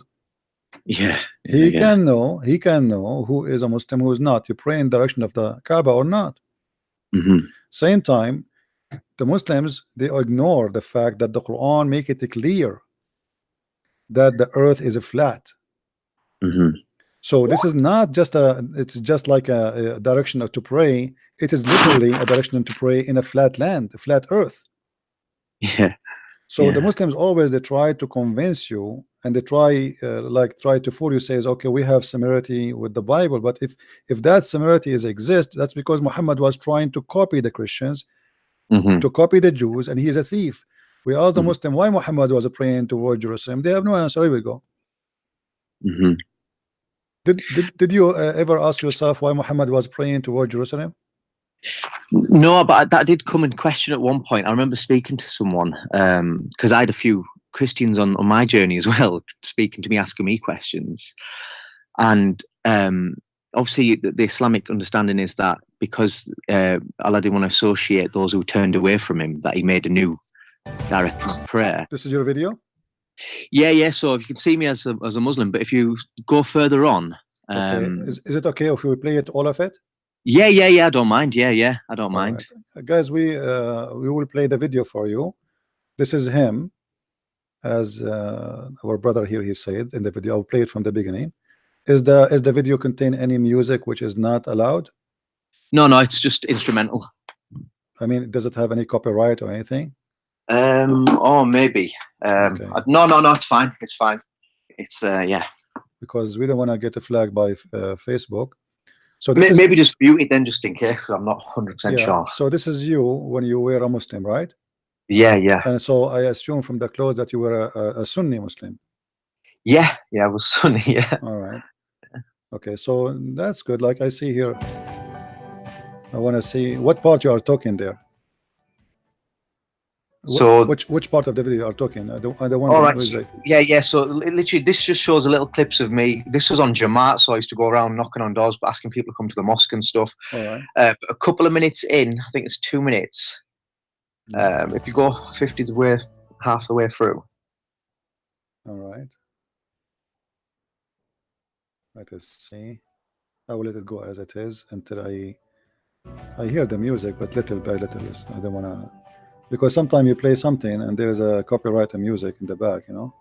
Yeah. And then YouTube they flag you for that. They say copyright issue. I think this is one of the generic. Okay, this is when you get baptized. Yeah. So this is it. So 2 days before, if you want to pause it now, CP. 2 days before I was going to get baptized. God spoke to me and I heard his voice saying, I'm going to show you a sign. So I've rang my friend and I've told him, and then this is the river where I'm going to be baptized. And when I come out of the river, watch what sign comes, CP.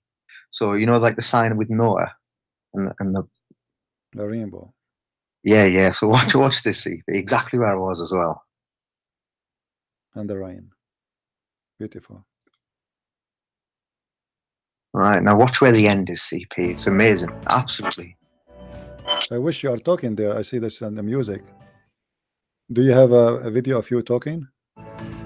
Yeah. It's about 18 minutes long. Yeah, it's a testimony of everything what happened. Yeah. Maybe if you allow me to play it some other time, we can play it with your permission. Yeah. I think the main thing I want to do is just, really encourage you, Christian Prince, that, I've been through a little bit of persecution, and a lot of Christians were saying to me, oh, don't just talk about Jesus. Don't, spend time trying to minister to Muslims in that way, saying that they're wrong and stuff like that. And coming across your channel, it's just, this is the true gospel of darkness needs to be revealed so that they know what the light is. I mean, yeah. I appreciate your work, my friend. That's wonderful. And don't let me tell you something will happen to you, which happened to me always. You will find people who they are claiming to be Christian. They will not encourage you. They will discourage you. They will even put you down. They will put you down. Guys, if you don't mind, those who like, I'm going to post his channel. Those who like, we have 700 people here, so maybe we can increase his subscription right away, 1,000 today. All right, if you don't mind, if you can subscribe to his page. This is his YouTube. I'm posting it. Feel free, please. You will lose nothing if you subscribe and hear what this brother he says to you and his experience as an ex-Muslim. My wife as well. I known each other from we were 18. We got married recently, but she's also an ex-Muslim. She had dreams where she had people telling her that Jesus was the Messiah, and she had some demonic dreams as well about demons saying that Jesus was not the Messiah. But the videos that you see there is we recently went on our honeymoon and we did a mission for God. Just went out sharing, praying for people, and just declaring that Jesus is Lord. And yeah, it was amazing, man. That's beautiful. Her testimony's down there as well. So you've got if you keep going further down, yeah. You see, you have only 31 subscribers. Let us see after we post this link how many people will subscribe. Guys, let us give him 1,000 today before he sleep. Come on. Yeah, it's all for the glory of the Lord. Let us give a little hand, you know, for his work, and he deserves more. Actually, I wish I can make you have 1 million today because you deserve. And I encourage you totally. Let me see if you are talking here in this video. Share you my testimony of how I came to know the Lord Jesus Christ. So I was raised in a town called Stockton-on-Tees, and I was born a Muslim. I didn't really practice Islam, but my father was a Muslim, and yeah, he was quite westernized. So it wasn't until the age of 11, my father actually remarried, and he left. My mother was disabled, and I had a twin sister and an older sister, and we used to look after our mother. So at this time, to be honest, I was just trying to get through every day of life. But coming to the age of 14, I ended up losing my mum. She died in a coma. This left me and my twin sister, my older sister, in a situation where we were quite traumatized by this situation. We ended up smoking weed, and we got to a point where every day was just a survival tactic. And basically, so many years went like that, where our family took us to Bradford, my sister-in-law Sonia, which was great of her, and we tried to make it work as a family. And yeah, we ended up going to our fathers after that, which didn't work out for me. I ended up joining the British Army to make a change and try and become something. I remember at the time many people said that I would never make it, and to be honest, a part of me thought that I'd never make it myself, because I didn't finish school and I didn't do no GCSEs. In all honesty, I felt like a foolish person. I felt weak. I didn't have no courage to become something, but I definitely had tactics of looking like the cool guy, but inwardly I was weak and broken, and I had no aspirations that I could be something. So I ended up joining the British Army. But every day I was trying hard just to make it through in the British Army, and I was so shocked when they announced that I achieved the best overall soldier and best at drill. And now, up until this point, I haven't really achieved anything in life. I had no hope that I could become something. And this is where my worldview started to change. I spent 4 years then in the British Army. I went to Iraq in 2005, and this is where I started to see how I saw the world, and there was a big deception in it. That there was something in my heart that I knew it wasn't right. When I was there was something that did not feel right. So anyway, after coming back from Iraq, I ended up with a few guys. We ended up smoking weed, and I ended up getting caught on a drug test, and I ended up leaving the British Army, not in good terms really, but I'm kind of glad that happened. This caused me then to go to Stockton-on-Tees, where I was from, and I started to study electrician course. I was working part-time, and then I ended up basically working in sales from there on. I started to then get a vision of, okay, maybe if I make money and I get a house, and and I started having this vision of life, of these are the things that I need to make myself happy, and this is what success should be. After so many years of walking that path and spending money, and I was partying, chasing girls, and I started to get into a point where someone approached me to do some modeling. So I went to a photo shoot kind of gig thing, and so we had a photo shoot, and they spoke some inspiration into me that, oh, you could be a top model in this, and you could do this, and you could join this agency, and things started to really explode in my heart. And I thought, wow, like, there was so much people were speaking good things into my life, and I just thought, wow, like I could actually be something. So I started getting really excited, and after so many years of doing this, about 2 years, maybe a year and a half, I started getting contacts where people started to put me into contact with higher people, and then it got to a point where the Freemasons actually approached me.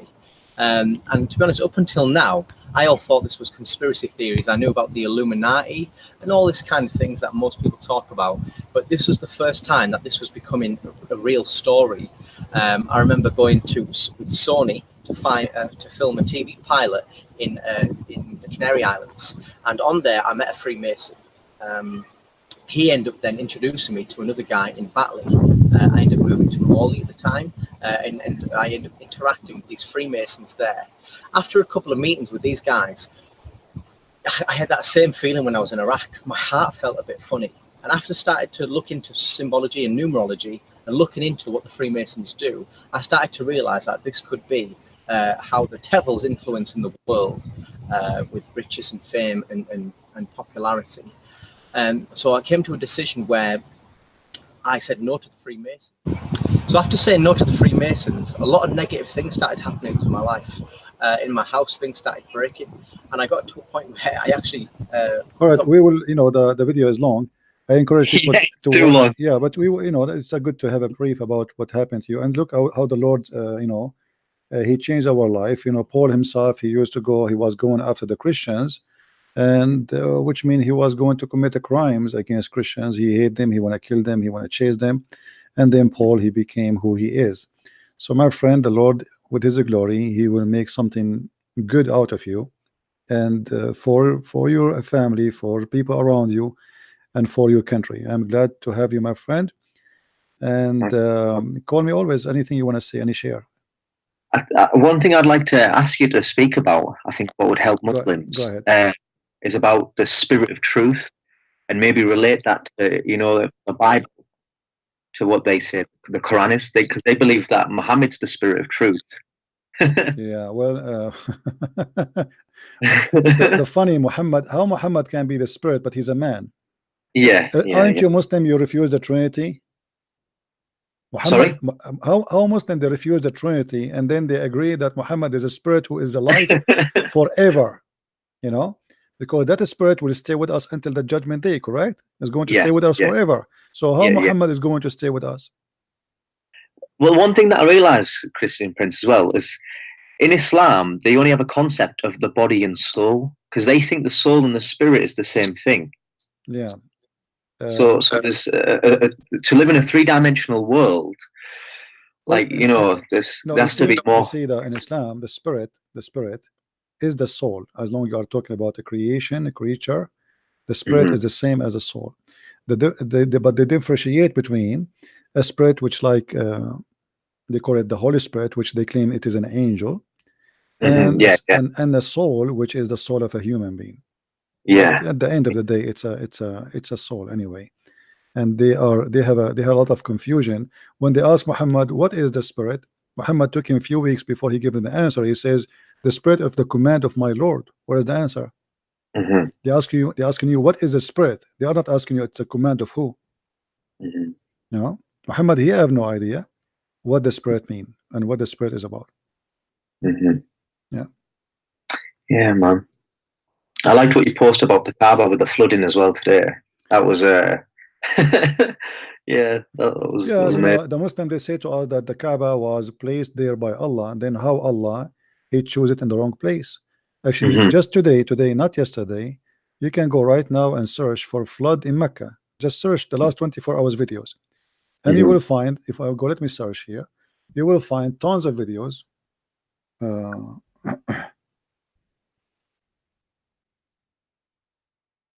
I will try to find you. Let us see. Maybe in English. Let us see. First in English. But it doesn't matter because it's going to show the date anyway. Tufan Al-Kaaba. We cannot play the video, but we can show you where to find it. I'm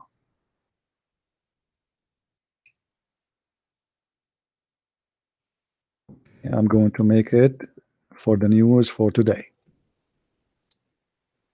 Here we go, guys. This is 6 hours ago. Look with me in the screen. Do you see it? Yeah, I'm looking at it. It's not popped up yet, but this is 8 minutes ago. This video have no view yet. You know? Okay. Oh yeah. This is just minute ago. This is 6 hours ago. If I make it for the last 24 hours or the last, let us say, 2 days, you will see that the Kaaba, how the flood is killing the city. Look at this. Do you see? Do you see? Yeah. This is the flood. Look at the flood. All of this is the flood. Do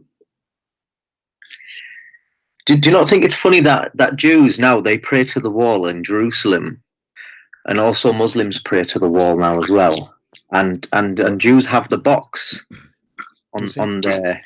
You see, this guy, the one who called me before, he quoted for me from First King, and he said the verse they are saying that wherever the army goes, pray toward Jerusalem. All right. Now, It says there in that verse why they do that. The question is why Muhammad did that. yeah. Where's the wisdom in Muhammad's? What he have to do, what he have to do with that temple, what he have to do with it's written there, and how he can do that in the same time. You see, I can say I want to pray toward Jerusalem, but I am not going to pray toward Jerusalem for real, because this is impossible. Anyone he think he is really praying toward Jerusalem, literally, he must be a foolish person, right? But this is an army praying, and they are defending the city, so it's possible they can see the city and they can face the city. But if you go far away, that's it. So I can accept that somebody praying toward direction, as long it's a metaphorical for his belief. But Islam does not teach such a thing. Islam teach that the earth is flat, and because the earth is flat, therefore we can pray toward the Kaaba. Same time, the real reason behind Umar saying let us pray toward the Kaaba can be found in chapter 9 verse number 28. If you go in the Quran chapter 9 verse 28, it says clearly, let us go and see the translation. For some reason this website is not functioning. When you click at the link, it doesn't take you right away. It should take you right away. So if you go here, 28, yeah, if you go there, it says the following: "Oh, who you believe, truly the pagan are unclean, so let not them after this year of theirs approach the sacred mosque." Okay, wonderful. The verse after it, okay, until here in the same verse, it says, "And if you fear poverty, soon Allah will reach you of his will." Okay, so look what happened. What happened is Muhammad, he forbid people from entering Mecca unless they are Muslims. He killed the Jews, he killed the Christians, he killed everybody. Business is dead. Muhammad, now people, they are afraid they will get poor. Where is the money will come from? There's no business, there's nothing. The Jews is gone, the Christians are gone. So what we would do? Look what he did. Right away he come to them with a solution: fight those who believe not in Allah or the last day, nor hold forbidden until they pay the jizya. This is the income of the Muslims. Do you see it? Have you seen that verse though? I remember when I was a Muslim, I used to believe obviously it was really peaceful, and I remember quoting the verse that if you it was ordained to the children of Israel that if you save one, you've saved all of mankind. No, this is not for the not for the Muslim. This is for the Jews. For the Jews. Yeah, this is for the Jews. Yeah. But as a Muslim, so I'm just listening to scholars quote that little verse and saying like this is how peaceful Islam is. But the verse after it says, "But you, O Muhammad, if they transgress upon Allah or cause corruption, cut off their hands and feet and crucify them." And even if you give interpretation for that verse, you will see that it is a crime if you kill a believer in Islam. It's not a crime if you are killing a non-believer. So, as if you killed all mankind. You hear me? Sorry, your voice is gone. I'm saying the verse you quote for me is not about if you kill a man. It's about if you kill a believer.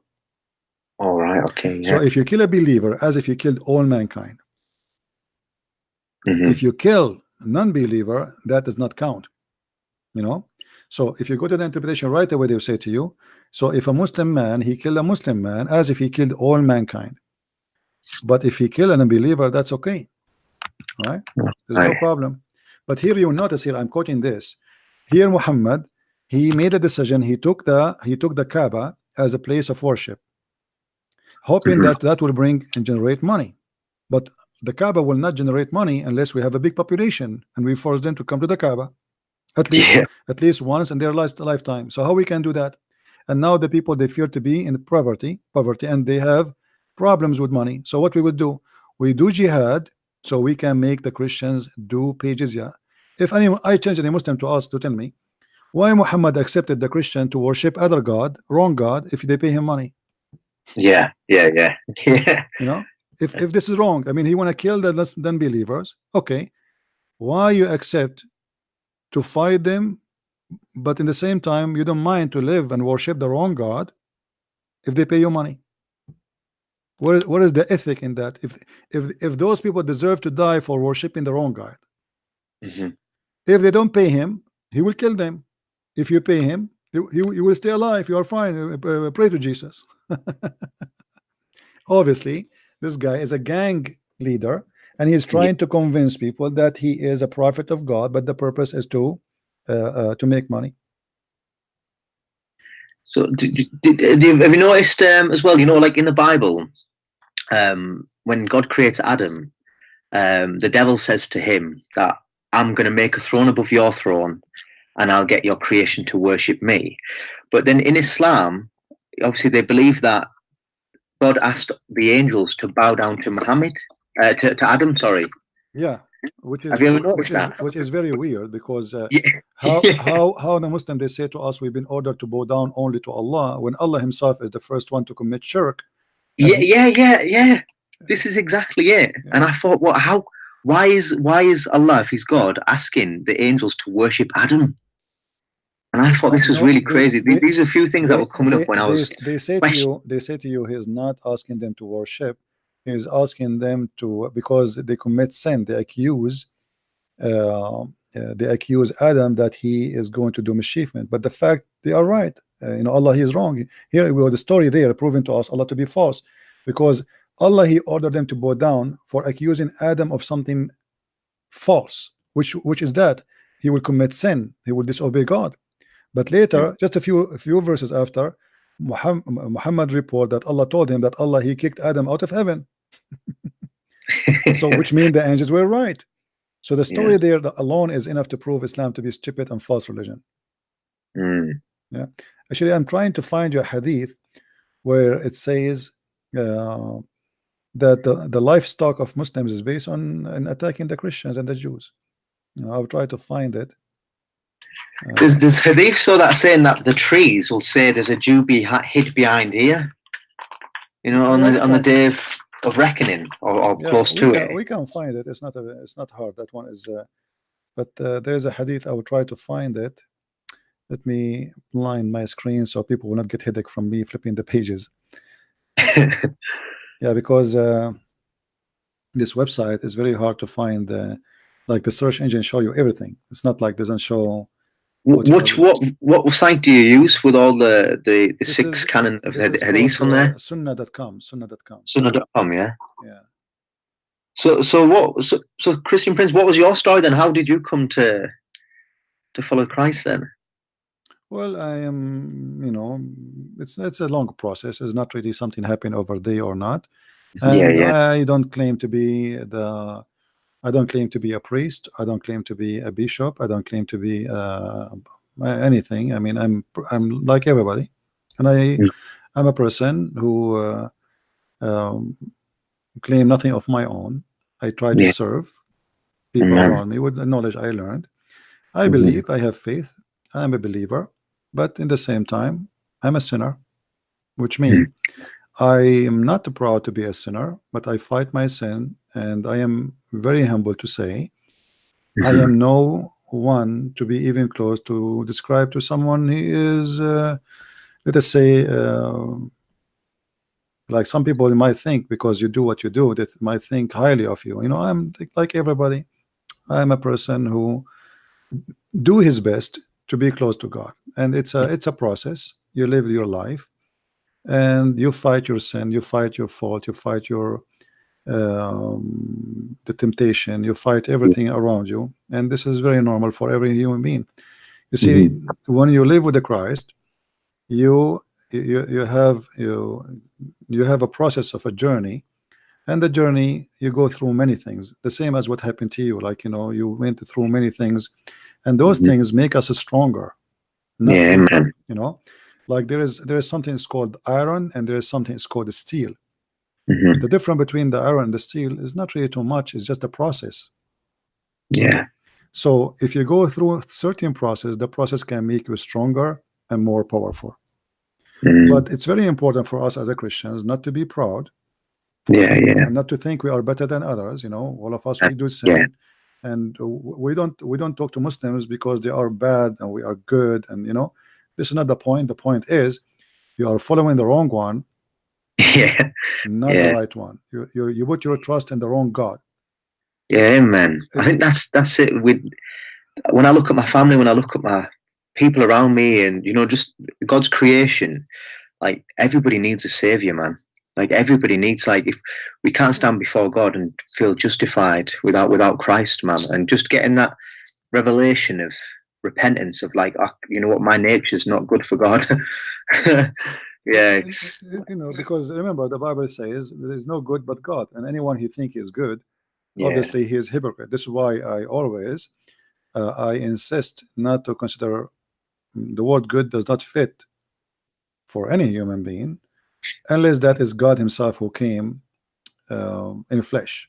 You know, all of us, we commit sin, we face temptation, we do hurt others sometime, you know, we do bad stuff, but there is a difference between somebody who wanna live the wrong life as a lifestyle, yeah, and somebody he do wrong but he fight the wrong as much as he can. He do his best, he is sincere in fighting what he go through. Islam teach you, one of the ugly things about Islam, it teach you to live the wrong style.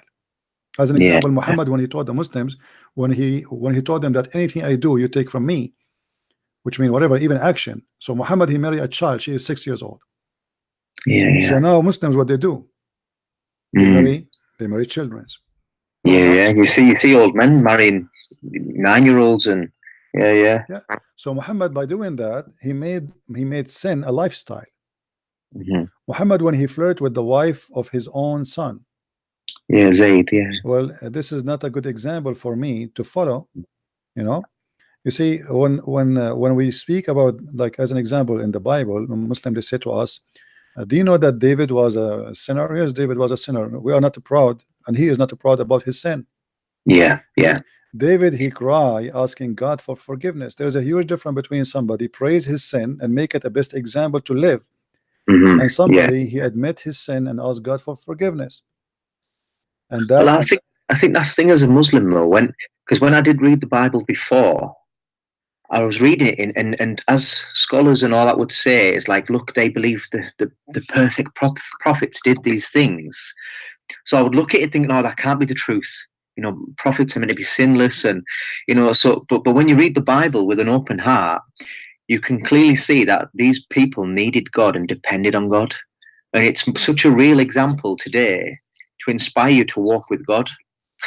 Yeah. You know, there's a huge difference. We cannot compare. You know, Muhammad he tried to make the Muslim focus in rituals to avoid thinking about the deep stuff. As an example, before you go to the bathroom, you have to think or have to make a certain prayer.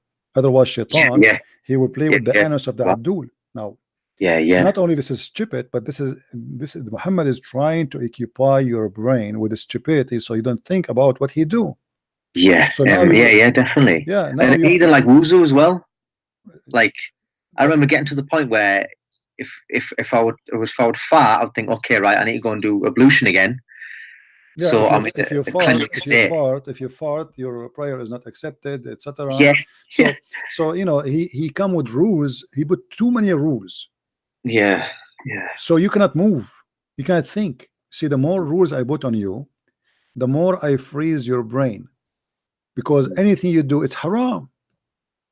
You cannot question, you cannot ask a question. You can ask question as long it's silly, like, can I shave my private part? This is a legitimate question in Islam, but I cannot ask why the prophet he kissed the stone. No, it's true. That's true, he kissed the stone. You don't ask why. He did. We do what he said. We do what he did. We don't ask, you know. But if you want to ask anything is silly, is shampoo halal? That is a question. That is a serious question. Brother, I did drink milk with my wife. Is she became lawful for me or no lawful no more? I mean, silly, stupid question. The guy, he have 10 kids from her, and now he is wondering if he ate ice cream with her, she became unlawful for him. Have you noticed though as well, like, since becoming a Christian, right, my worship's like, obviously now I've got the joy of the Lord and I actually celebrate like God's goodness, and I see some of my family still, but they have like they almost, if they're thinking about God, they have to look miserable, like they have to look fearful, like, oh no, I can't have joy if I'm connecting with God, kind of thing. Like, have you experienced this when you've been a Muslim coming to Christ? I never been a Muslim in my life, you know. I never. Okay. Thanks God. At the same time, I'm not born of a Muslim family, no. But since I was a kid, let us say, I was under the pressure because you are surrounded by Muslims, right? Yeah, They attack you. You know how the Muslims are. Like Christianity is false, a Trinity, blah blah blah blah blah. So you start investigating, see maybe they are right. You know, maybe they are telling the truth. You know, why not? But the more I study Islam, the more I notice how stupid, crazy this cult is. You know, it is a religion making you literally living in disability, even you are not a disabled person. Yeah. See, when like as an example, the Bible says you are not allowed to draw or to make a statues or images of anything to worship, right? Muhammad, he's trying to copy the Jews. So what he did, he copied what the Jews they say in the book of Genesis, and then Muhammad, he told them, if anyone draw a picture, Allah will bring him in the judgment day and he will force him to blow his breath into it and so and he will torture him forever. So now anyone he draw a picture, so all the Muslims in the Islamic world, there's no art. That's it. He frees you. He frees your brain of art. Why? But this is not what the Bible says. The Bible says that if you draw an image to worship, you know, you like an idol, isn't it? Yeah, this is not the idea. The idea is not about you drawing or doing art. The idea is if you draw, if you make an idol to worship, that is not allowed. But Muhammad, he take it and he put it in the wrong way, and that froze the brain of Muslims. So they are zero art. You go all the Middle East, right hand brain, isn't it? Yeah, there's no painting, there's nothing, and now they focus on what the ant move, the art, sorry, move to be the art of writing Quran.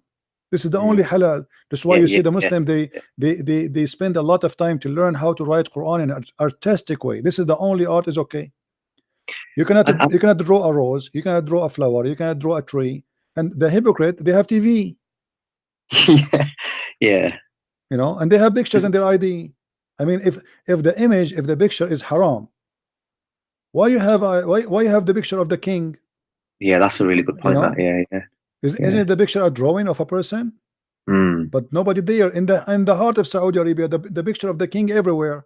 You will see the mutawa, the police, they have a stick and they go from a store to store. Hey, you have a picture there, take it down, haram, Allahu Akbar. But the picture of the king is there in the middle of the store, but nobody there to say take it down. You know? Yeah. That's it. Hierarchy though, isn't it? There's a hierarchy in it. Yeah, he's God.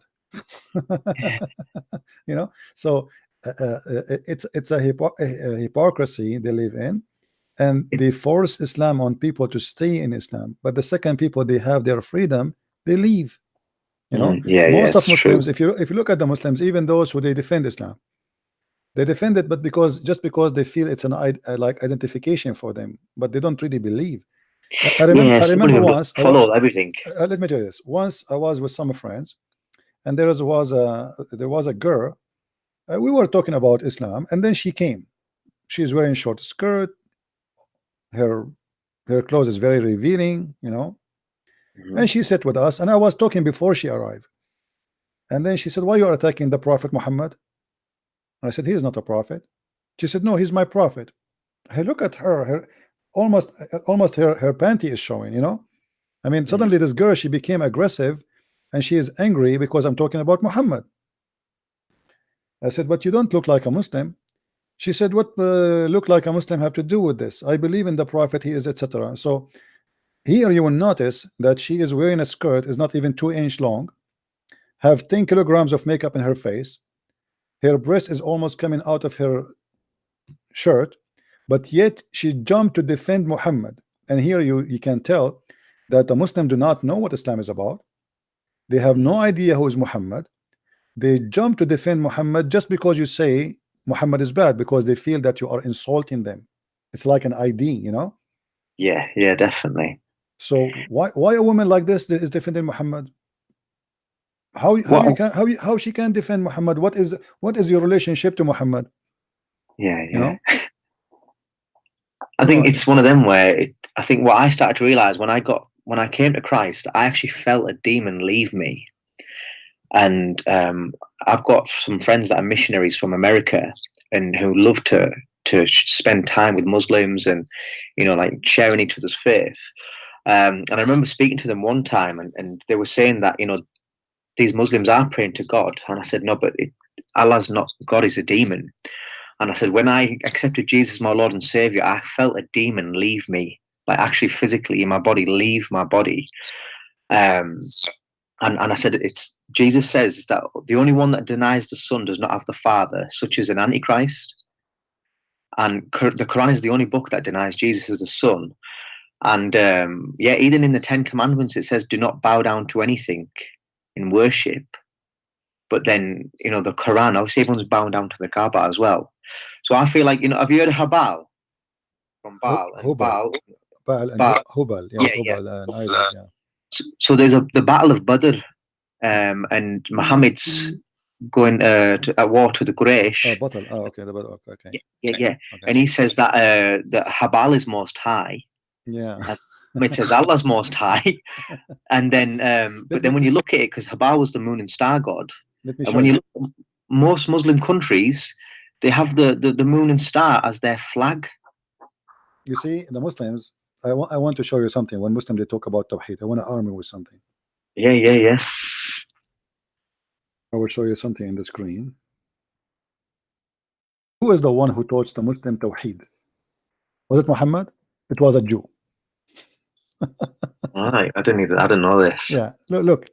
You see, I want everybody is listening to take this and see who is the one who taught Muslim Tawheed. Muslims don't believe in Tawheed.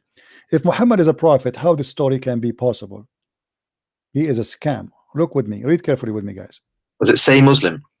This is Sahih Muslim. I can show it the hadith from many locations, not necessarily Sahih Muslim. You know, we can show it many places. Sunan Ibn Majah, Sahih Muslim, Adab al-Arab, Jami' al-Tirmidhi. Hold on, let us see where we can find this hadith. Yeah, anyway, let's go here. The Sahih Muslim is enough. Or An-Nisa'i. Okay. You see here it says Sahih. Okay, so the Muslim cannot say this is fake. All right, let's read this one. This is not Sahih Muslim, this is An-Nisa'i.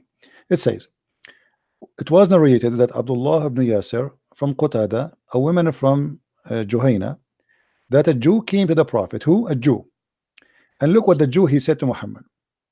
He said to him, you are setting up rivals to God, not to Allah. He didn't say, you know, to Allah. And associate others with him, which means with God. How? He continues saying, you say whatever God will and you will, and you say by the Kaaba, which means they swear by the Kaaba. Yeah. So look what Muhammad he did. He said, so the Prophet commanded them, if they wanted to swear an oath, to say by the Lord of the Kaaba, and to say whatever Allah wills, then that what you will. So Muhammad was corrected as a prophet of God about an act of worship, an act of belief and oneness of God by a Jew. Why Muhammad did not himself, all this time with his followers, they are saying those words, did not correct them, and why Allah did not send the inspiration, say, hey Muhammad, what are you doing? Why you keep swearing by the Kaaba? Why you keep saying, if you will, you should not say that, you should say this. This is an inspiration, should come from the angel Jibreel, not from a Jew passing by. And it's funny because Muhammad's meant to bring the oneness back to Allah again. See, but here you notice Muhammad, he right away he compromised, he changed the way he talk, and the Muslim they talk, just to make it fit and accepted by a Jew.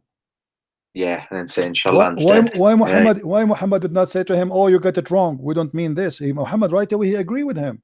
Wow. You know, and right away he ordered them to do as the Jews he said, which means the Jews was right, the Muslims were wrong, including Muhammad.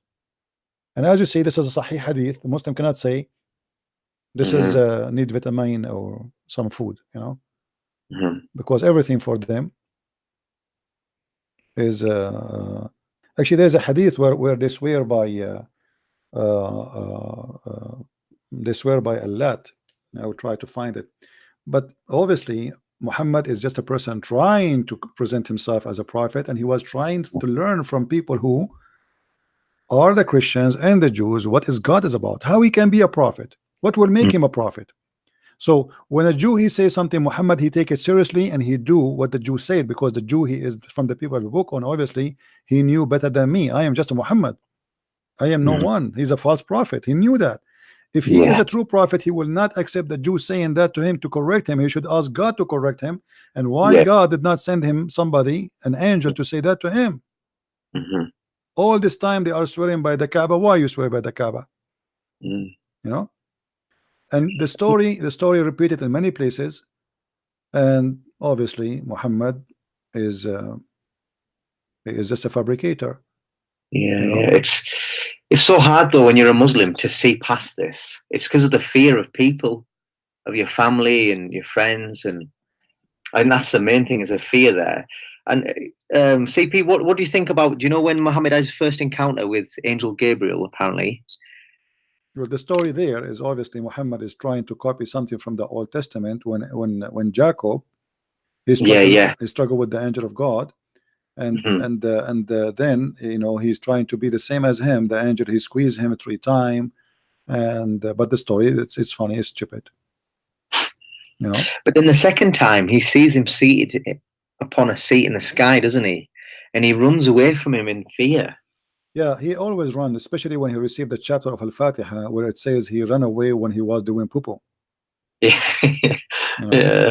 And obviously this can't be from God. I mean, why the angel will come to Muhammad when he's doing poo-poo? Can't he wait until he cleans his bum? CP, I'm going to get going. I'm going to let you speak to other Muslims, and I just want to encourage you, brother. You know what? You're doing amazing. You're really pouring yourself out for the Lord to reveal His light to all people. So God bless you, man. I'll be praying for you daily. So let me know how many subscribers you have, so we can. I'll message you. I'll message you on Facebook. Take care. All right. God bless you, bro. Bye. All right. You see, there's one thing can convince me that Muhammad is a prophet, and that is that his God is the only God he cares for the penis of men. There's no other God he cares for that. He's the only God who will give us 70 years orgasm. The Muslim, they can speak about everything as they wish. They can fabricate miracles, they can fabricate all kinds of things. But there is no way can explain to us how stupid this idea to believe that there's a God who is a vagina vendor. There's a God, each time I sleep with the women, he make a virgin for me. There's a God, he provide me women who all of them look the same, have the same face, the same eyes, the same mouth, the same name, the same color, the same height, and they sing the same song. It's like a Barbie store. And yet they want to convince me that this is God. The idea of having women who they are all look the same. Not only that, Muslims, they claim that when we go to heaven, all of us, we will look like who? Anyone remember? Anyone remember? We will look like who when we go to heaven? Who remember? Anyone? Nobody remember? Joseph, thank you. Guys, all of us, we will go to heaven, and all of us will look like a prophet Joseph. Question: how we will know each other? How I will know who is he, who is who? I mean, if all of us look like Joseph, have the same age of Jesus, 33 years old, we are 60 arm tall like Adam. I mean, this is the most funny, stupid heaven ever. How we will know who is who? All of us, we look exactly the same. How that can be from God? You know what I mean? The idea of believing in such a thing, you have to be mentally ill. And all the women, they look exactly the same. All of them.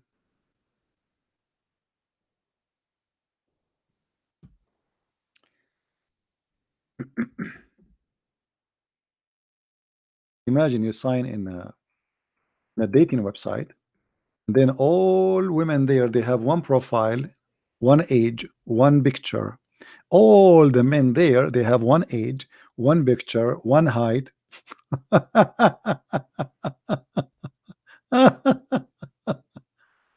I will play a video, a short video. Don't lie. Don't lie. Just to make some tea. All right.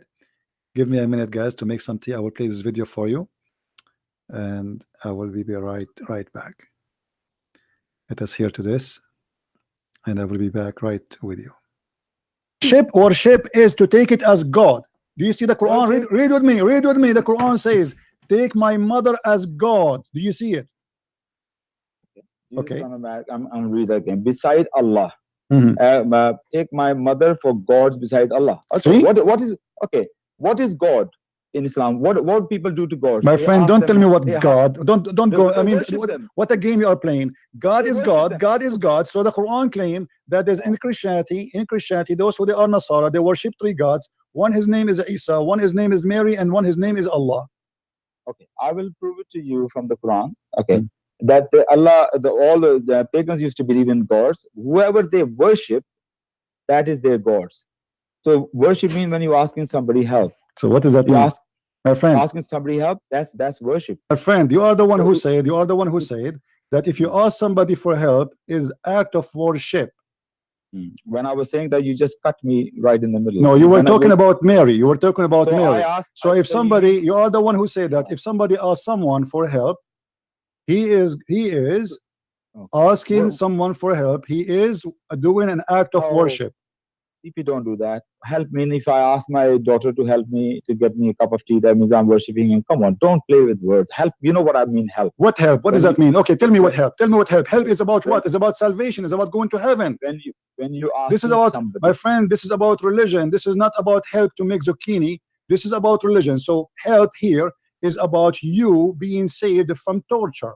We're talking about judgment day. When I look, if I'm here, like sitting in my sitting room, and I'm asking, oh Muhammad sallallahu alaihi wasallam, help me and do this for me and do this for me, that will be a worship. And that's what exactly Allah is talking about. The people does to Mary and Jesus, and people are still doing. My friend, interpretation, so please. Interpretation. If you are truthful, show me the interpretation of what you just said. Hey, Jason here. I'm going to share one of the most powerful secrets in the business world. Okay, let me start with something that's easy and a no-brainer.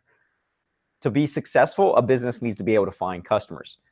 We all know that, right? But here's the key. Most businesses suck at finding customers. Enter the most powerful secret and most powerful business that I know and love is what we call the bridge, the bridge man. The bridge man does nothing but helps this business owner find customers for their business. And sorry, there's an ad.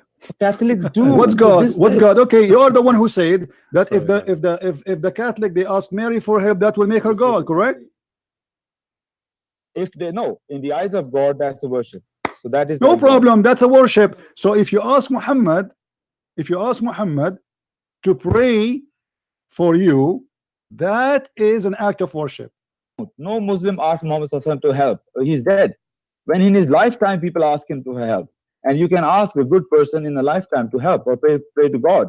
Anybody saintly human being, you can say, look, can you pray to God for me? You're a good human being. You can in a lifetime. But when that person died, I cannot ask that person. Do you know there's a hadith of Umar Raziyallahu anhu? He, when the rain wasn't coming, he went to the uncle of Muhammad Sallallahu Alaihi Wasallam, Abbas. And he said, in the lifetime of the Muhammad Sallallahu Alaihi Wasallam, we used to go to him for ask for rain to pray for us. Now he's dead, so we're asking you. If you ask Muhammad help when he is dead, that is an act of worship. Absolutely. All right. It's sure. All right. Okay. As long we stop here. Did you hear this guy? He said, if we ask Muhammad when he is dead, it's an act of worship. He said that, right? Last time, he like the conversation was long, and we did not finish because I was going to show him actually that yes, Muhammad obviously he was worshipped.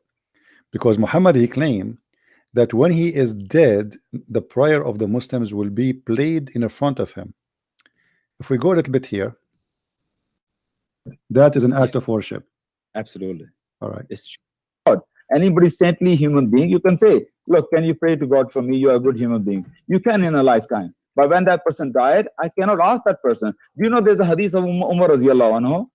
He when the rain wasn't coming, he went to the uncle of Muhammad Sallallahu Alaihi Wasallam, Abbas, and he said, in the lifetime of the Muhammad Sallallahu Alaihi Wasallam, we used to go to him for ask for rain to pray for us. Now he's dead, so we asking you. If you ask Muhammad help when he is dead, that is an act of worship. Absolutely. All right. It's shirk. Absolutely. Okay. If you go in the hadith, we will find the following.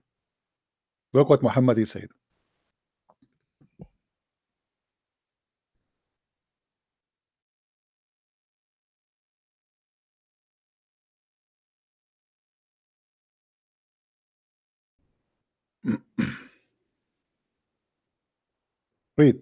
Read and laugh. This is Abbas from the speaker. He's a speaker corner. Okay. I hope he will call again. It says, among the most excellent of your days is a Friday. Who is talking? Muhammad.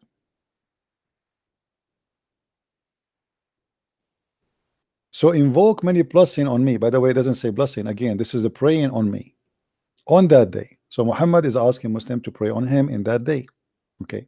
For your prayer, not a blessing, will be submitted to me. Do you see it, guys? Do you see where the prayer is submitted?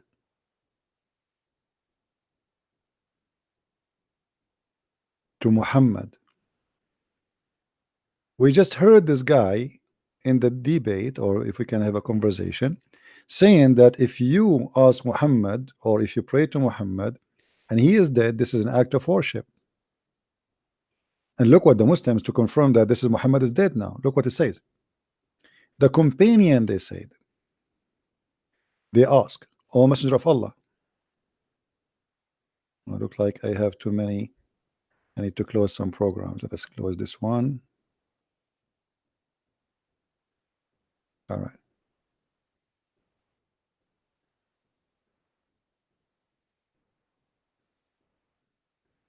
Okay. They said to him, O Messenger of Allah, how can our prayer be submitted to you when your body has decayed? He said, SAWS Mercedes-Benz, Allah has forbidden the earth from consuming the body of the Prophet. But look here, we have a problem. Let us say that the earth does not consume the body of the Prophet, which is a joke. Muhammad proven to be false, because by saying that he got himself busted again. All the hadith report that when Muhammad they die, he stink, and his skin color changed, and his nails changed, and he start farting. But this is not the problem here. The problem is Muhammad, he claimed that because his body is not to be consumed, he is alive, and he is yet in the grave, but he is alive, and all the prayer of the Muslim will be submitted to him. If Muhammad is not God, why the prayer of the Muslims will be submitted to him?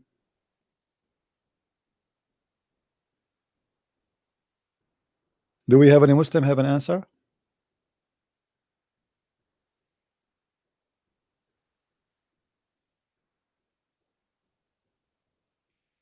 Anyone? How Muhammad is dead and the prayer of you Muslims are going to be submitted to him? Who is he? I thought the prayer will be go to Allah. And you see, they lie when they say blessing. In Arabic here it says Salatakum ma'ruda alay.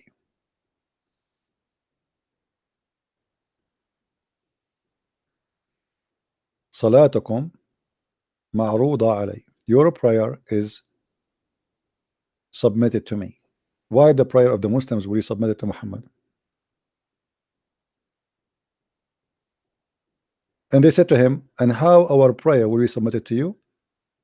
He said that the blessed Allah, he forbid the ground from consuming the flesh of a prophets, which means Muhammad, he claimed that he's alive. He's not dead. And Muhammad, he claimed to be God, because if Allah he made him, he made him the one who received the prayer of the Muslims. That's mean he's God. The Muslim, they pray, and their prayer will go to who? To Muhammad, not to Allah. If there is any Muslim want to say something?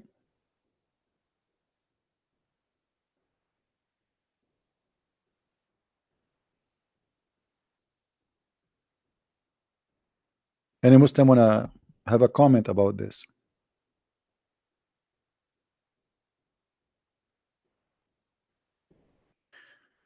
We go back to zero. Any Muslim want to finish the topic about why Muhammad was praying to Jerusalem? Which hadith is this? Let me show you. I will pause the hadith for you, no problem. And by the way, this is Sahih. So the Muslim, they cannot play the game of weak and da'if, and you know, the game of shish kebab. Sahih, you see it? Let me give you the link so you can save it. Any Muslim have a comment, or he have a topic to open for us?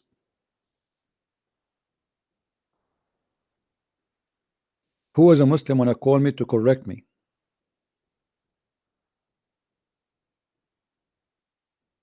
Anyone? Why I pray and my prayer submitted to Muhammad? Who is Muhammad? And Muhammad now is dead. Still Muslim, they believe that the prayer of Muslims are submitted to him. Why? How Muhammad can reveal the prayer of 1 billion Muslim every day?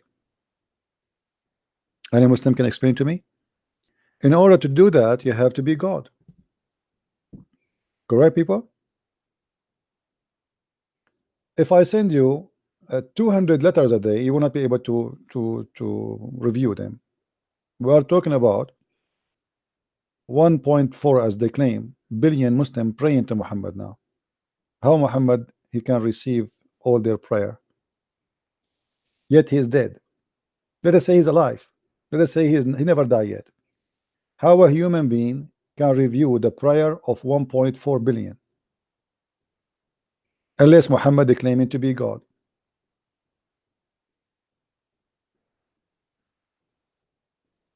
You see, when a human being can do what God only can do, that means there's a human being claiming to be God.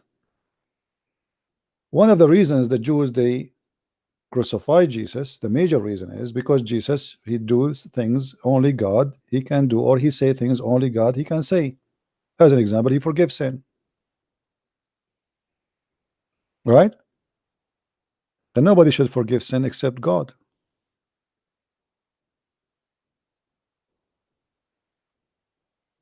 Sheikh Asrar Rashid to have debate with you. Yeah, he can. You want to call me now?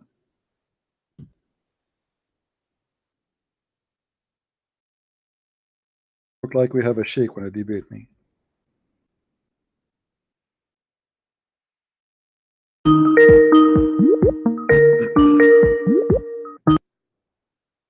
Hello? Yes, my friend. Hi, I want to know when you're gonna get. Sorry? I wanted to know when you're going to get Muhammad Hijab or Ali Dawa, one of them on your show. Well, Because I am here every day. As you see, they are not calling me. What I can do? I'm interested to see the debate. You know what I mean? Why, you know, for me, they don't really. I mean, they are not really important. But I made a challenge for them because they claim to be a people who can debate. That's all. Otherwise, they are not really no one. They are just a bunch of kids. And yeah, I'm interested in seeing it. I want to see it. I want you to. You see, if you go and see my videos, I'm putting the name of Muhammad Hijab and Shamsi almost every day in the title of my video. Yeah, why? to invite. Hoping they will have the courage to do it, right? So what I will do? I mean, I cannot chase them. I understand. I know that. I know that you put their name in the title to invite them to. Yeah, what I can do more. I mean, I'm hoping that maybe they will say, okay, you know what, this is a shame. This guy, he keep calling us for the last maybe 10 days. He keep putting our name in the top of his title of his broadcast, and nobody of us is calling him. They never come over. And you know what? They don't even need to. You see, they do not even need to come to my forum here. They can do their own program in their own YouTube, and the same as anyone. I can call them. I will be willing to call them. I will do my live podcast the same as we do now. I will be the one who call. I mean, how easier we can make it more than this? You know what I mean? He can do his live broadcast. I can do my live broadcast. I am willing to call him. If he don't want to call me, I will call. You know, I will humble myself and I will around. They talk. Especially Shamsi. Shamsi is the worst of all of them. My friend, he goes around and say, "Oh, Shamsi, I'm going to expose you. I'm going to expose." He says it to everyone. Every single time he's at Speaker's Corner, I'm going to expose this Shamsi. I don't think Shamsi. Nothing. I don't think he have a high school. He doesn't know nothing, bro. Yeah. The same as every day. I'm going to expose you, but you know, one of the reasons they don't debate me is me being known. You see, the Muslim, they are willing to debate you as long they don't see anything they fear from you. That if they can accomplish something in this debate, they will come. They will not hesitate. You see, why hijab? You don't have a problem to fly all the way to USA to talk to Joe Rogan, but then he can't answer your call. Yeah, but the answer for that, he knew that. Do you understand what I mean? Remember, he went all the way to America to talk to Joe Rogan, the UFC guy. But then he can't answer your phone call on. All of them are the same. On, what's it called? Shabir Ali did the same. All of them did the same. You see, the second they knew who are you, it's the same second they will run away and they will say we want to debate you. And if victory for them is guaranteed, what they will lose if it's smashing one more name in their way. You know what I mean? Yeah, but who's Joe Rogan? Who is he? Who's that? Joe Rogan. Joe Rogan. Who is Joe Rogan? The UFC guy. He does like talk shows on YouTube. I don't know him really. I never heard. The guy so literally he went on his show in America. Muhammad Hijab. He traveled all that way to talk to that man, but he won't talk to you for free over Skype. Yeah, I don't know him. Over Wi-Fi. Do you understand what I mean? I don't really follow videos of because I will learn nothing from it. But I just watched some of the debate of. I did not even watch, not even maybe 20 minutes of the whole thing. I just forward where Muhammad Hijab was talking, most of it, and I used the video a little bit to refute and get Hijab busted by many stupid things he said. This debate is talking about. The best part for me was when you said on the video that you said Allah is not praying to Muhammad; he's praying for Muhammad. Yeah, see, you started to laugh. For me, that was when you see a Muslim, that made me laugh. My friend. When you see a Muslim after a debate, he make 10, 20 videos to explain a debate. It means he lost badly. Because if you want the debate, why you want to make a video about it? A Muslim, he called me. He said to me that there is a kid. His name is Akil, and you said before that if a Muslim he debate me and he start making tons of videos about the debate, it means he was not able to answer. So why you made a video about hijab? I said to him, I wasn't at the debate. You know what I mean? I made a video about the debate because I don't have my chance to talk there. Yeah. What I'm saying, if you were in the debate, why you don't say what you are saying now in the video during the debate? You know what I mean? Yeah. Why after the debate you have to make 20 videos to explain what happened in the debate? Exactly. You were in the debate. I wasn't at the debate. So they do a monologue. That's what they do at Speaker's Corner. They have a debate. Do you know what they do? They have a debate, and then after they run away from the debate, they ask their guys to come to them, like the favorite channels, and say, look at me, come to me. Okay, so now I'm gonna explain myself. Do you know what I mean? After they've made all their mistakes, they've been destroyed by the Christians. They'll go back and say, oh yeah, look at me, yeah. Let me repair myself. Oh, okay. So all I've said, like Shamsi, you know what I mean? Yeah. Okay. So this is what I'm saying now. All these Christians, they're stupid, blah blah blah. Do you understand where I'm coming from? Yeah, man. You see that he always does like a monologue after the debate. He knows he made a mistake, so he wants to repair himself, and he's gonna make a video just to talk about explain himself. Do you understand that? And we all know he's wrong. He's talking rubbish. They don't even know. They don't even know what they are talking about. They have a stickers over. They have the Bible, and they have a stickers. They collected like what they call bad things in the Bible. They have a stick in the top of every page. In this page, Jesus said, "Hate your family." How Jesus says, "Love your enemy," and he says, "Hate your enemy." Muhammad, he said the same. Muhammad is trying to copy Jesus. You know how the Jesus, the loving God, he says. The merciful God, he says, if your child he insulted you, kill him. You know, Muhammad he copied that. He have it in the Quran, chapter 18. They don't know what they are talking about, and this is why they want to get close to me. They knew how to criticize, but they do not know how to hold the ground with their attack. They are just like a cat. I saw this guy with Jacob. Jacob, he was chasing him in the corner, the speaking corner. Jacob, he said after you go after him, "Hey Shamsi, I want to talk to you. Where are you, Shamsi?" And Shamsi is moving like, "No." Yeah. "Hey Shamsi, you know they are waiting for you, Shamsi. I have a question for you." And the guy is sneaking like a snake. And then he claimed that he is a lion in the speaking corner. Yeah, he says he's a lion, but he's running away. Anyway, my friend, everybody here can make a judgment. You see, Muslims are welcome to call me, and here we go. Today we have many Muslims call me, and they did their best. And people, they make the judgment. Either the Christians, they were right, or the Muslim, they were right. I mean, here we go. Who was a Muslim of them? He dared to have his Skype open every day. To be honest, I want a Muslim to call you because I find your show entertaining. It's like every night now. No, ask yourself. Before it was every now and again. Now it's every night. I want to hear Christian Prince, my friend, versus Muslim, because for me it's entertaining. It's the same rubbish every day. There is a question we need to ask ourselves. If Muslims are sure of their religion, why they don't dare to have an open line for anyone to ask question? I want to see this guy, if as an example, Muhammad Hijab or Shamsi, he do like the same as I do, and he have a Skype open, and I will be the first to call him.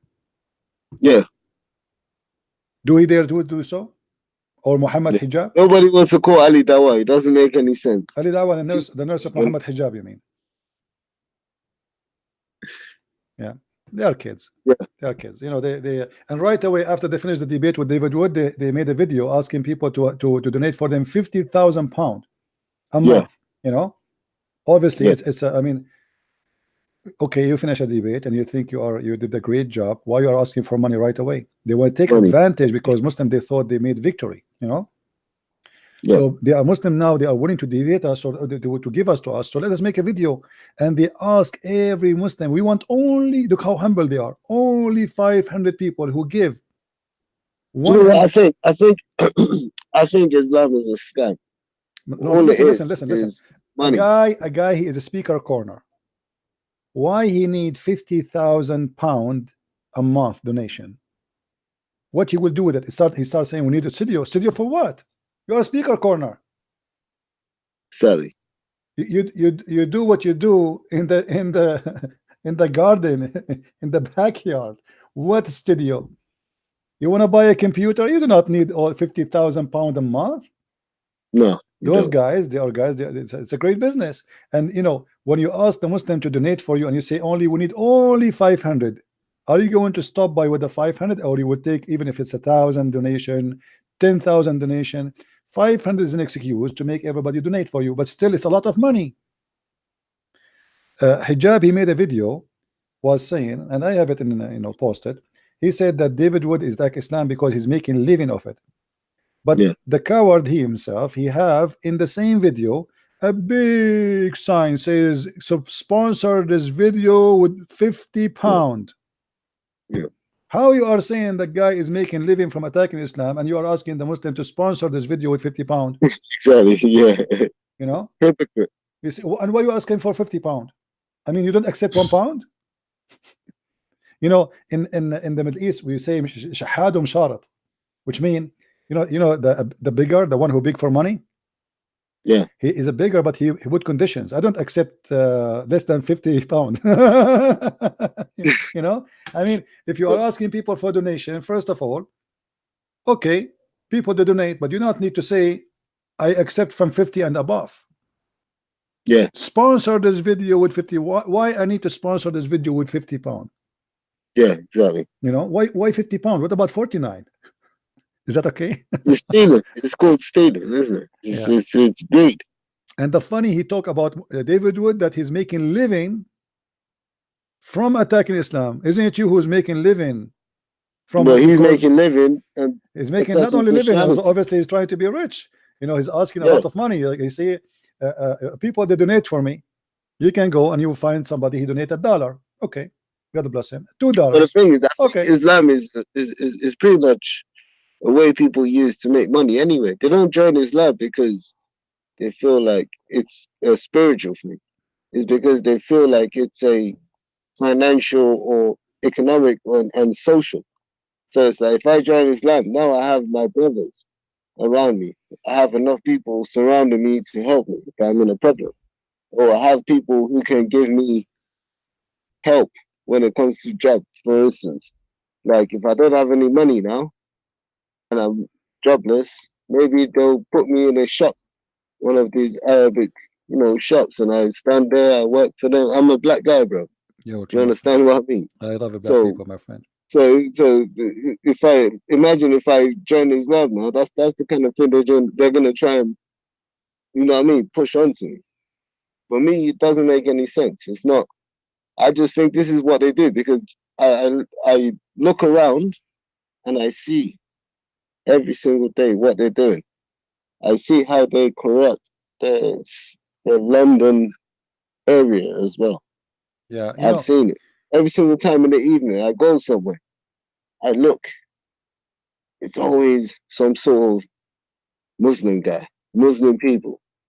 Every time in the evening, I look around, Muslim person, Muslim. But do you know what I mean? Yeah. I go to a Nigerian shop, bro. Yeah. And what do I see? The woman selling the food is Nigerian, but she's got some like Pakistani, Indian guy or whatever working with her. Do you know what I mean? Mm-hmm. Fetching all the goods. So who's in charge then? It's not her, is it? Yeah. It's the Muslims that are giving her the opportunity, and they're pushing their own people in there. Well, the scam is started since Muhammad he became or claimed to be a prophet. If you go to chapter 9 verse 103, you will see Muhammad saying the following. Muhammad he claimed that if you pay him money, he is willing to pray in your behalf, and he will purify you by the money you pay him. Read with me carefully. Take alms of their wealth, wherewith you must purify them and must make them grow, and pray for them. You know, bad translation. Let's see different translation. Yusuf Ali. Let us see. Read, guys. This is a translation of the Muslims. Of their goods take alms, so that those might purify and sanctify them, and pray in their behalf, on their behalf. Question: why, if you pay me, I will pray in your behalf? Any Muslim can explain? Imagine I say right now that if you give me money, I will pray in your behalf. Isn't it this is obvious? This is a scam. Since when somebody can pray in behalf of somebody because he paid him money? And not only that, he claimed that if you pay Muhammad money, that money you pay is going to purify them and sanctify them. Christian Prince, I just want to say, because it seems like some people are getting it wrong in the comment section. They're saying, look, there is one race, human race. Do you understand? But everybody keeps fighting that in the comment section like of course there's one race, human race.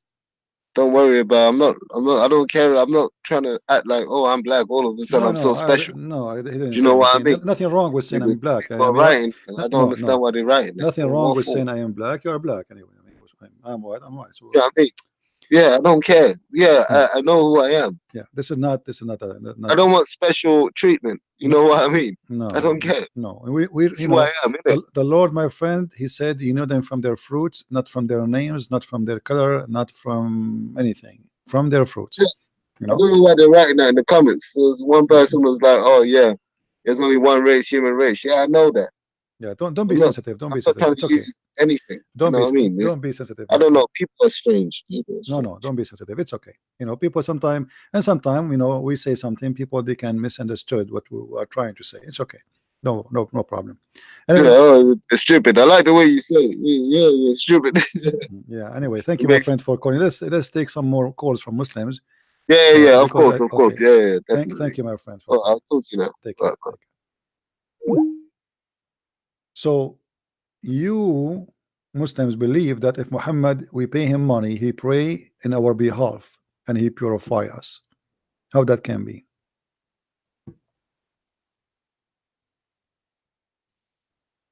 Anyone?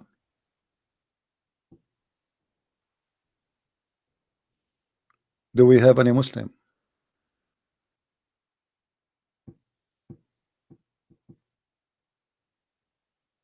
Anyone?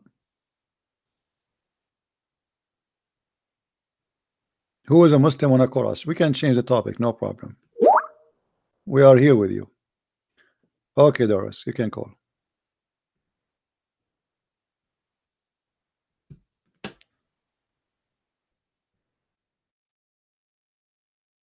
Any Muslim?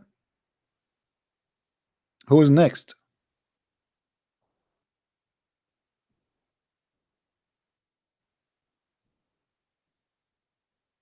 When Umar, he said, my God, he agreed with me in 3 things, he got Muhammad busted. Truly, he got Muhammad busted. Look like Muhammad, he don't have anything of his own.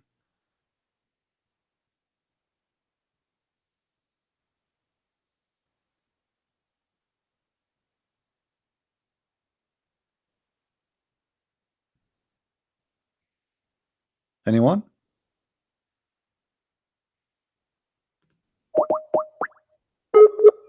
Look like you have a bad internet, my friend.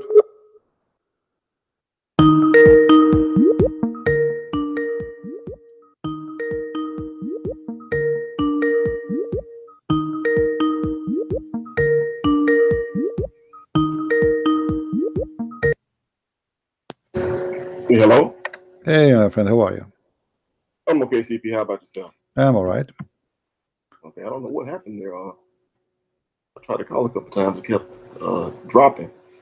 I think maybe somebody, maybe you have too many people using the internet. Do you have a cable or you have you are using your data? No, it's cable internet, but I am watching you on the laptop and on a television set. So. All right. Okay. So what do you want to share with us, my friend? A couple things. I guess I'll start with the guy that just hung up. I think he took offense when people were saying that there's only one race, human race. I think we understood what he was saying.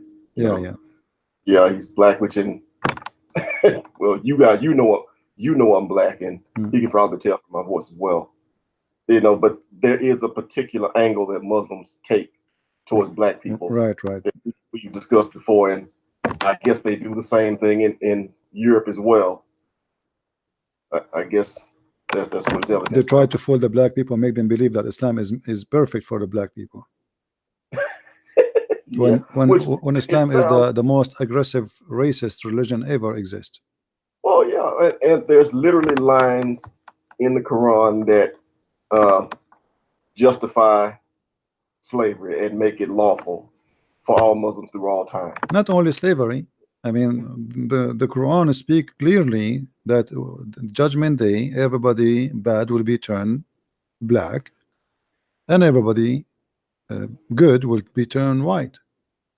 Yeah. So what more we want it to be? You know, I mean, okay, slavery. It might say, okay, in the Old Testament they used to have slaves, but you will notice that in the Old Testament a slave can be possible to be a Hebrew man, a woman. You know, it can be an African, it can be white. Oh yeah, you know, and again, slavery is really two general of a term because it matters what the elements, the rights and duties and restrictions of the slaves that you have. Like in Brazil, they had slaves, but the slaves could marry and you couldn't sell slaves apart from their wives and husbands and such. Well, in the United States, you could do that. It's vastly different.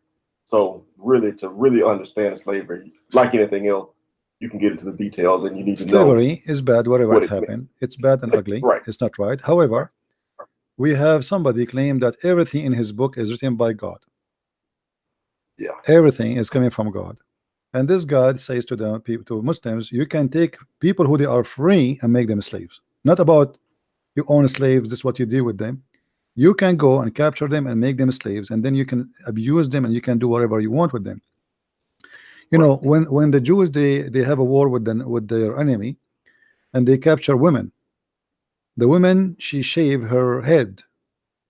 For what purpose? To mourn her lost loved one. No, simply, you see, the shaving first. The first thing the shaving would do will prevent the man from doing anything to the woman. She will look ugly. You know, I mean, the woman without her hair, she don't look really attractive. She lose a lot of her beauty. Same time, that will give her time to stay away from anyone, anything, until, because she just get captured and she lost her family and they lost the war, and she was a free yesterday, today is a captive. I mean, imagine how much humiliating this thing. So when they bring them home, there is a special treatment for those people who they are captive of war.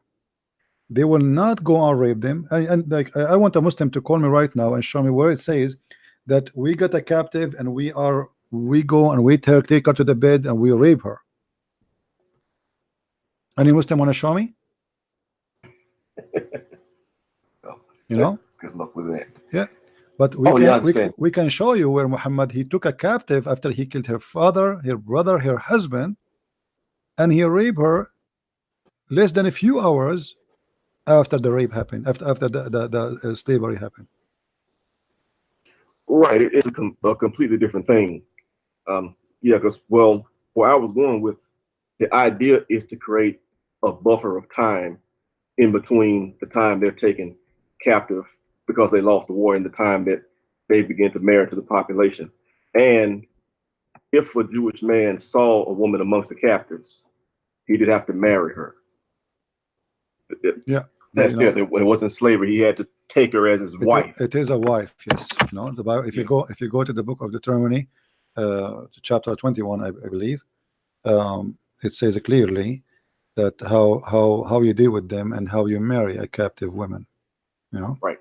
Take her as a wife. It's a completely different thing from a slave. Yeah. Wife has all the rights and such. It says actually this is where it's speaking about shaving her hair. You know, like you take the woman who is your captive, you bring her to your home, she shave her head, trim her nails, and put aside the clothes she was wearing and during the capture, and after she lived in your house, etc. For you some time. So, which means she have to be treated as a wife, not as slave. Right. Yeah.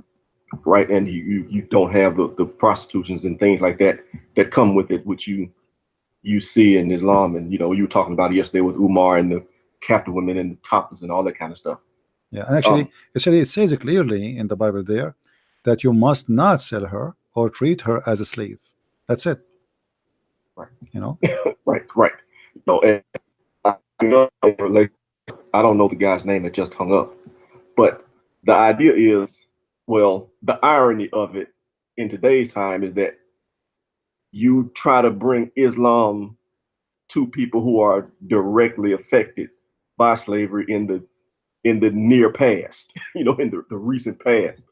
It can only work in a state of ignorance that they just don't know, because this is not the type of thing that's buried deep in Hadith. It's in the front. You read it for a couple of days and it out.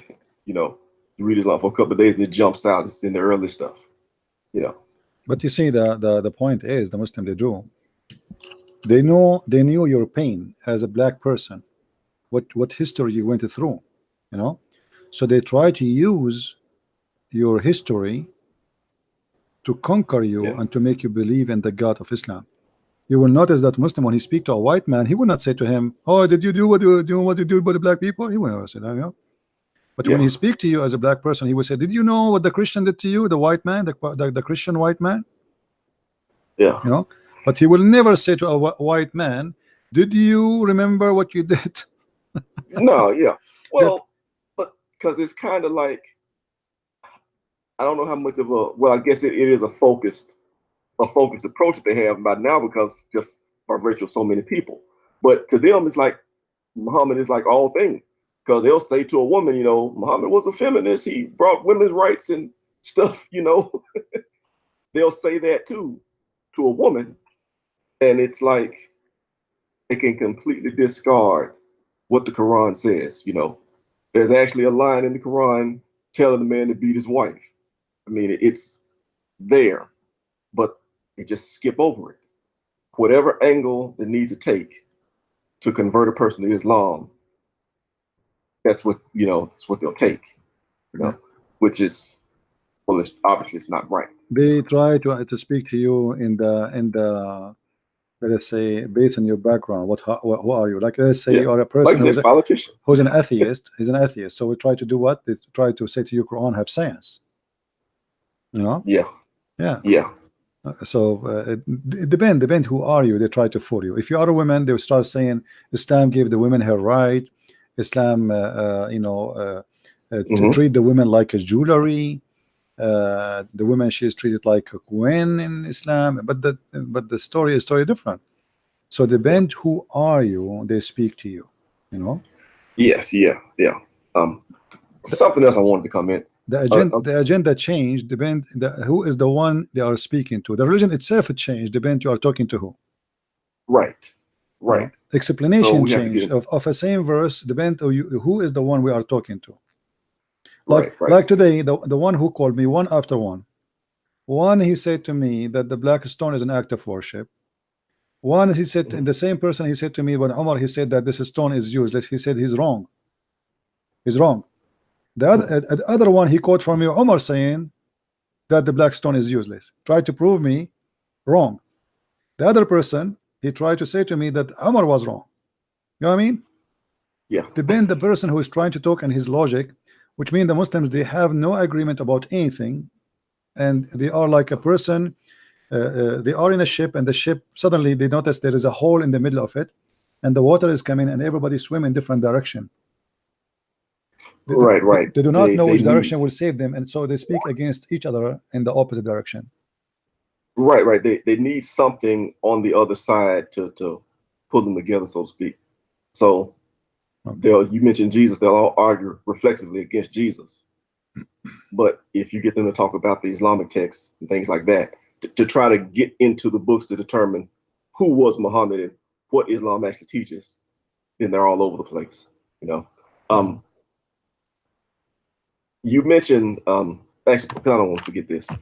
A girl called yesterday, and she said that she had some Muslim friends that she would talk to, and they were having problems understanding the Trinity, and she called and asked you to explain it. Yeah. You know, I just wanted to say to her, they're yanking your chain. It's not that hard to understand if they just don't want to, you know, they don't want to accept it. But they're just using that as a backdoor attack. And she should not spend all of her time trying to defend the Trinity, but rather ask them to try to defend prophethood of Muhammad or the eternalness, the uncreatedness of the Quran, and they'll start to trip all over themselves. But all this Trinity talk that they're having such a hard time understanding the Trinity, that's you know, they're yanking her chain. That's bull, and she should not fall into that trap. You know, she should listen to you more. Well, you know, and now after I explained the Trinity, do they accept the Trinity? No. Now the question is, why the Muslim don't question that Mary, she is a virgin and she gave birth? but they question the Trinity just because Muhammad he said that. If Muhammad he put two words in the Quran, say the Trinity is true, oh, all the Muslim, nobody will question it. That's right. As simple as that. Or if he had got the Trinity correctly, which he didn't. He did not even quote the Trinity correctly. We asked them who are they, those Christians who believe in Mary and Jesus and Allah as God. We cannot find them. Yeah, but I just because he sounded like a young girl, and I just didn't want her to be deceived, thinking that this is an honest criticism, that they're honestly having problems with this. No, they don't believe it because they just believe in Muhammad, but it's not hard for them to understand it. She should go on offense and ask them, hey, the Quran. So is the Quran created or is it uncreated? Okay, well, is it Allah or is it not Allah? Why? And they can explain, go on offense because they're trying to win over again the young girl. She shouldn't fall for that trap. Well, I don't think she will fall in such a trap because she is listening. I believe she is learning, and they will notice that Muslim they have the oppose of Muslims to Christianity, not because the Christianity makes sense or does not make sense. It's simple that Muhammad he said, and whatever Muhammad he said, that's it. Yes, simple as that. As simple as that. That doesn't make sense that Jesus have no father. Why? Yeah. Why Muhammad have a father? Why everybody have a father except Jesus? Explain to us, Muslim. They have no answer. Yeah. What the point? And why, in the case of Jesus, is the one who made your mother pregnant, not his father? Yeah. Everybody, who is the one who was my father? The one who made my mother pregnant. Okay. Who is the one who made Mary pregnant? Allah. So who is the father of Jesus? Yeah. It's just simple as that. Now, every other person in the world, it's really that simple. The one who made your mother pregnant with you is your father. Not necessarily the one who married your mother, right? Not necessarily. No, not necessarily the one who married your mother. The one, not necessarily the one who married your mother, the one who made her pregnant. As simple as that. So who is the one who made Mary pregnant, Muslims? Give us an answer. Yeah. Even by the way, even this one, they have many stupid stories about it. As an example, interpretation, some Muslims believe that Allah, when he created Mary, he created a sperm inside her. So he sent Jibreel and he breathed into her vagina. It's not Allah who breathed, but the Quran says, I breathe, he breathed. So he breathed into her vagina, and then by doing that, he made her horny. And when he made her horny, the desire of the sperm moved, and the sperm moved and made her pregnant. Imagine. Yeah. And so breathing into her vagina and making her horny, that doesn't count as sex. Right. It's not sex. And the sperm is not sex. And every woman, she have a sperm inside her since she was created. Yeah. But wait a minute, but that would still count as Allah being the one that makes a mother pregnant. I mean, if he created her with the sperm, he created the sperm. Women are not normally born with sperm already inside of them, so Allah did that. And then Allah breathed into her again. Crazy. It just made her horny, so she get pregnant. Yeah, that counts. Islam is a collection of stupid stories. Like it's like you are going in a field, and the field have many like it was bombed by millions of bombs, and there's many holes in the ground. So you go out of a hole, you jump inside the other hole next to it. You can't walk in the flat ground. The holes are all over. Yes, but that's all you've got is holes. Yeah. I mean, there's no solid ground. I mean, I have to tell you, I learned it from you. If you ask Muslims, okay, what book do you stand on? What book do you trust? They don't trust anything. They say, well, I don't follow the Hadith. Okay, well, first of all, if you don't follow the Hadith, how can you follow the Quran? The same people that gave you the Hadith gave you the Quran. But then you ask them, okay, well, you reject the Hadith and you follow the Quran. Okay, so the Quran says 3 prayers. Why do you do 5? Can't explain that. There was a guy that called you a couple of days ago going rounds over that. Okay, so you say, well, I only do the Sahih Hadith. So then you show them a Sahih Hadith, and then they say, well, I don't accept that Hadith. It's, and then if you ask him for what interpretation you want, well, he likes Ibn Kathir's interpretation for this verse, but he doesn't like Ibn Kathir for the next verse. There's nothing that they won't stand on anything like a Christian will stand on the Bible. How Islam is based on the Hadith and the Quran, but the Hadith at least is not totally. I mean, they don't even agree about which one is the authentic. No.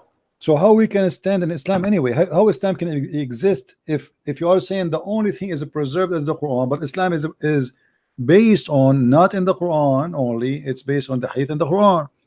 So if we see what is the percentage of Islam based on in following, is it in the Hadith or in the Quran? We will see maybe more than 80 to 90% of Islam is based on the Hadith. Yeah. So why Allah He preserved only 20% of the religion and He did not preserve the 80%? Yeah, well, and how can you know that the Quran is the Quran without the Hadith? Nobody knows. Actually, it's very easy to know that the Quran cannot be from God. Like you remember the Hadith where it says the verse in the Quran, "Today I completed your religion for you." Yeah. Okay.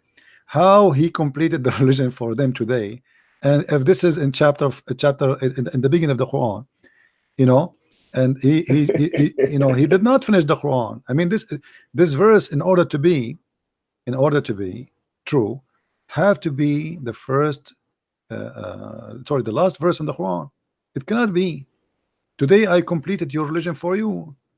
Accepted Islam as religion for you. Okay. But this is in the beginning of the Quran. How this can be from God? If you want to say to me that this is not how it was revealed, how you say to me that the Quran is preserved, but yet you say to me, we Muslims, we play with the Quran? You know what I mean? Yeah. Even the Muslims admit that the Quran today is not the way Allah He sent it. Who are you to change it? Yeah, well, and how do you know? I mean, even the classical tale of how the Quran was composed. Muhammad was dead. They got a bunch of Quranic material from everything written on paper, scratched on bones and rocks and stuff like that. But if Muhammad is not there to tell you this is verse 1, that's verse 2, that's verse 3. Hold on, I think we have a Muslim. Sorry. Hold on. Go ahead. Hello? Hello, Christian Prince. Yes, my friend. Hello, Christian Prince. I hear you. Hi, this is BC from Nigeria. Okay. I am not a Muslim. Oh, thank God. How sad. But I was hoping that okay. I was hoping you can talk on Surah 555. No, Surah 355. Okay. Where it says that Isa died, but Muslims changed the translations to Gada. To what?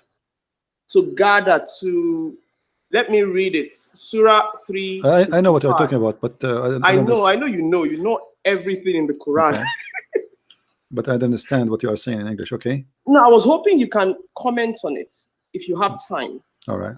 Well, I don't know if Thank you. Okay.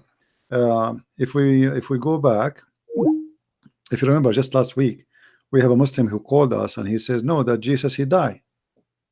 I don't know if anyone remember which day it was, so they can go and listen to it. The Muslim there, he said no, Jesus He died because it says there that Allah He caused him to die. Now the Muslim, they say, some Muslim, they try to be smart, I suppose. It says it means he terminate his life. He terminate his life. Okay, how he terminate his life? The word here, inni mutawaffika,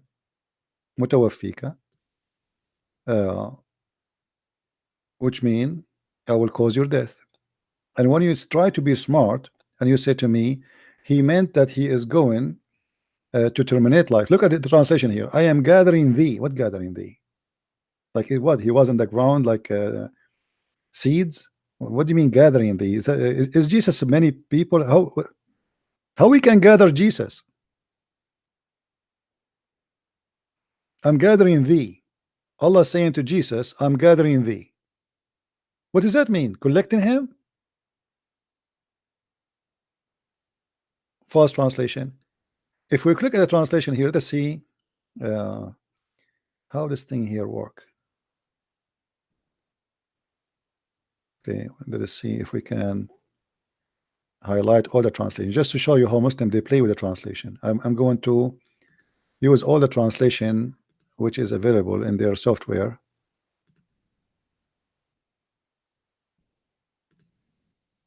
I'm highlighting them.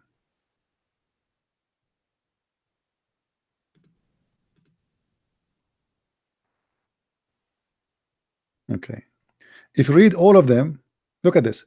O Isa, I will keep you alive till full age. What the heck? O Isa, I shall take your soul. What? I shall take your soul? All right. O Isa, or Jesus, I will take you to myself. Where is the verse says I will cause your death? It's gone. This guy, he took it all totally off.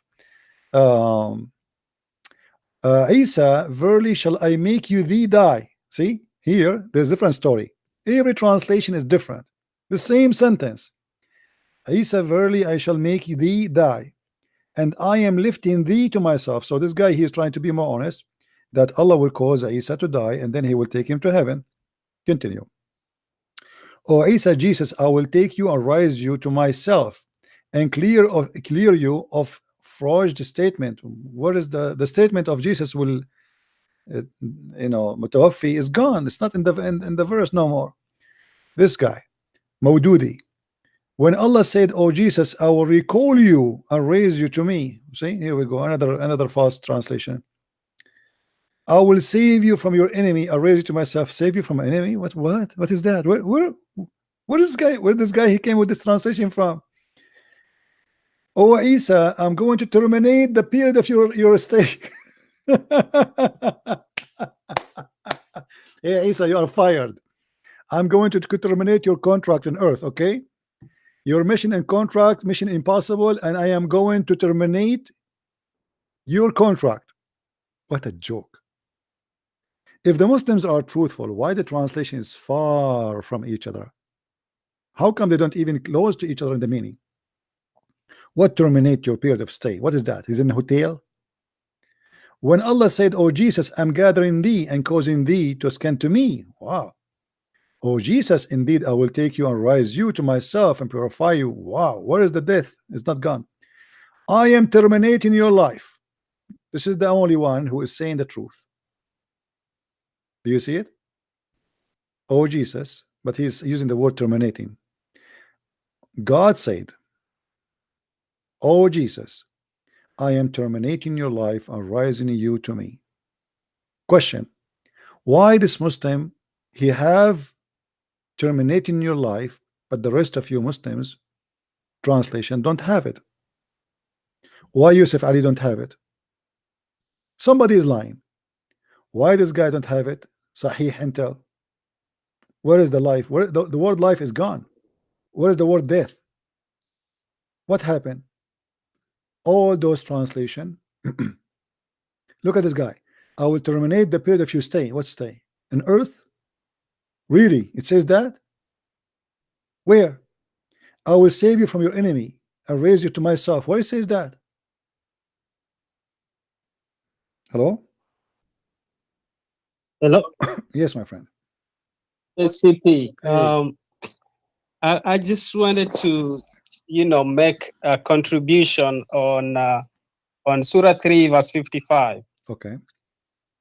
So it's just amazing to see all those translations trying to avoid a very clear thing. Yeah. When Allah says, "Inni mutawafika wa rafiuka ilayya," I will cause you to die, and I will bring you to myself. So why are they avoiding the word? It's just amazing. Gathering you, terminating your life. All those things, where are they found in the Arabic? You see, it's very Very simple. Yeah, the problem, if they don't deceive the translation of this verse, then they would have a problem, because that verse confirmed that the crucifixion of Jesus happened.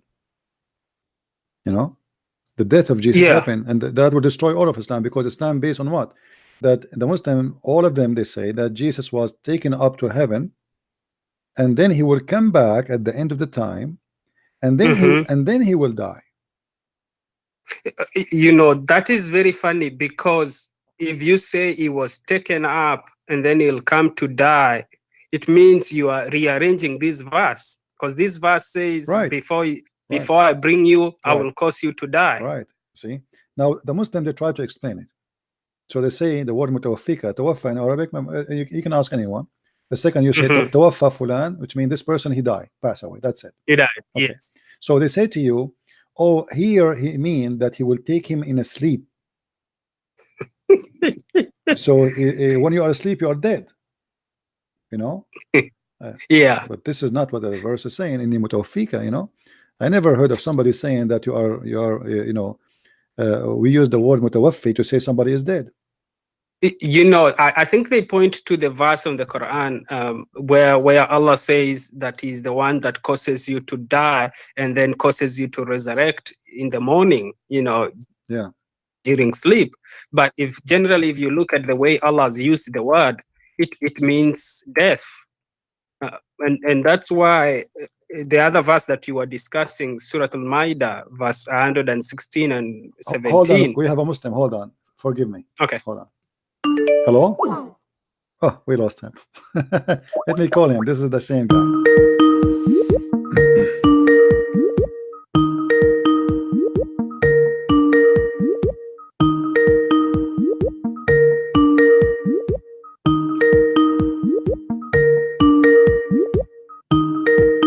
Answer, Abdul, answer. Yes, my friend, how are you? Give me 5 minutes. I touched it wrong, but give me 5 minutes. I'm a bit busy. Okay. Are you still online in 5 minutes? Yeah, sure. I will be online until YouTube shuts us down. Inshallah. Okay. Let me call you back, my friend. Sorry for hanging up on you. As long he is. Oh, you are still on. Okay. Sorry, he called me, so I cannot hesitate to take a customer. Yeah, that's okay. Now, I also, maybe just to make a confusion on chapter 9, Surah Tawbah, verse 130. I mean, verse 30. Yeah. Allah says, I don't know whether it's Allah speaking or Muhammad speaking. He says that the Jews, they say Uzair is the son of God. Yeah. And the Christians say the Messiah is the son of God. And then at the end of that verse, and that's something I wanted you to confirm to me on the Arabic part. It says, may Allah's curse be upon them, or may Allah destroy them. May God. Now I'm wondering if it is, if the Quran is Allah's speech, if He is the one speaking. Yeah, because if it is saying, may Allah curse the if you go Christians and the Jews. Okay, if you to whom is He praying? To whom is He asking? Yeah. Which God does He want to curse the Jews and Christians? Right. Well, He is God. Yet the Quran is eternal. It can be before found, we were created. Yeah, this can be found all over the Quran. You will see that there's verses speaking about may Allah. May Allah. Now, how Allah is the one is talking, and yet He says me. All right. Yeah. That's very funny. It looks like somebody is speaking on behalf of Allah and begging Him. And for me, I was using this verse, to say that Allah prays, because it's clearly the Quran is not the words of Jibril, it's not the words of Muhammad, it's the words of Allah, according to what Muslims have always told us. So if it's Allah speaking, and then He's saying, may God destroy Christians and Jews. So that when you say may, it's a prayer. Yeah, it's a request. So it's upon God to either destroy or curse the Christians or not. But at least he is making a prayer to God that God will destroy the Christians and the Jews. Yeah, you see that actually in many places. As an example, if you go to chapter 17, verse number 79, it says, "Asa, asa an yab'athaka rabbuka maqaman mahmuda." May Allah, you know, give you a high place. May Allah. But who is the one who's talking? You know. So the Muslim, they will say to you, well, Allah here is saying to him, pray and ask, you know, and pray harder, so Allah may give you a high. But Allah, you know, Allah, He can confirm if you will have or not. Why He's saying may, maybe? Do He knew what Muhammad will be? Do He knew what Muhammad is going to be? Yeah. What maybe?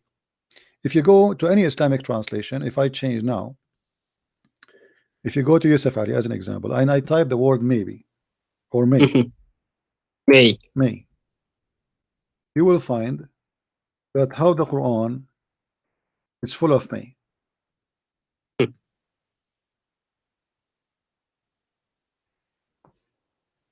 And we will not take the one.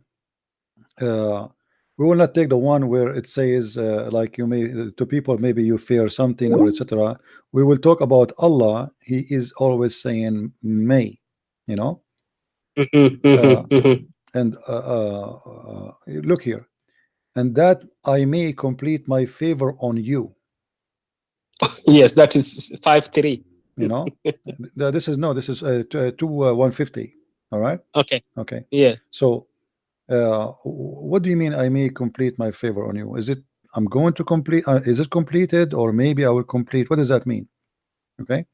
And you may be guided. Okay. What may? So there's tons of places, or like when the Quran speak about Allah, that it is He who created the earth and the heaven for you. Who is talking? Allah. Why Allah saying it is He? No.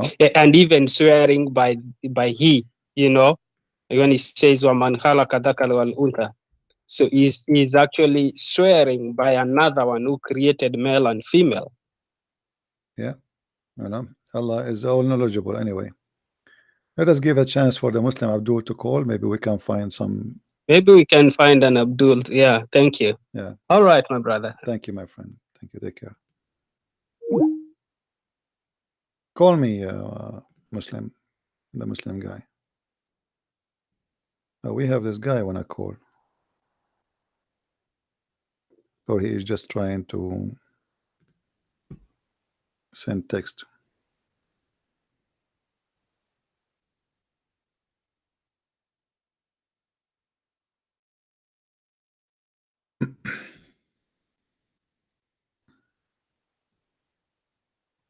Any Abdul?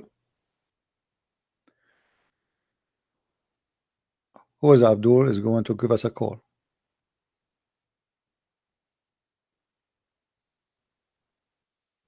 Anyone?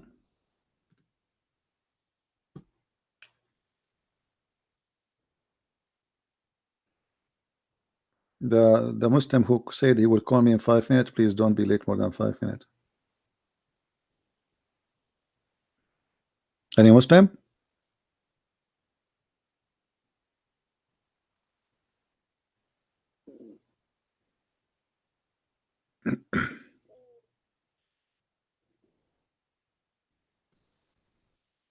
Let us give him a call. Is it 5 minutes already? The guy, he said 5 minutes. This guy, he went for a few hours and he did some homework and he came with something. Let's see what he came with. Maybe he did sharp his teeth. This is the guy who could not answer us why his prophet was praying toward Jerusalem. Maybe he did some search in Google. You know.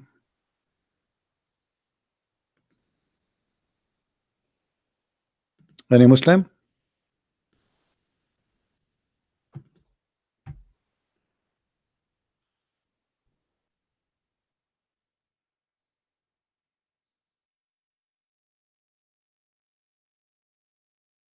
All right, so like I receive a message from somebody. He's an ex-Muslim. That's wonderful. Good for you, my friend. Happy to hear you. If you feel you want to talk, you may call me. Feel free. But I am live on air now.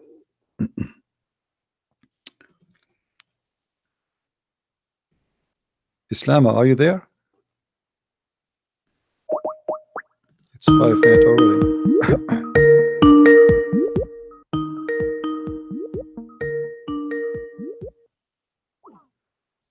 No, he's not answering now.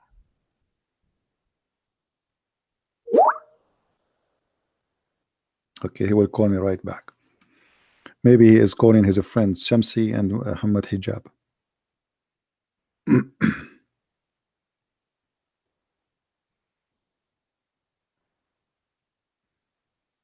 Mayday. Guys, invite your friends. Why we have only 600 people? What's wrong?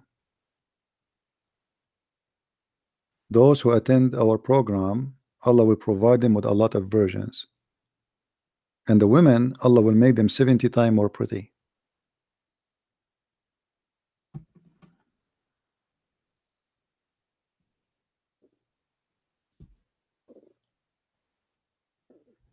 Oh boy.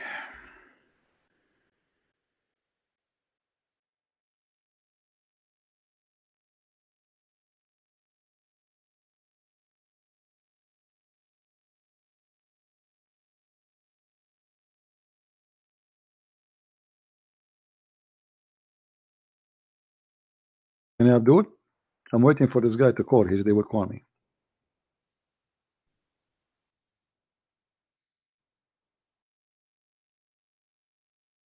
Let's see.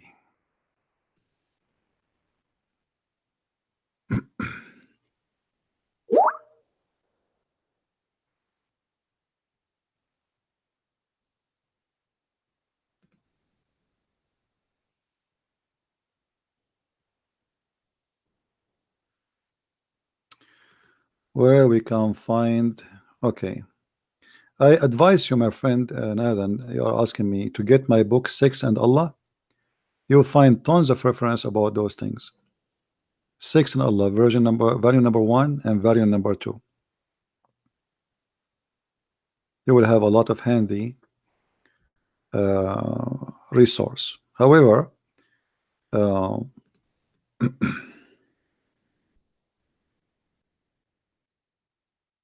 if we go in the Quran,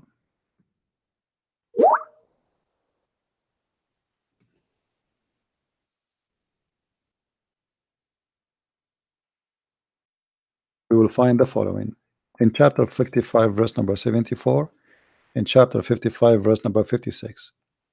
The Quran promises us that we will have women who their skin, the skin inside their vagina, which means Allah, He described the skin of their vagina, that is not going to be touched, and nobody played with it. Read with me. Wherein both be those medians, those are, those are like sex slaves Allah created for you to be supposedly your wives, restraining their gallants upon their husbands, whom no man or genie yatmuthahun, which mean has opened their hymens with sexual intercourse before them. Imagine. The God is describing for me what is inside the vagina of this woman who is going to be waiting for me in the heaven. I have a great news for you. The skin inside her vagina is brand new. No man touched or did intercourse with her vagina. No man, no genie, because Muslims believe that genie, they have sex with women too. All right.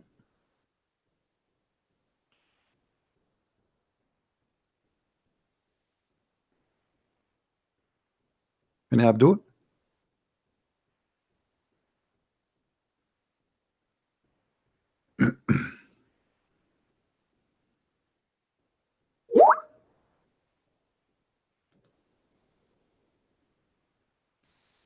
All right. And Abdul wanna call us? Mayday.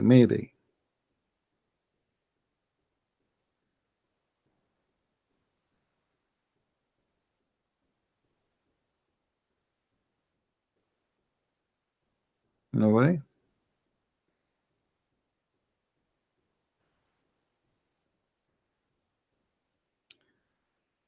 Let me share with you this.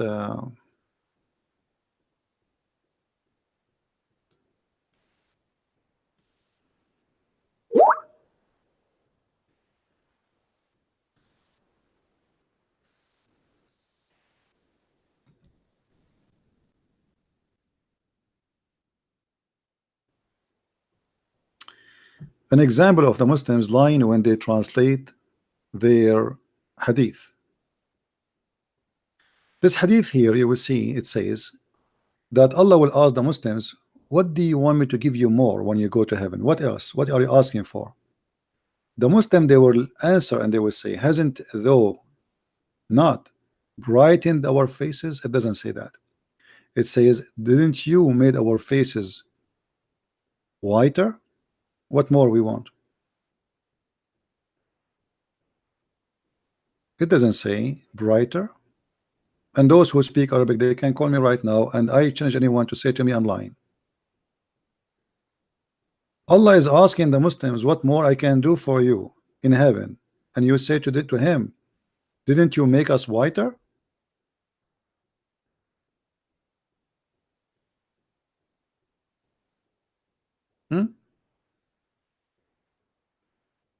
Any Muslim? You see how they lie? They say you made our face bright. It doesn't say that. The Arabic in front of me. ألم تبيض وجوهنا. See it? It is in the black. This is why when when you read Islamic translation, you need to be aware that Muslims, they fabricate translation always. Okay.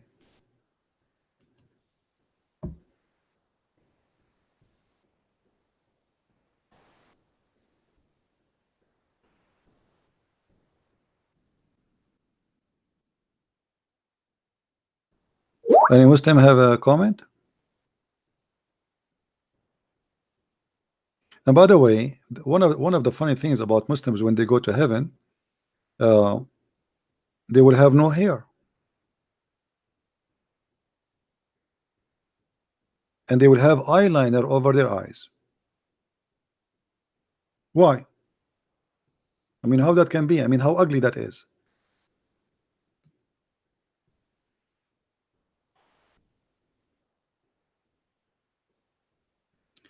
The people of paradise will enter without body hair. Murd, actually murd, al-amrad, is the same as we say married. Married is like the genie, afrit. Afrit is a person who have no hair in his head, he have no eyebrows, he have no beard, he have no hair in his body. This is what amrad mean. Muhammad, he promised you when you go to heaven, you will be like a genie.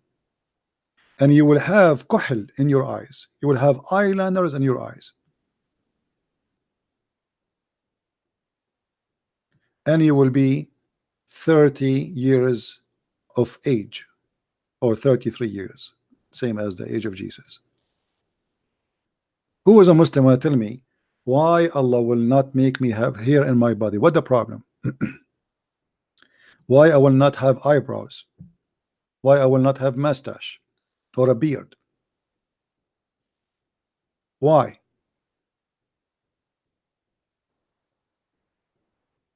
Any Muslim?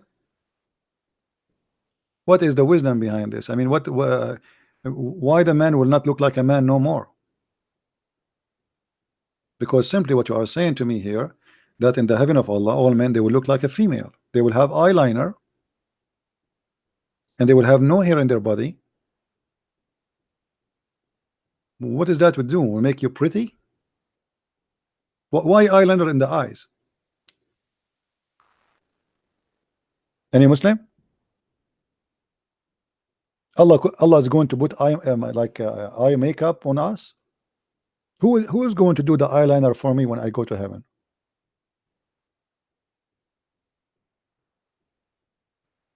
Any Muslim?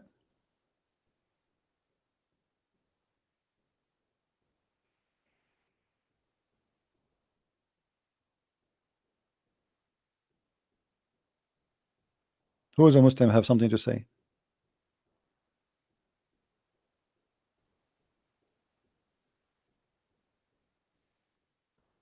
Don't you find that this is something stupid? It sounds like a gay. Do you really, a man, you as a man, do you, Muhammad, by the way, he used to put eyeliner too. Muhammad in earth, not in heaven, he put eyeliner too. A Muslim, he might say to you, well, eyeliner can be used for somebody is sick. Okay, but that will be temporary. Yeah, in some traditions in the old days, they can use eyeliner to fight what they call it in Arabic, ramad. I don't know what they call it in English. But Muhammad, he put it obviously for decoration, to look pretty. And not only that, he promised even men in heaven, there is no way you are in heaven and you are sick. All right? But don't tell me they are in heaven and they have a problem with their eyes, so they need to put eyeliner.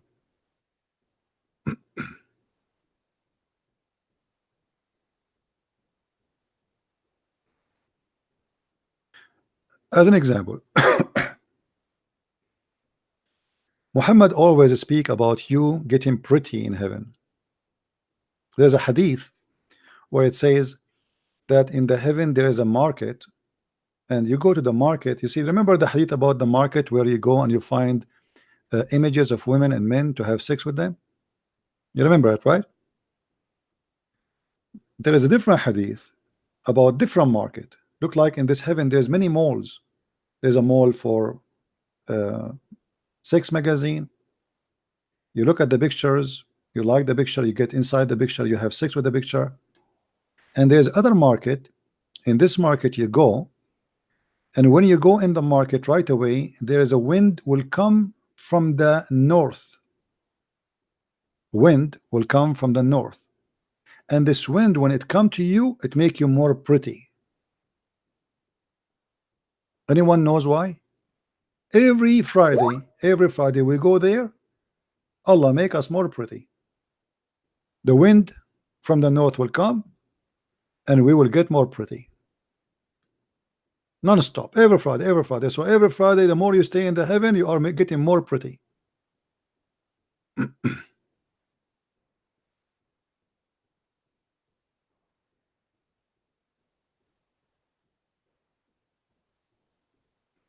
Yeah, you can call, no problem.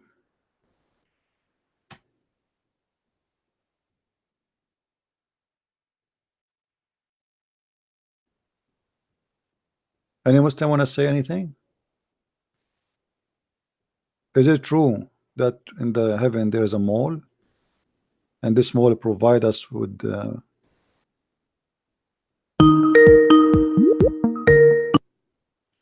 hello? Hey, Christian Prince. Hey, my friend, how are you? Quite well, enjoying your content as always. I had a quick question for you. Sure. With respect to Quranic text criticism. Okay. I didn't know if you were familiar with the Quran gateway or not, but gateway. You mean the gate to hell or and heaven? It's the first time that textual variants in the Quran are going to be publicly available on the internet. It's a project that's been in the works for a while. So far, the scholars have photographed 3,000 variants. Oh, this is a website you are saying? Okay. That's correct. And I'm one of the beta users, and it's fascinating. I mean, I'm looking now at, Surah 11. So far, they've cataloged 398 variants with images. And I was wondering, how do you think Muslims are going to respond to this? I mean, for the first time publicly, you're going to have demonstrable proof that the Quran has not been perfectly preserved. I was wondering if you think their arguments are going to shift and how they will. If you can send me this project website, would be good, so we can see absolutely. I'll send it to you in Skype. Okay. But know that it is not public. And okay. So as beta users, we can't show it publicly until it's released. So it's under a peer review process right now, and hopefully will be released within the first couple of months of 2019. So okay, don't send it to me then. As long as it's not public, I don't want to be responsible for releasing something is not mine. You know what I mean? Yes, sir. Absolutely. Yeah, it's all right. Yeah, but I like the more work you do studying Islam and Quran, you will find that there's no Quran exists. What Quran? There's no Quran. The Muslims, they say, even the Muslims, they call the book they have between their hand Mus'haf Uthman. Right. It's not Quran. And Mus'haf Uthman, that's mean the pages of Uthman. It's not even a book. So where is the Quran? They don't have it. What is the Mus'haf of Uthman? They don't have it. If you open the Quran in page A, it's like it's like titled as A because it's not a number, you know, it's a letter A. It says there that this Quran is according to recitation of. Okay. The second you say recitation of, it's mean there is no book, correct? That's correct. Otherwise, why we say recitation? You know, they are concentrating in the recitation because they don't have a book. So this is a book according to recitation of Hafs, according to recitation of Asim, according until we arrive to Muhammad. So where is the book? And where is the book of Hafs? The one that the same guy you are saying to me you receive his Quran from, which is more than 200 years after Muhammad. Where is his book? They don't have it. Right. So on one hand, they claim to have authentic recitations, and on the other hand, they claim to have an authoritative written text that goes back to Uthman, which of course is not the case. First of all, there's nobody can claim such a claim. It's a lie. And at the same time, because science can prove, you know, if you provide me a book right now, scientists, they can prove what is the age of it. They do not need to be there. They can study let us say the skin or the paper, or the ink, which is written with, and then they will decide when this thing is done or made. So they can do that. Same time, the book itself proved that. It says according to recitation. Recitation, not according to somebody who wrote something. Recitation. So where is recitation is coming from? The last recitation they have is Hafs. Where is the book of Hafs? They don't have it. Hafs himself accused by Muslim to be a fraud. So how he is a fraud and yet you take his recitation? Muslims don't allow any hadith from Hafs to be accepted. It's rejected right away. Why? Because he's a fraud. How you reject his hadith, you accept his Quran. So what is the source then of this perfect preservation of the textual Quran that is so prevalent in the West? I mean, everybody says it. So there is no preservation. It's a lie, big fat lie. Right. What is the origin of that, given their emphasis on recitations? Like repeating the same lie. People, you keep saying we reserve. The Muslim, he will say to you today, I can bring you a kid from Pakistan. He is 10 years old. Recite the whole Quran for you by heart. Right. Okay. Yeah. But you are reciting according to a guy. His name is Hafs. Right. What is my guarantee that Hafs give you the correct recitation? Yeah. What if Hafs change a few words? Especially you Muslims say is that Hafs and his father, because Hafs, he learned the Quran from his father. Him and his father both are accused to be fraud by Muslims, not by Christians. Yeah. Hafs, he learned the Quran recitation from his father Asim. Asim is not his father from like he's a stepfather. So as long as the Muslims they agree that both of them they are fraud, then how you can guarantee that this is the correct recitation? They say to you the most accurate recitation between all the Muslims is the recitation of Hafs and Asim. How you can prove that? Do you have a book to compare? You know what I mean?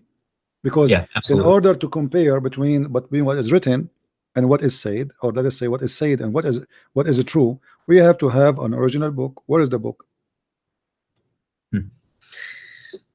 Yeah, it exists in at best fragmentary manuscripts preserved in museums that Muslims have been told for years are actually complete Qurans and that they agree perfectly. You know, and that hasn't been subject to external scholarly inquiry, and it is now, and so yeah, we're going to have demonstrable proof soon publicly available. But I know that the Muslims that I've talked to about it, and some of them have acknowledged variants, and so they'll just shift to, well, variants in the Quran don't matter because it's been perfectly preserved through memory, which is of course what you've been addressing. So it's just another claim that can't be proven and can easily be falsified. you know, always when somebody he claims something, they have to prove it. As an example, the Muslims, if you remember, when they found a 2 pages manuscript for the Quran in the University of Birmingham. Yes, this was yeah. a few years ago. Okay, the Muslims, they went so crazy and like etc. Why? Because they have nothing, you know. And this one, actually, even this one is not the same as the Quran today. Absolutely, yeah. So what is what? Okay, the Christians and Jews, they have thousands of manuscripts, thousands. Right. Why the Muslim don't have what we have? You know, when the Muslim, they were debating, each time they debated, say as an example, like this kid, he was debating David Wood. He said the book of John is written 95 or 90 years after Jesus. Yeah. Okay. when the Quran you have today is written when? Yeah, over a period of several hundred years, it seems. No, 8th, 9th, 10th century. Even that one is a copy, and there is no proof of the copy. Where he copied from where? You see, if let us say I found the Quran written in the 800 years after Jesus, or let us say 900 years. Okay, where this copy is coming from? The one who copied copy from who? They don't know. How we can trust it? They don't know. And what if the copy is different from the copy you have? They don't know. There's the Quran of Sana'a is different from the Quran of Samarkand. You know, they found the Quran in Samarkand is different from the Quran of Sana'a. Okay, so what we will do now? Which one is the Quran? Which one is the one we need? We should take. You know? Yeah. So there is no source, and you know, for me, I don't debate about which version of the Quran is. I take it as it is today because I don't want to waste my time. I will leave that for somebody. It's not a waste of time, let us say, but for me, I like to get Islam as it is busted because that's what I believe in. Right. You can take the received text and do enough damage. You don't even have to go beyond that. Yeah, why I need to go and study if it's there, let us go to what you have. This is what you believe in. Okay, let's see how good it is. Right. You know? Yeah, absolutely. But is the Quran today, the Muslims they believe in, is it can't be accepted to be from God? Absolutely not. Let us say the Quran was preserved. I mean, let us say, assume it's still preserved. Okay, and what kind of Quran this Quran is? The Quran which preserved says the women have a sperm coming from her ribs, and the man, he have a sperm coming from his backbone. You know. Okay, we preserve the Quran, but it's full of fairy tale stories. So the Quran is preserved or not, the same as when the Muslim they speak about the Trinity. You know, when Muslim he speak about the Trinity, they debate about it. They love to debate about this. If let us say, for the sake of argument, there was somebody he believed in 1,000 God. 1,000 God. You don't believe in one God. We Christian, we believe in one God. But we discover later that his 1,000 God are a true God. So what the one God or 10 God have to do with the truth? You know what I mean? Right. Yeah. Truth isn't determined by number. Yeah. Who cares? I mean, okay, maybe there is. Okay, what if God is really not one God? What if there's a million God? You know what I mean? That will not change the fact. If the fact it is what it is, it is. That's it. So they focus in something silly, and I find it very silly because they think that this is the only strong point they have against Christianity, that we believe in one God. The Christian, they believe in the Trinity, so they want to debate you only about the Trinity, not about the ethic of Muhammad, not about the ethic of the God of Islam, not about the stupidity of the teaching of the Quran, not about the contradiction. Let us focus in worshiping one God. There's a church, it's called the Church of Satan in San Francisco. They worship one God, his name is Satan. Wow. So is that God? So their logic is naive. It's like a child logic. They don't have the mentality. They don't have a high IQ.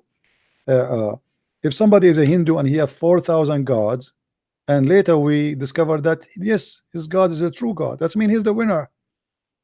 It means those who believe in one God, they lost. You know? Yeah. I mean, talking about their IQ, I do view it like a filter. Muslims see everything through their Islamic filter, and it distorts their worldview. And it's deeply ingrained, and it's very sad. Because like you alluded to, I mean, when you bring these things up to Muslims, if you bring up something controversial about Muhammad, their response is to criticize something from the Bible or something in Christian history. They have no idea how to defend their faith. They feel much more at home attacking Christians, and they'll bring the argument from preschool math, 1 + 1 + 1. You know how it goes. It's the same old thing, and they're very juvenile objections, but they think that they have something original and substantial. And it's sad, really. But yeah, I just wanted to kind of get your opinion on that. And obviously, being a native Arabic speaker, when this is released publicly, I'll send you a message, and I'm sure you'll have fun going through all of these erasures in the Quranic manuscripts and the textual variants. And it reminds me of when Shabir Ali would debate David Wood or James White. He would always say, well, there's a textual variant, and it'll be interesting when Muslims want to quote various ayat from the Quran. We'll be able to say, actually, wait, there's a textual variant there, and they'll finally get served back to them what they've enjoyed serving out to Christians for so many years. So yeah, well, the Muslim, they can defend their Quran as they wish, and it doesn't hurt me really. To have hold on, we have a video here.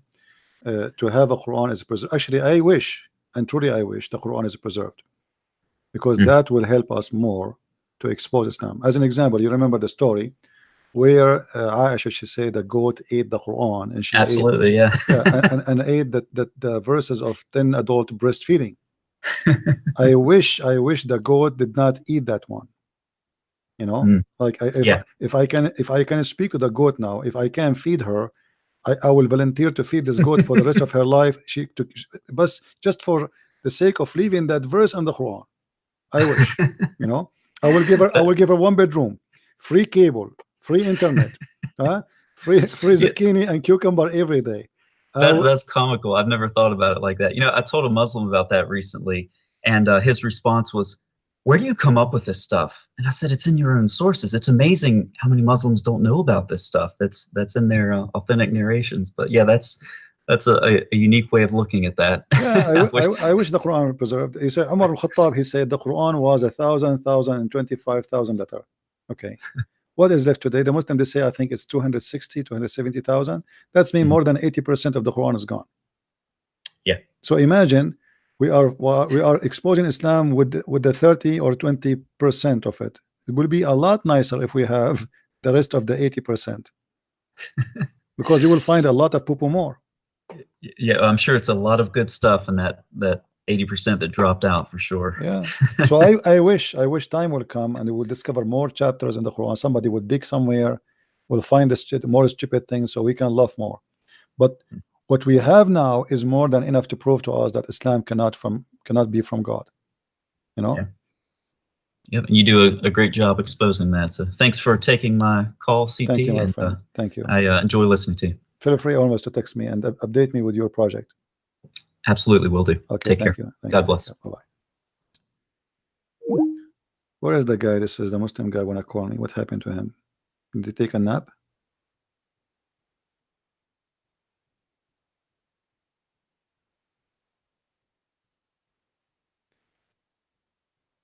How can Jesus be God? Explain one YouTube video. You see how Jesus can be God? That's a good question. But why Jesus cannot be God? If Jesus, he was able to do what nobody can do except God, if Jesus never commits sin, if Jesus is perfect, if Jesus is what God is always be and was, why he cannot be God? Even the Quran described Jesus as someone who can do things nobody will. Name for me in the whole Quran someone he have power like Jesus. Muhammad, he have zero. Muhammad, he claim miracles nobody witness. Muhammad, he prophesy of things that are stupid and they do not exist. Muhammad, he claimed the moon split and the judgment day started, but nothing happened. So when you say to me how you can show me that Jesus is God, well, how he cannot be? The only the excuse the Muslims they have that Jesus was in the form of a human, but that can be debunked easy. Isn't it the Spirit of Allah came to Mary as a human? They say to you, yeah, this is the angel Jibreel. Okay. When the angel Jibreel became a man, was he a man at that moment, or he was an angel still? They say to you, he was an angel. That's wonderful. So how an angel can be angel and man in the same time, if this is impossible for Jesus to be God and man in the same time? You know what I mean, guys? If an angel who is a lot less power than God can do that, why God cannot do what an angel can do? Because in order to have such a power to be a man and to be an angel at the same time, that is something special. That is superpower, right? To be both in the same time. Are you saying to me that angel is more powerful than God?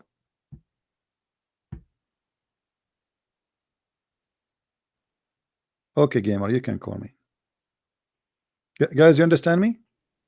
The Quran confirm that Allah, he sent his spirit. The Muslim, they claim that this spirit is the angel Jibreel. Okay, wonderful. The angel Jibreel. The angel Jibreel came and he appeared to Mary as a perfect man. Was he a man at that time? Or a man and an angel? They say he's an angel and a man. So how come you don't have problem with it? Our spirit became a man and angel in the same time, which means spirit, angel, and man, 3 in 1.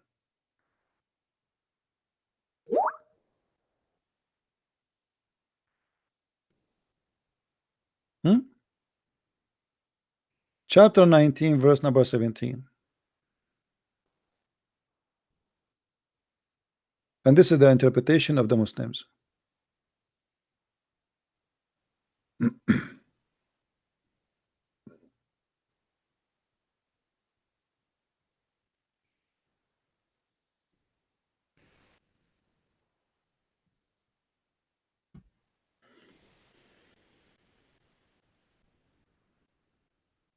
All right. Tell me, my friend. Here we find the hypocrisy. He appeared to her as a perfect man. Muhammad himself, he claimed that the angel Jibreel, he came to him as a perfect man. Was Jibreel an angel or a man at that time? Right? Was Jibreel an angel or just a man at that time? They say he's an angel. Okay. How he can be in two nature in the same time? The hypocrisy is amazing.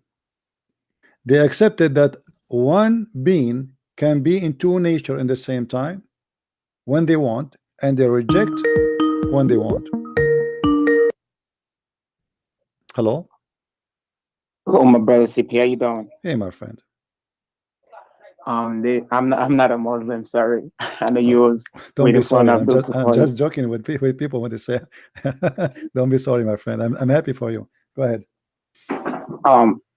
First of all, I want to thank you for everything that you've been doing, exposing these Abduls and everything.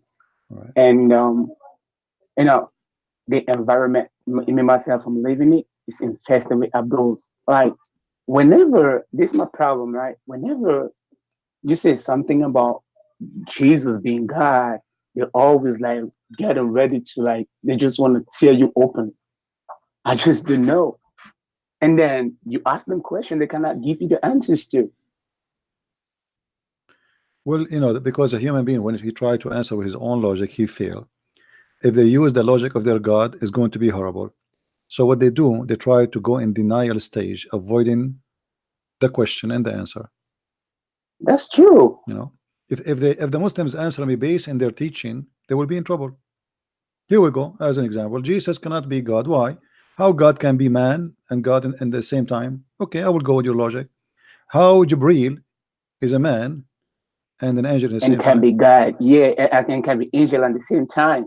Yeah. Because if you refuse that this is there cannot be two and one in the same time, like this guy was debating David Wood, he says to him, how I'm going to recognize who is who and who is he? Okay, here we go. We have an angel. His name is Jibreel. Which one is he? I watched the debate. That debate was I don't know, but we should stop giving it to these people. Why I say that is because, you know, if we like sons of God, right? We are proud of it. They don't have fathers. They're like fatherless. They're just trying to hang whatever strange that can be given to them. Like, why we want to pay them like mine? No, but we have, you see, you need to notice that there is people who they are weak in their belief, and the Muslims, they can deceive them. So we have a duty to show people that those people are fake and they are fabricating answers. The answer is not there, you know. As long as somebody have, because there is people who they have no education, they might listen to a Muslim and think, okay, here we go, see what I think look like this guy is convincing to me, you know. So if nobody speak about AIDS, doesn't mean that AIDS is not there. It doesn't mean that AIDS killing people, right? That's true. If we don't speak about fire and okay, and the other day there's a guy, he wanted to paint under his heater, all right, and he went and he grabbed the spray, the paint spray, yeah, and he came and he want to paint just under the. I said, what are you doing? Stop, you know. I said, what? He said, what? He said, you will burn the whole house. I said, what are you talking about? You know. You see what ignorance can do? Just a little mistake.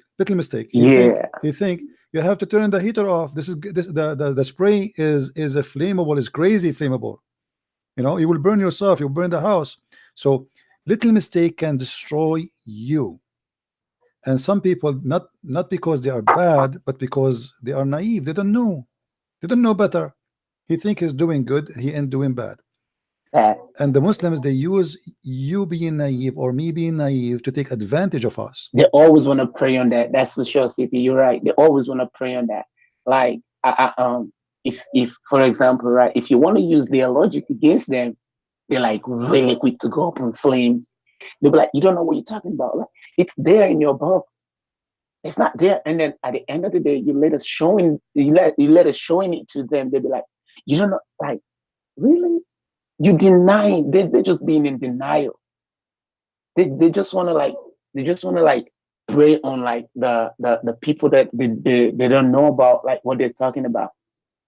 Yeah. Well, okay, like I was listening to you say, I prefer working with what they give to us. I don't know nothing about no Arabic, no nothing. But what you give to me is still not good. We can still use that, and then you can see the evidences, even though they try to change it. Even if they try to change it, you still see the evidences that what they're doing, it's not still working with us. I don't know, like you say something, CP, I've been following you for a whole long time now.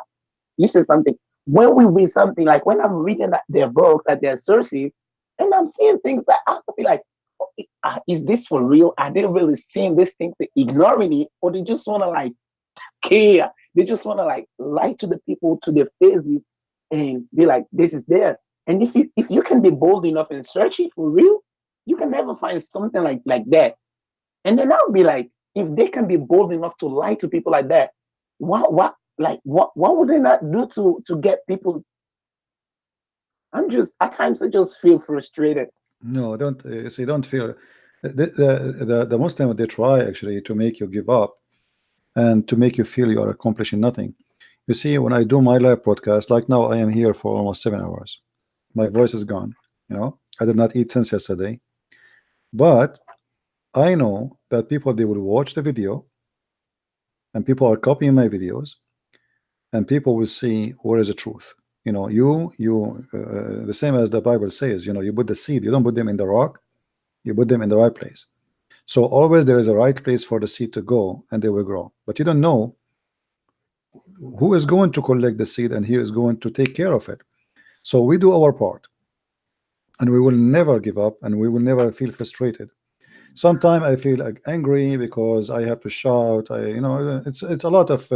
I hear you a lot of times, CP. I hear you. Maybe sometimes this might sound funny, but it's true. Most times I'll be on your live broadcast and I'll be listening. When you be yelling at it, I'll be like, CP, you don't know what you just like.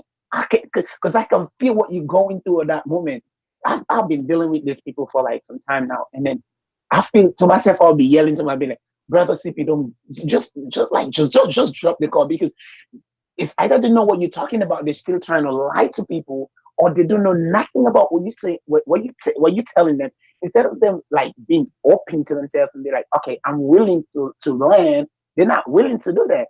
They'll rather fight till the end. And then when there is no strength left in them, they know that, oh yeah, this was the thing that I was supposed to do. I know, I'm gonna tell you something right now. Most of them, they go back and be like, oh boy, I got screwed and I got spanked by the Christian Prince. That I'm sure. That's why they call back. You know, they call back. Most of them, they'll be like, it's like they'll gambling. just be like, sorry, you can go ahead. It's like gambling. You know, when somebody do gambling, he lose. So he go back hoping he will get back what he lost, but he lose more. You know. But they have nothing to lose, CP. All we're trying to do is save their souls. Yeah, well, that's what I keep telling them. No, but they feel they get humiliated. This is what I'm talking about. They feel get humiliated because they thought it's not about humiliation. I keep telling them the same thing, CP. It's not about humiliation. For them, it is. It's all about for them to. I know they have CP. They have nothing to stand upon. That's just it. They have nothing to stand upon. There is no foundation. And that's why they're trying to crack down the very foundation that me and you had because of that blood that was shed on the tree some 2,000 years ago. They'd be like, okay, if we can remove this foundation, they have nothing to stand, and we have nothing to stand, and they're just going to wave around, which is, it's not going to happen. Yeah, just be patient and, you know, be a fisherman. The fisherman, he don't win, you don't know. When he go in his boat, what he will come back with, he might come with the one fish, or he might come with many. So just do what you need to do. You go to the sea and you do your best, and that's what we do here. Thank you, my friend, for calling. Let us see if we can get some Abdul calling us before we finish. All right. Thank you for taking my call. God bless, my friend. Take care. You too. What happened to this guy? He wanna call me. He sharpened his teeth and he was ready. Look like he. Muslims, I advise you to call me now because I'm really tired. Honestly, this is your best time to take advantage of me. Who wanna do it? I'm really now tired. I'm hungry, and this is the best time you can take advantage. And he wants to want to do that. I think will take you this time maybe 30 seconds to take me down because I'm really tired now. And he wants to want to do that.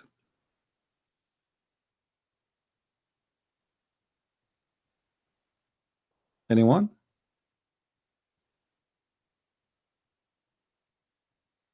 Hello?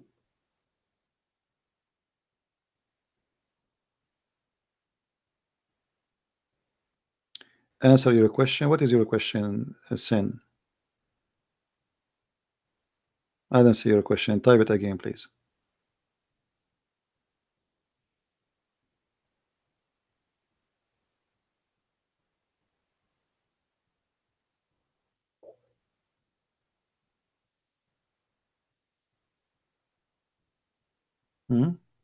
I don't see your question.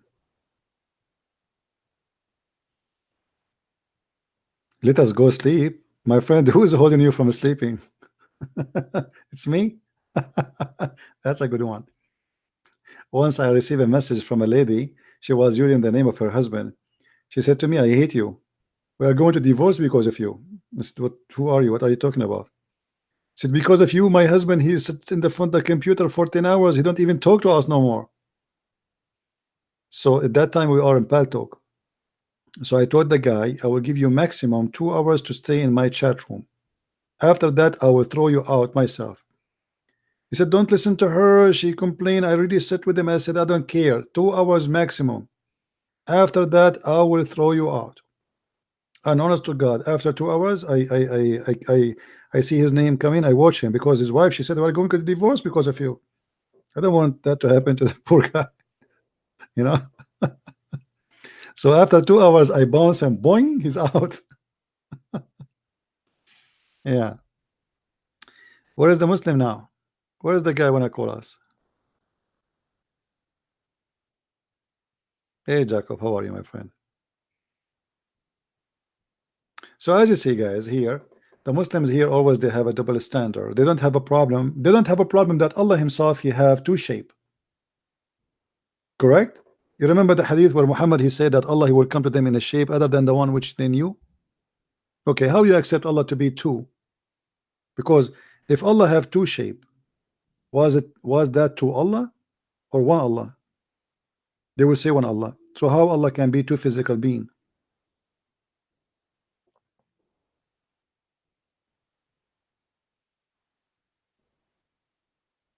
Any Muslim can explain to us? Let me see. Let me get to the hadith so we can see it together. Maybe we can get Abdul encouraged to call us and explain to us what's wrong with this story here. There is something, obviously, something very wrong. Let me look for the hadith.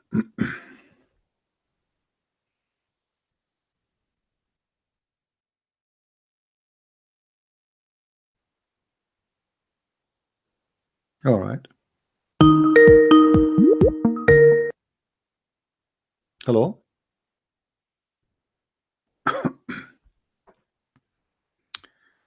Hello.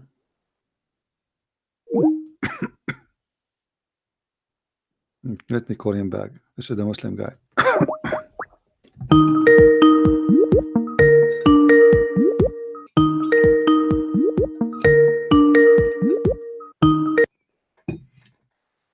Hello.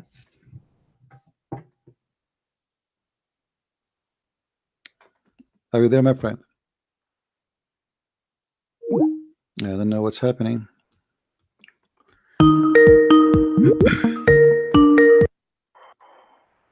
Hello. Yes, you hear me, my friend? Yeah, can you? Go ahead. I don't know if you were listening to us. Did you listen to us? What we're talking about? No. Still me.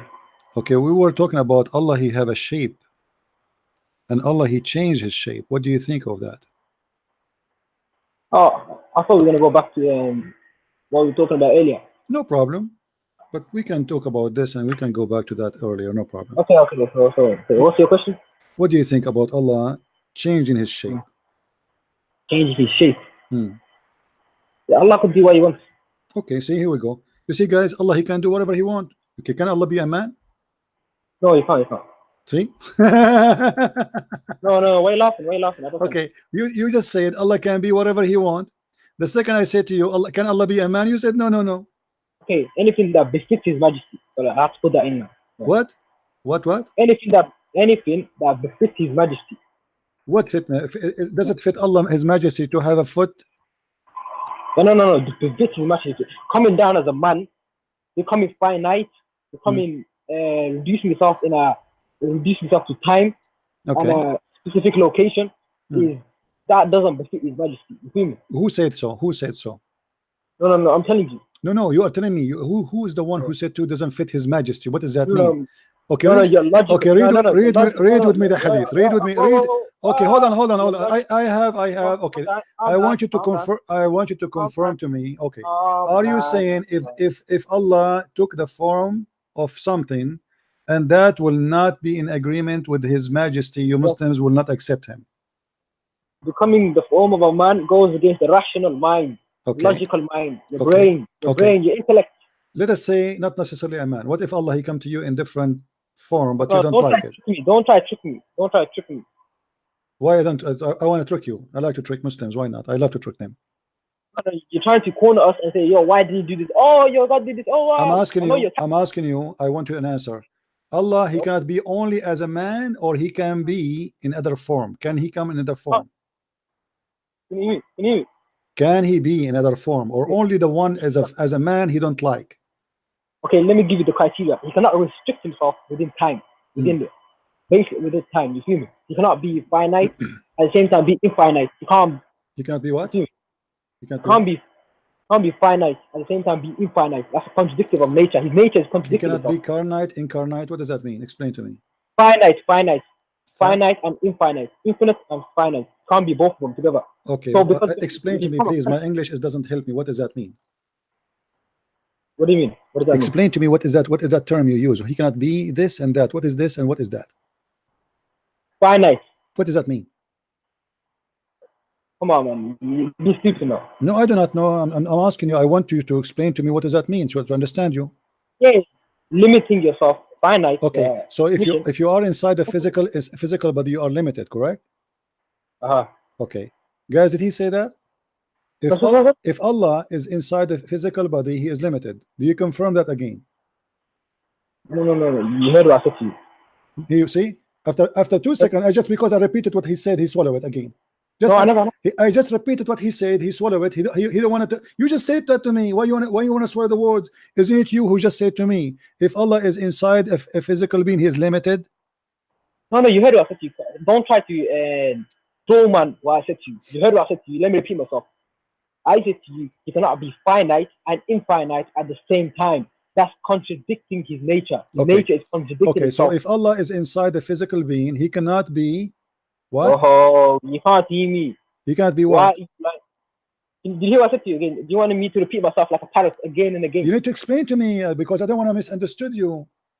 Okay, Bismillah. Oh. I said to you, if God, let me give you an example. Jesus, he said he became a man, correct? Okay, am I correct? So what? Jesus became a man. Yeah, not Jesus became a man. Jesus is a man. No, he became a man. He's not a man in the beginning. God became a man, yes. So he became a man. No. Jesus became a man. No, Jesus is a man. Yeah, he became a man. No, God became a man. No. Don't tell me no. This is my belief. Are you going to make me say what you like me to say? No. The second person of the Trinity became a man. Don't say God became a man. My friend. Hold on. No, don't do second person. There's nothing called the second person and third person became a man. The word of God, this is what the Bible says. The word of God is God, and the word became a man. Okay, that's the second person in Trinity. This is how he appeared to us as a person.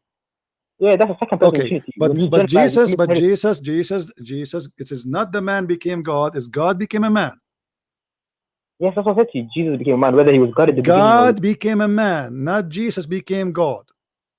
You're playing. Okay, now we go back. Don't try to change topic. Allah is the affinity of Allah. What does that mean? Okay. What does that mean? Hello? Hello?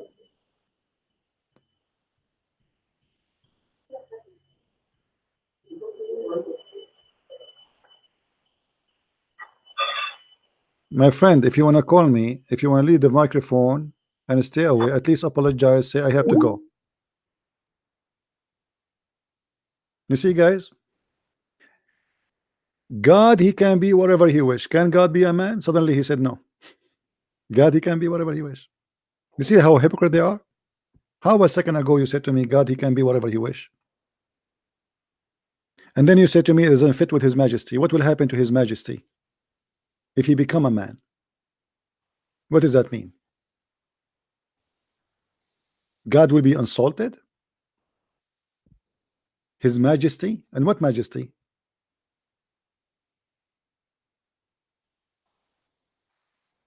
Stupidity is dangerous. Their God, he can be whatever he wish. Can he be a man? Right away he said no. So your God cannot be God. We call God Almighty, for he can do whatever he wish. When God, he is limited for what he can do, what he can be, then he is not God. Somebody might say to me, can God be sinner? Yes, if you want, he can. Why not? But this is against his, who is he? It's not about he cannot. This is not about he cannot. This is about he will not. Otherwise, committing sin is very easy. It's very easy to be a rapist. It's very easy to be a thief. It's very easy to be a hooker. But it's very hard to be a woman who work 10 hours a day to get the minimum wages to feed your children.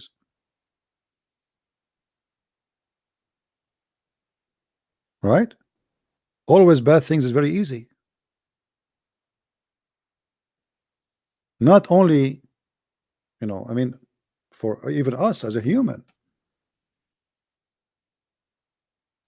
If you study, if you study all your life, I spend my life studying. What is my income? Nothing compared to what people who do bad things. Even to those even who work in maybe the one who work in Walmart, he make more money than me. Money, you know, the easiest money is the one who come from the wrong way. As simple as that. The more you are with God, the more life is hard on you, especially if this is like something you do in your daily life. As simple as that.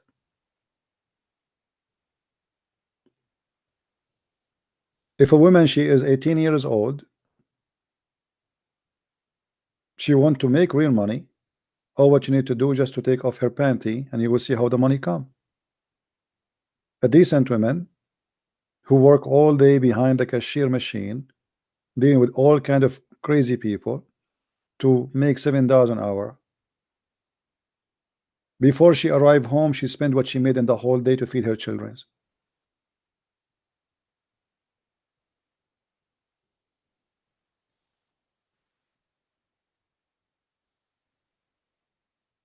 Now, can God be God in Islam? He cannot be God. You see, and you notice, did you notice he said, don't trick me? Did you notice he said, don't trick me? Do you know why? Because Muslims, they learn, there's an article written about me. The Muslims, they make fake articles, by the way. Even there's articles supposedly written by a Christian guy against me, you know. So the Muslims, they fabricate a lot of articles. And in some articles, they say to them, the first thing you need to learn when you debate Christian Prince, he will trick you. If he say the prophet is good, don't say yes. If he say he's bad, don't say no. Don't say yes, don't say no, because whatever you say, he will trick you. And this is why he's scared to answer. Don't trick me. Did you notice? He's terrified to answer because he knew whatever he say is going to be in trouble. Did you say that? The second I just said to him, did you say that? He said no, no, no, no, no, no. Right away he swallowed it. Did you just say, you just said that God cannot be limited inside the physical, because that would be contradiction for being affinity or infinity. The second I said to him, did you say that? He gets scared. He swallowed it back.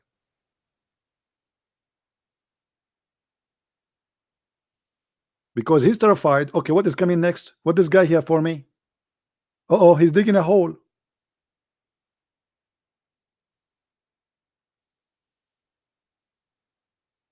When a Muslim, he hear a Christian Prince saying to him, are you sure? The Muslim, he starts shaking and breaking.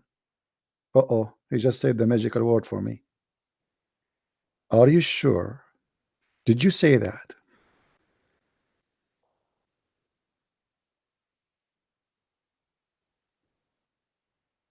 And now look, he hang up. He claimed that his internet is bad. The fact we hear him very well, we hear the sound. I don't believe that his internet is bad. Let me call him back. Let me see what happened.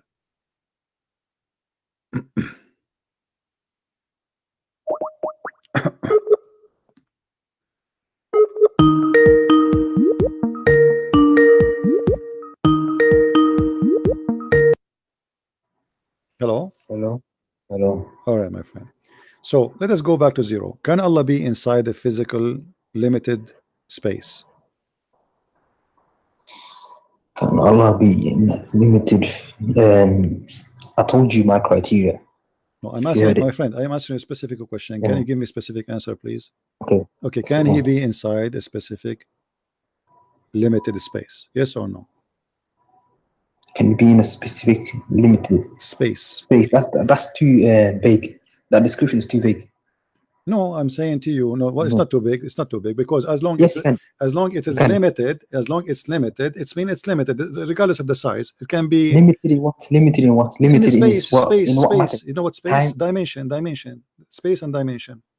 Because you are the one who mentioned to me the infinity. The infinite is infinite or not infinite. Okay. So can Allah be inside a space which is limited? But it depends what space you're talking about. Can you just stop it? If there is a space for you, if there's a space for you, is accepted that Allah can be inside. Yeah, you just explain yourself, then I'll let you know if this is possible. You keep saying to me, explain. I just explain. If there is a space in your imagination, in your knowledge, in your belief that Allah, He can be inside and that will not harm His majesty. What is the space He can be inside? He hang up. You see, yeah, internet is fine. He hang up.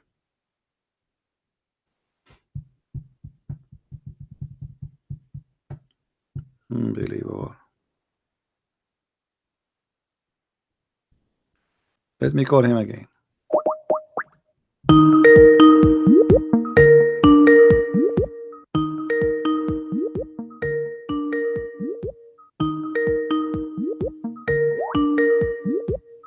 You see his internet.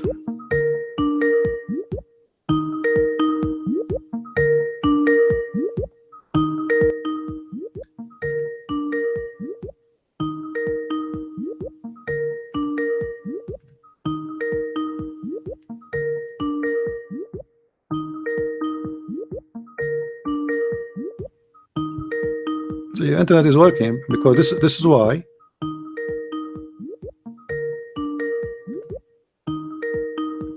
Okay, I don't want to answer because if he's not working, it's not going to ring. Somebody says to me that there's God, there's things He cannot do. That's false. That's false. God Almighty, He can do everything. This is why we call Him Almighty. He is capable of doing anything. If you want to say to me, can God be evil? Can God be evil? This is not about He can or He cannot. This is against His nature. That's why He don't do evil. But it's not about He cannot. I can be evil. God cannot be evil. I can kill. I can harm. I can steal. I can. God don't do that. Not because He cannot do, but because this is against His nature, His ethic. He's a wonderful person. It's not about He cannot.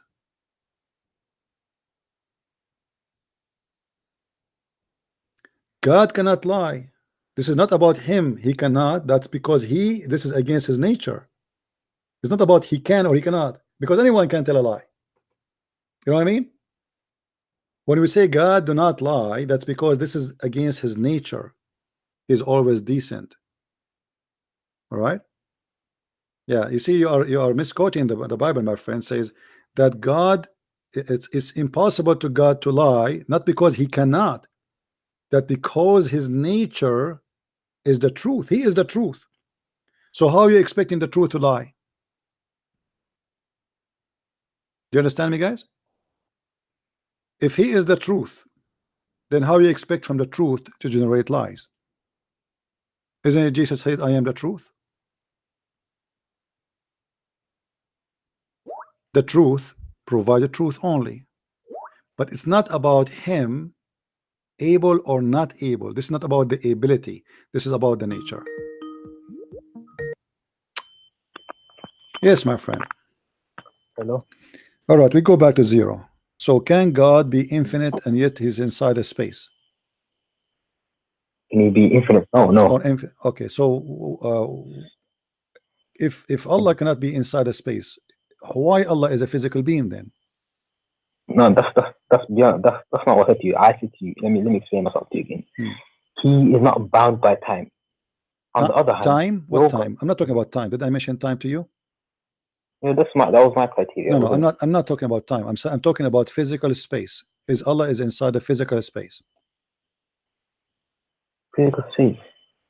Is Allah is inside the physical space? I did not mention the word no, time. I said no. No, He cannot be. No, you can't be. Okay, here we go. We have a hadith in front of us. Your prophet, he said that Allah, your God, He will change His shape and He will come to you in a shape other than the one which you saw first time. Okay, how Allah, what shape Allah He have, and how He changed His shape? Check this. YouTube. Is on YouTube. And when our Lord come to us, we will recognize Him. But with this, look what it says. Allah will come to them in a shape other than they know and will say, I am your Lord. Do you see it, my friend? Allah will come to them in a shape, and they will say, no doubt you are our Lord. I don't understand your point here. You don't make a point. You are the just one who say said to something. me a second ago that Allah cannot be inside the physical shape, inside the physical being, inside the physical space. When Yes, your yes, prophet said that Allah, he will come to you in a shape. Shape is a shape. Where do you say it? Where do you say that? I can't see it. It's in front of you in the screen. Allah will come to them in the shape. It's not there, Chief. Huh? It's not there. What do you mean not there, guys? Oh, sorry. Let me see it in screen. Sorry, the screen is not on. It's my mistake. Okay, here we go. I highlight it for you.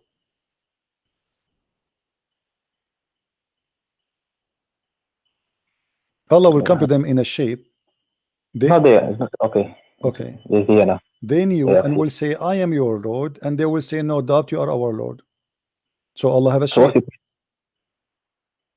So, ليس كمثله شيء. You okay? No, this is not a question. You said to me that Allah cannot be inside a physical shape. See what you do now. You're doing gymnastic on words now. Okay, let me tell you what I said to you. I said to you, cannot be bound, limited. What do I mean by limited? When your Lord, when your supposed alleged God, which is not a God to me, came down as a human being, he became limited within time. He was bound by time and a specific location. Right? That does not befit the Creator, the majesty of the heavens and the earth. You cannot be bound by time like us humans. We're the creation. We are bound by time, not him. You see my point? What I'm trying to make to you. You, on the other hand, brought me something. I say Allah will come to them in a shape they know and will say, I am your Lord. Okay. Is Allah inside that shape, or he's outside the shape? No. How does this correlate with what I asked you? What? How does this correlate with what I asked you? I'm asking you, is Allah is inside that shape or he's outside the shape? He says Allah will come to them in a shape they know and will say. So he will come in a shape they will know and they will say, I'm your Lord. So what is this? How is this? Okay, Allah is where Allah is located now. Is he inside that shape or he is outside the shape? I mean, my question is very simple. Even a child in the age of 9, he knew what I'm saying. Is he inside that shape or he is outside that shape?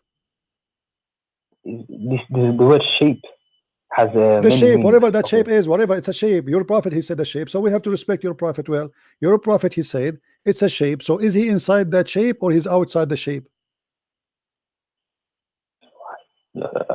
I don't think he says he will come to them in a shape they will know. So wherever the Creator is, we don't know. We say lace coming to shape, we cannot comprehend him. So wherever he is, he comes to them in a shape. You feel me? That is a necessity. That is bound by time. So the shape of Allah, whatever it is, you are going to accept it. Is that what you are saying? Yeah, but it's different to yours. So there is no way. There is no way you will reject Allah if he is a shape you don't like. Maybe he came in the shape of a man. You will not reject him if he came to you in the shape of a man. No, he won't. He will not do that. So Allah always will come to you in a shape which you like, and it's okay. So I'll tell you why he won't do it. Because he denied. Okay, let me. Because it's what? Because he's what? Because he's what? Calm down. I'll bring you the verse why he cannot come in the shape of a man.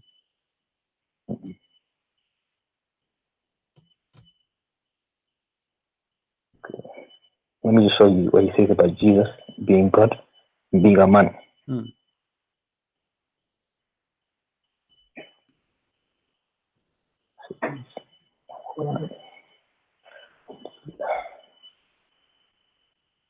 Where's the ayah that says, how can Jesus be God? Allah, he eats food. You mean how Allah can have a son if you don't have a girlfriend? Is that the one? No, don't. I said to you, how can Jesus be God if he eats food? Allah says that in the Quran. Because he eats food. So, but idols don't eat food too. Pagans, idols don't eat food. Does that mean they are God? No. You claim him to be the creator. No. Hold on. Because he don't eat food, that means he's God, right? But is it in the Quran? Okay, no problem. You see, you're trying to get out of my topic about eating food, because if Jesus eat food, and then he should be like me and you, and should not be resurrect people from death. He should not be alive until now. He should not be healing the leper. He should not making the blind see. He should not be able to walk in water. He should not be control the nature. He should not be able to do things nobody can do. Here we go. This what man who eat and drink do only. But Jesus, he can do what nobody can do. So you concentrate only in Jesus. This is what you see in Jesus only, that he can eat food. No, listen. The shape of Allah, the shape of Allah. You said to me, Allah cannot be inside the physical space. Allah now here is inside the shape, right? Okay, once I found it.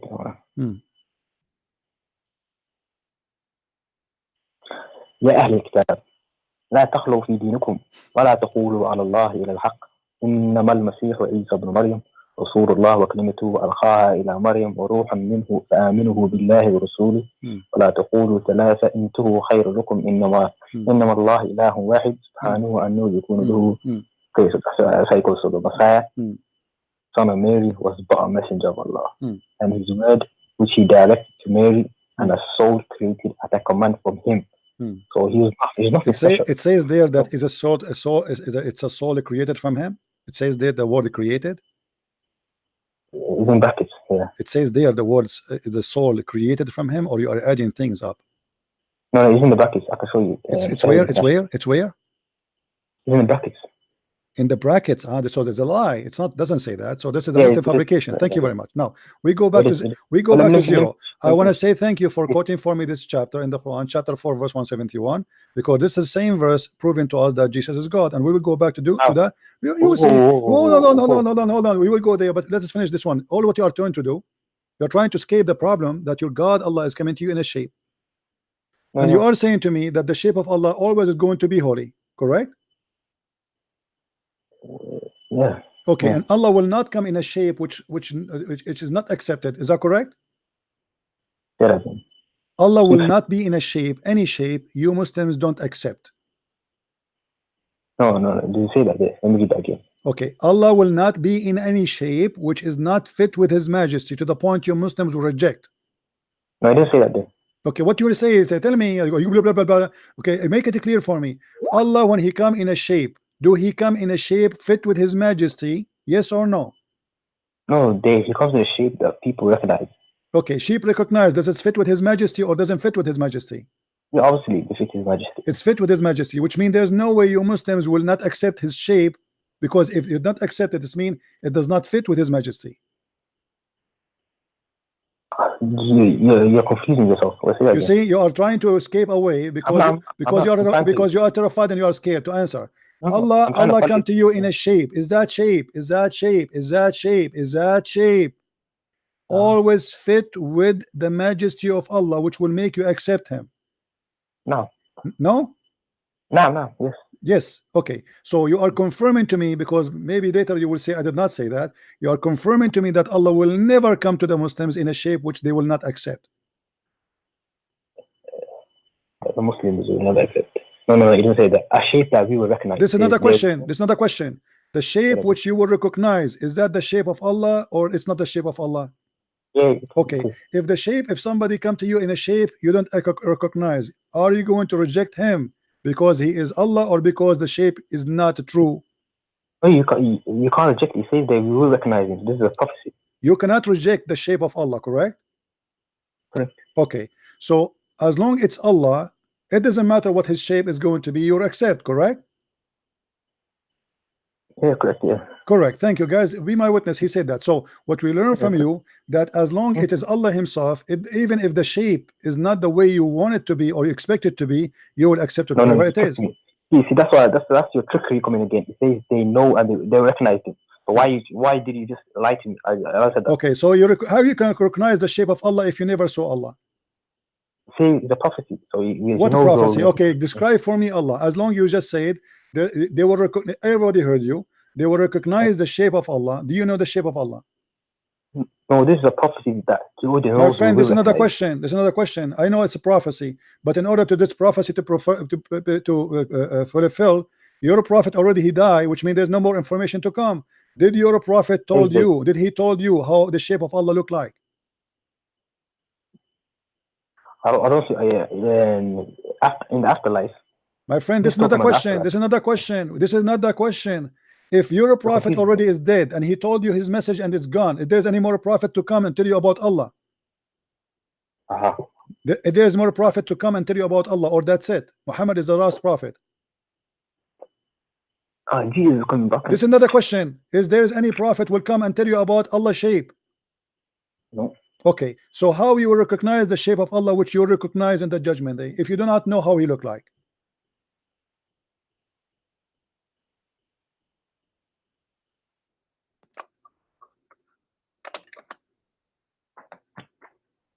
Are you there?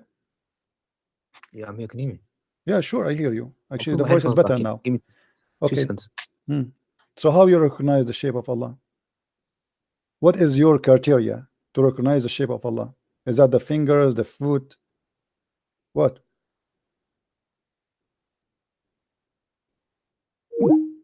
Yeah, hang up. Hold on, guys. I need a minute.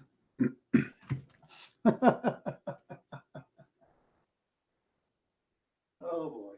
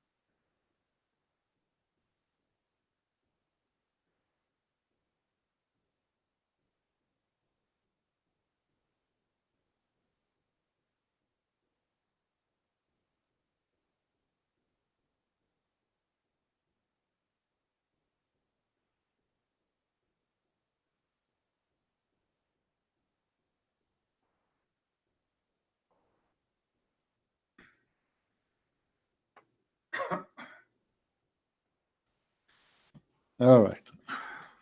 He did not call back, huh?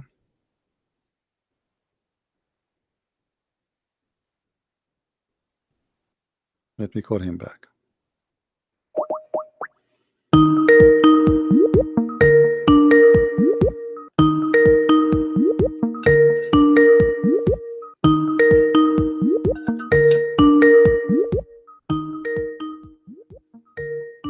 I don't think he will answer. Yeah, I think he's gone. Oh, he's here. Hello? Wow. Okay. So my friend, so Allah, you said to us, there's no way Allah will come in a shape which you will not be able to recognize, correct? Okay, according to the hadith. So no, I'm asking you. There's no way Allah, because you said Allah, your prophet, he made a prophecy that you will recognize him, correct? No, 1 second. Let's read the hadith. It says Allah will come to them in a shape they know. So Allah will come to the believers and in the shape they know.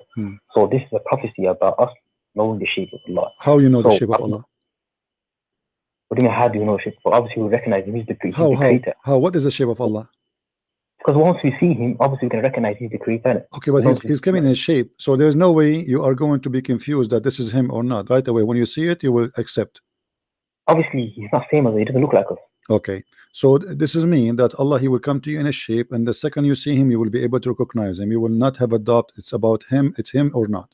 Obviously. Come on. Okay, you confirm that. Can you confirm that to me for 3 times?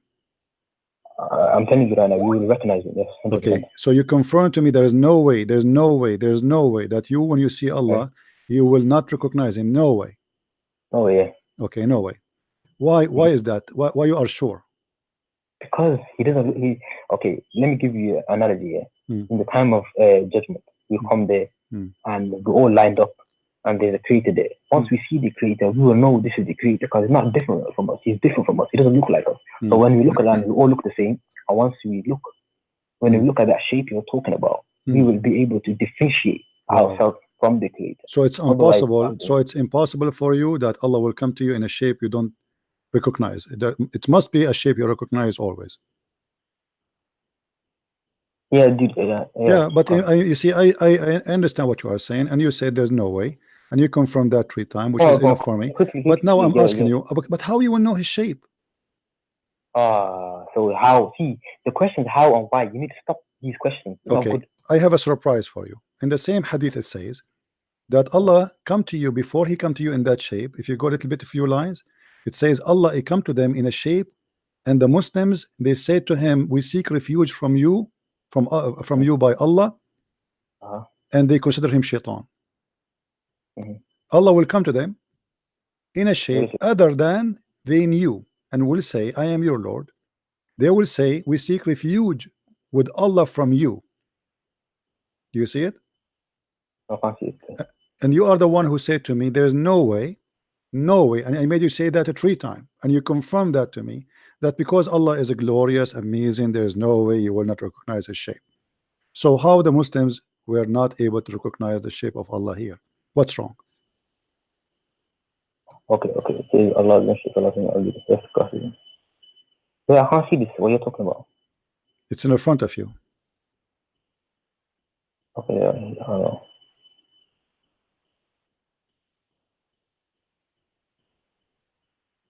This is two different things. This is 2 different things. No, it's not different thing. It's a No, shape. It's a it's- shape. It's a shape. You see, you got busted. It's a I shape. never got Allah busted. is coming I never in a got shape. busted. Allah No, is you got Allah busted. is Allah is coming You in a got shape busted. here or not? Is Allah coming in a shape or not? Yeah. Okay, He's coming in a shape. What the Muslims would do? They They will say reject seek Him. refuge. They will Yeah. reject the shape, and you are the one who confirmed to me that No, there's no calm down, way. calm down. Calm Okay, down. I'm coming down. I'm you know, you are the everybody is laughing. Everybody is laughing. It's recorded. It's They can there.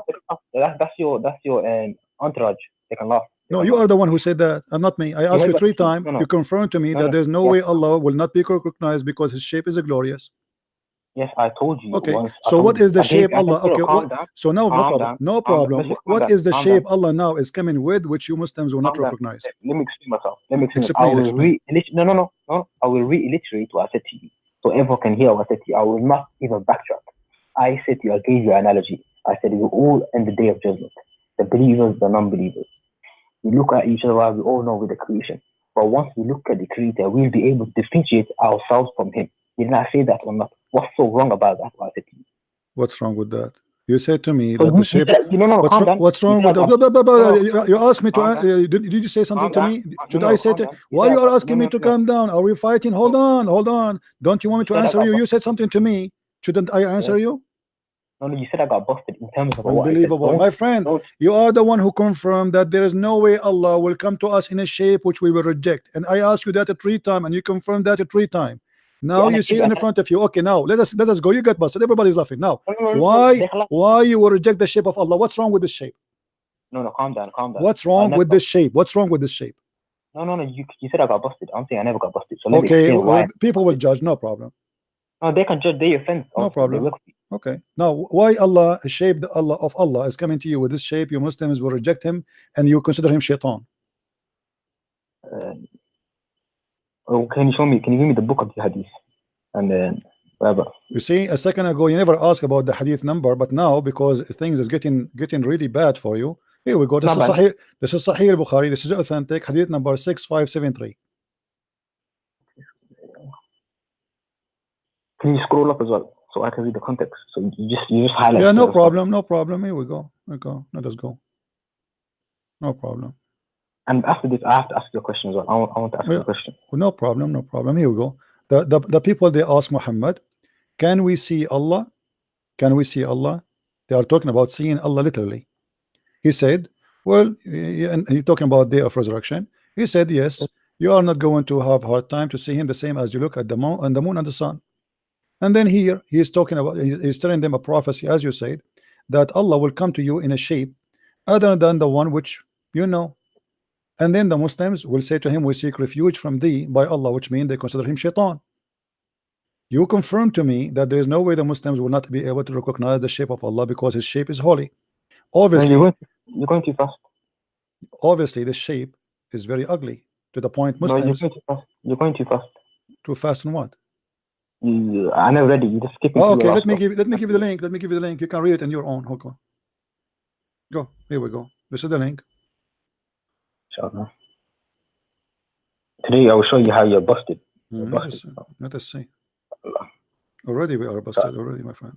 And I will prove to you Jesus is not God, and the Bible is correct. Okay. Yeah, right.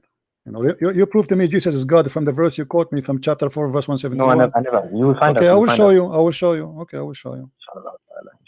Okay. Now read for me.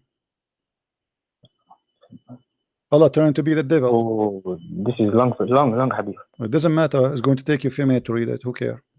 Some people say all that.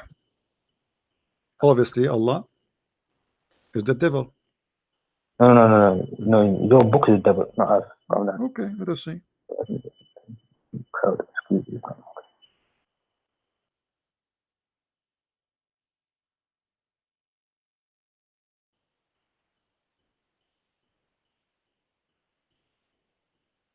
So he says, whoever used to worship that thing, they will follow it. So anyone who worshipped the moon, the sun, they will follow it. So anyone who worshipped false deities, they will follow them, including the hypocrites. Allah will come to them in the shape. I caught you. Okay, go ahead. Abdul is laughing. Wait, hold on. Go ahead.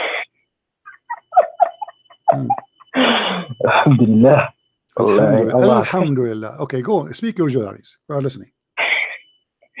So basically, the context of this verse is talking to the non-believers, it's talking to the people, the pagans, it's talking to you basically, the people that worship the sun, the moon, and they will be basically, you know, Allah will show them how false, and Allah will come to them in a shape that they don't know, and they say, this is our Lord. Like they took the sun as the Lord, they took the moon as the Lord. That's the context of this verse. My friend, you are the most stupid Muslim ever I saw all my life. Read with me carefully. Read with me carefully. You are certified donkey. Sorry to say so.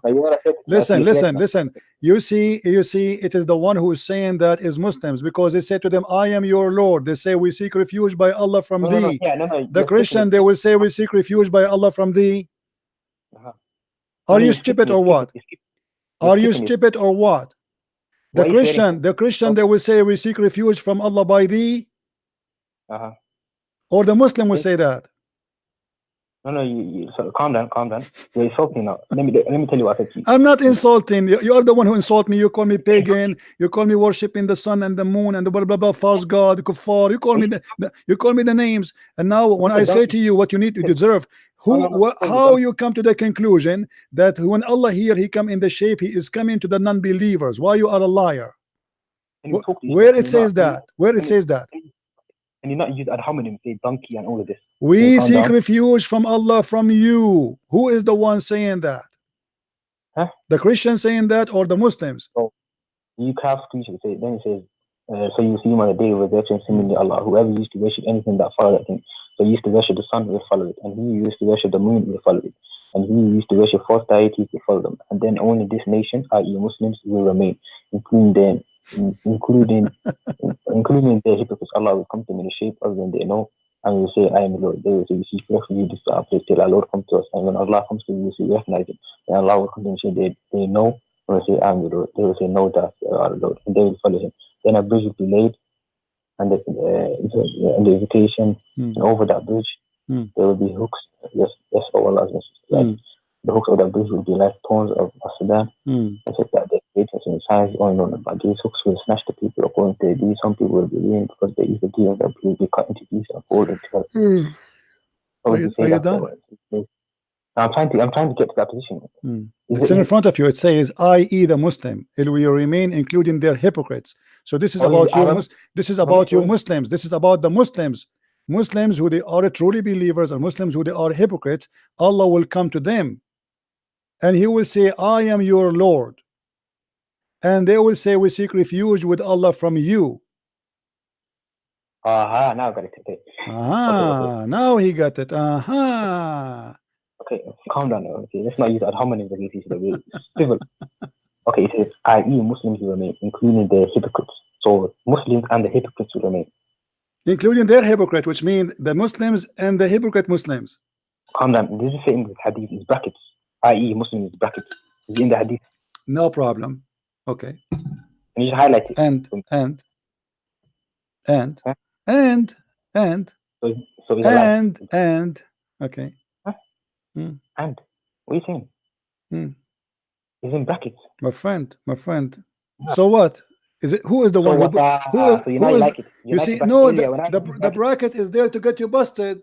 It is you who say that this is not including the Muslims. This is your Muslim translation. Oh, you have to be. Okay, hold on, guys. The Muslim, they got him busted, not me. Be my witness. He said this is not for the witness, not for the Muslims. But the bracket there, i.e. the Muslim, is made by who? Is that something Christian Prince he added, or this is rare in your website?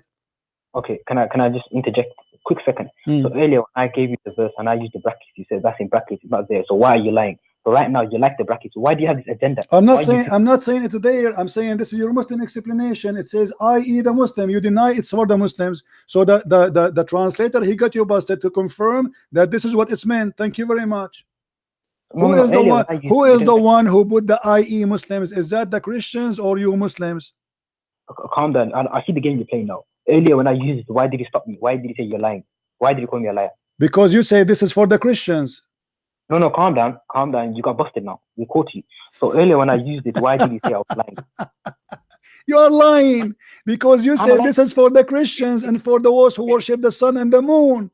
Okay, but here it says that your God Allah is coming to you and he is going to say to you, I am your Lord, and look with me, the one who worship the sun, he will say, we seek refuge with Allah from you. The one who hold on, let me show you how stupid you are. The one who worship the sun, he will say, I seek refuge by Allah from you. No, calm down. Okay, listen. This is what he says. Okay, the monastics will be tricked. Calm down, my friend.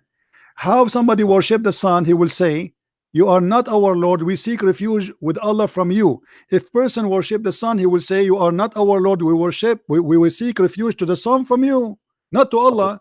So they are seeking refuge to who? They are those to know their religion. What are they? Are they seeking refuge to Allah, or they are seeking refuge to the sun? Okay. Is this a monologue or is it a dialogue? Can I just speak for 1 second? Sure. Let's focus on what you're saying. You're talking about where you say, and then only this nation will remain, including the hypocrites, and Allah will come to them in a shape as they know, and they will say, I am the Lord. They will say, we seek refuge with Allah from you. This is our place. We will not follow you till our Lord will come to us. This is the munafiq. This is not the Muslim. This is the munafiq. Aha. This is my explanation. Abdul, you are an official certified donkey. Sorry to say that with you. Because the munafiqeen is the Muslims too. Yes, but the munafiq doesn't matter. Allah is coming in a shape, right? My friend, hold on. In front of you, it says clearly that those people, they believe in Allah. In the beginning, you said to me, this is the one. Look how you change your mind now. In the beginning, you said to me, Alhamdulillah, those are the Christians, those are the one who worship the sun, the moon like you. And now you admitted that those are the Muslims, but they are the liars Muslims. No, I never read it, so I refrained. I was wrong there. Okay. I will go with you. I will go with you to the end of the road to see how many lies you create in the coming 15 minutes. Now, hold on. What we learn from this, that Allah is coming in a shape other than the shape which they knew. Is that correct? Is that correct? Okay. Who is the one who says we seek refuge from Allah? Is it only the liars or all the Muslims? Okay, let's read it again. He says, read it again. Go ahead. Here we go. No. Okay, you're saying that I'm lying. We'll find out who's lying today. You're lying, my friend. Yeah. Okay, I'm lying. Yeah. Okay. Let's read it. This will refute you right now. My friend. You speak Arabic, right? Don't you speak Arabic? Don't worry. Do you speak Arabic or not? Let me show you. Let me get you busted in Arabic. وتبقى هذه الأمة فيها منافقوها فيأتيهم الله في غير الصورة التي يعرفون فيقول أنا ربكم فيقولون نعوذ بالله منك هذا مكاننا حتى يأتينا ربنا. So this is the nation. Muhammad is speaking about his nation, including the hypocrite inside the nation. So all the Muslims, Allah will come to them. Allah will come to all the Muslims That's exactly what I was saying to you. Exactly. Okay. Exactly. Thank you very much. So Allah will come to all the Muslims, and the Muslims still. Okay, hold on. Okay. Oh yes, you're right. He will come to all of them. The Muslims will recognize him, but the Munafiqs won't. No, read with me carefully. No, what's read with me carefully. Allah changed his shape. He changed his shape. It's not about recognize him or not. Allah changed the shape. He changed the shape. Read with me. Allah will come to them in a shape other than they knew or they know. He come in a shape other, and will say, I am your Lord. They will say, we seek refuge with Allah from you. Then we will not move our place, and nobody will follow you till our Lord come to us. And then when the Lord come to us, we will recognize him, as you said to me before. And then Allah, listen carefully, and then Allah come to the same people, the same group. Then Allah come to them in a shape which they knew, and then he will say, I am your Lord. And then they will say, no doubt you are our Lord. You got busted 20 times in 5 minutes, my friend. So this is the same people, They reject Allah for he changed his shape. Now here the problem. It's not all the lies you said. It's not all the things you got busted with. No, the problem is now you have two Allah. You have Allah number one, and you have Allah number two. Which one you follow? Okay, let me help you. Let me reiterate what I said to you. I'm not going to move from this point until one of us are defeated. You sure? Okay. We say here, and then only this nation will remain, including their hypocrites. So the Munafiqs are there. You understand that? Don't say I was lying. It says this. And Allah will come to them in a shape other than they knew, and will say, I am your Lord. They will say, we will not follow you till our Lord comes to us. And when our Lord comes to us, we will recognize you. Then Allah will come to them in a shape they know, and they will say, I am your Lord. They will say, no doubt you are our Lord. They will follow him. So the first time when he came, that's the Munafiqs. I believe that's the Munafiqs speaking. My friend, it says then only this nation, i.e. Muslim. Do you see it? No, that's your brackets. Don't be stupid. No. Only forget about the bracket. Delete it. Erase it if you want. No problem. It says then only this nation will stay. Muhammad, he spoke about the other nations who worship different God. Correct? Only this nation will stay, will remain in there, including their hypocrites.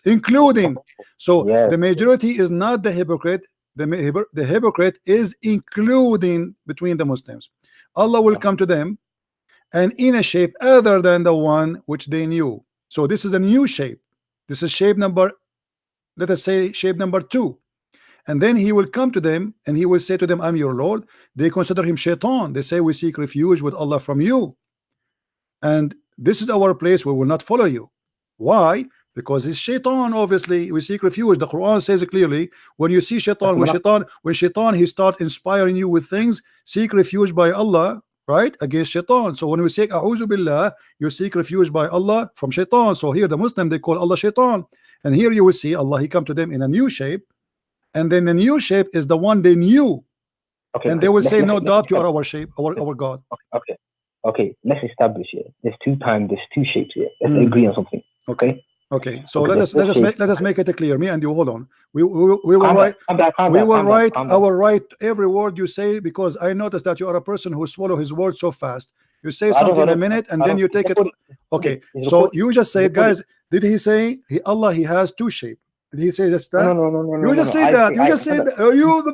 You said there's two shape here. Those are two shapes. Shape of who? See, you know what you do? You stop someone at half point. If I say, my friend, the two shape here, you admitted that there is two shape. Shape of who? Okay, let me finish. Don't interrupt me. No, give me an answer, short, and then you can explain. The two shape here are shape of who? I might as well leave, man. This is bullshit. This shape, no bullshit. I know it's a bullshit. Everything you are saying is a bullshit. I agree. You are running away. You just admitted the two shape. The two shape are the shape of who? Can you stop talking for me? No, I want you to give me an answer, because I am here to corner you, because you will speak forever saying nothing. Finally, we made you admit that Allah has two shape. No. Okay. Are you saying the first shape is not the shape of Allah? You stopped me halfway through my. Are you saying the first shape is not the shape of Allah? This is a trick that you do. No, I don't, my friend. I do all my tricks so Muslims can be forced to say the truth. We have shape number 1 and shape number 2. Shape number 1, make it clear for me. You are smart and we are not. Shape number 1 belong to whom? Give me the name of the person. Okay, like don't interrupt me. Don't interrupt me. Shape number 1 belong to who? Give me the name of the person. I can't speak. Why you will not give me the shape number 1 belong to who? Is it belong to Muhammad? Is it belong to the angel Jibreel? Is it belong to Aisha? Is belong to who? Give me the shape. Is the shape of who? Allah will come to them in the shape of Thank you. This is the shape of Allah. Finally, we made him say something. So this is the shape. This is the first shape here. Is the shape of Allah. Wonderful. Okay, now you hang up.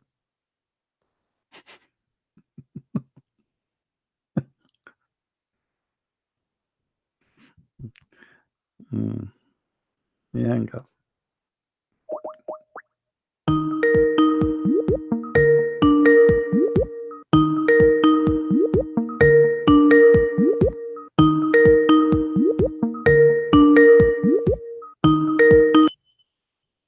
Hello.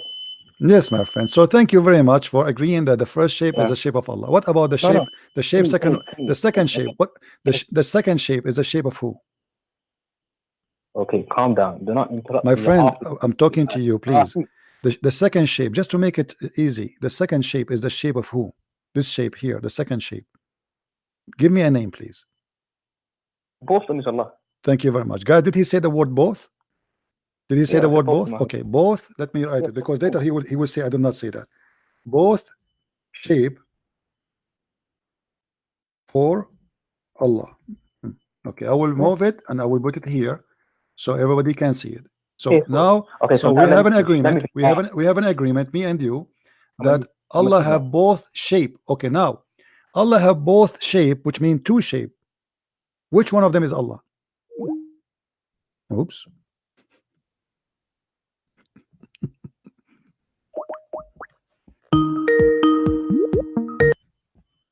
And yo, please, can you stop giving me no problem. Which shape of them is Allah? Is it both? You said both of them are for Allah. So now where is Allah? Yes. Where is Allah? You heard me say. In the shape number 1 or shape number 2? Can you let me speak? Can you have a sure? Go ahead. I'm listening. Go ahead. I'm listening. Okay.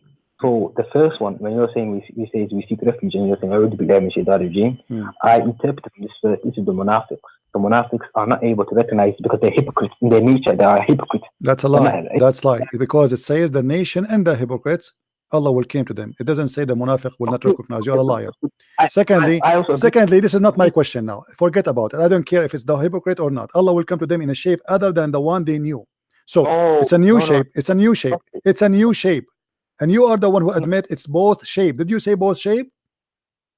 Listen, can you let me finish, man? You just say they are two shape. Now, Allah, where is Allah now? In shape number 1 or shape number 2?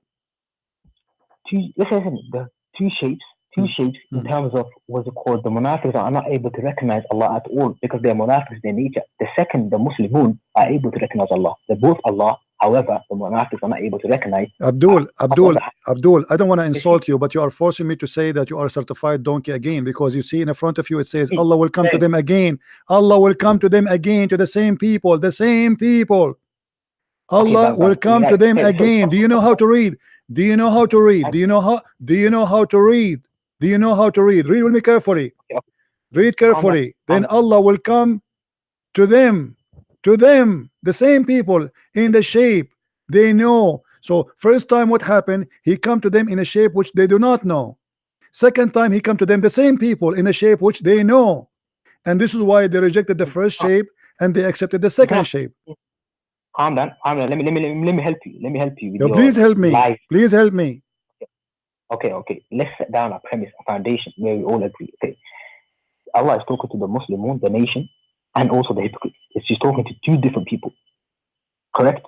No. You are a dirty liar. You are a dirty liar. How? You are a dirty liar, because here we go. It's in front of you in Arabic and in English. In front of you in Arabic and in English. Allah will come to them. Allah will come to them in a shape. Who? The Muslims, this nation, Al-Ummah. Do you know how to read Arabic? Do you know how to read Arabic or not? Yes. And who else? Okay. And وَفِيهَا مُنَافِقُوهَا. Read with me. This is your prophet saying وَفِيهَا مُنَافِقُوهَا. By the way, you said this is between two brackets. In fact, it is in Arabic. The bracket is correct. وفيها منافقوها include the hypocrite, which mean the nation is the Muslims, include inside it the munafiqeen, all of them, and Allah will come to them, all of them, in different shape, and they will reject him, all of them. No, calm down. Where did I lie? I said to you, he's talking to the nation and he's also talking to munafiqs.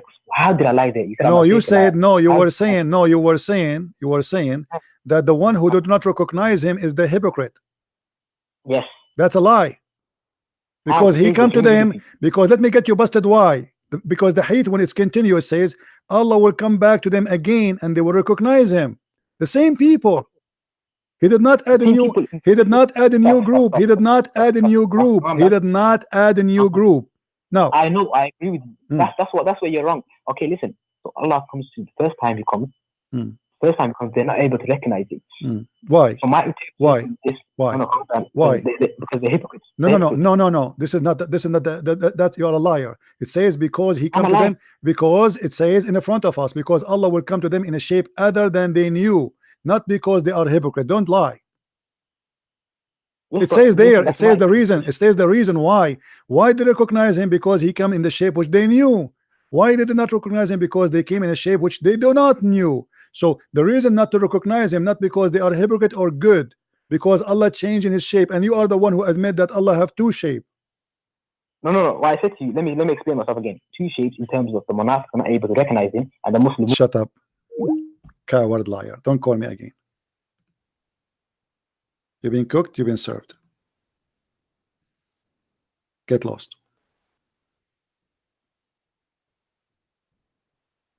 If you go back, you will see how he was confirming that there's no way Allah will come to them and they will recognize him because he is all high majesty. Then I scroll up down a little bit. It says I have a surprise for you. It says they will recognize him. Now he have to play the game that this is about the hypocrites. It doesn't say that. Including the nation, including the hypocrites. Allah will come to them all. And this is your Muslim translation.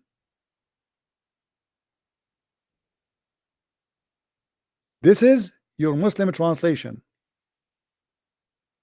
Allah will come to them. To who? To the Muslims, including their hypocrites. And by the way, that will not change anything, because Allah, he come to them in a shape other than the one they knew. That's it. It's confirmed that Allah, he changed his shape. So the Muslims, they lie to us, saying to us, we don't accept God if you don't come to us in a shape which is fit with him. Well, here we go. Here, your God, Allah, he changed his shape, and you throw rocks at him, and you throw zucchini at him.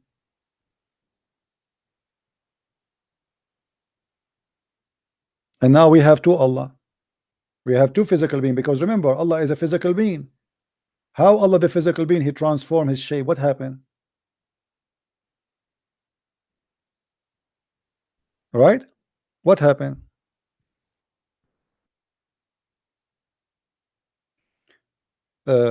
We have a Muslim here. He's asking how God can eat.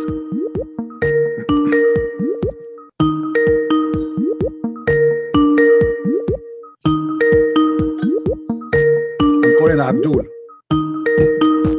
More barbecue in the way. This guy, he will not answer. I don't think he'll have the courage to answer.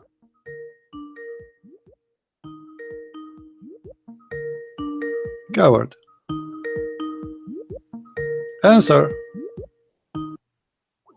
Coward. How Allah, how God, he can have emotion, how God can eat. Well, you see how stupid you are. If you are saying that not eating will make you God, not eating will make you God, that means stones, they are God. If God eat is going to change his nature, prove it to me. Jesus was holy. What eat? You see, the stupidity of the Muslims is beyond imagination.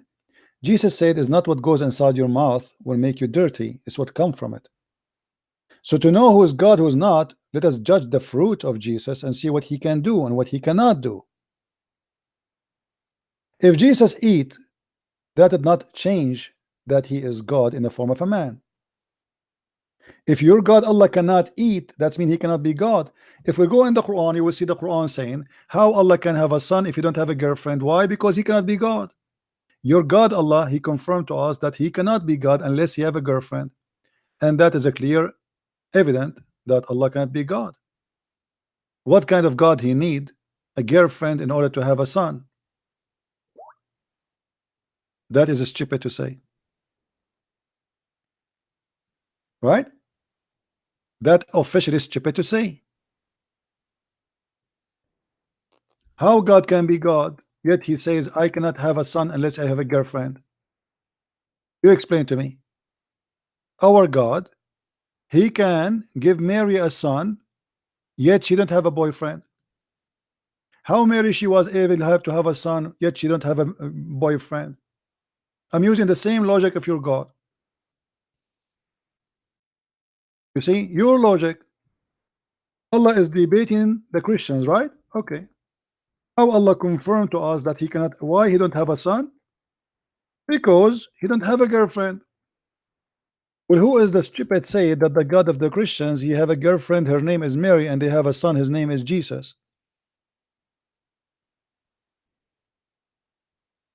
Any Abdul?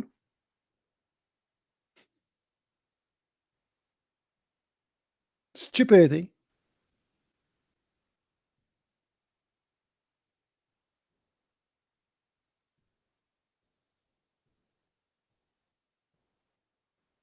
Stupidity is amazing.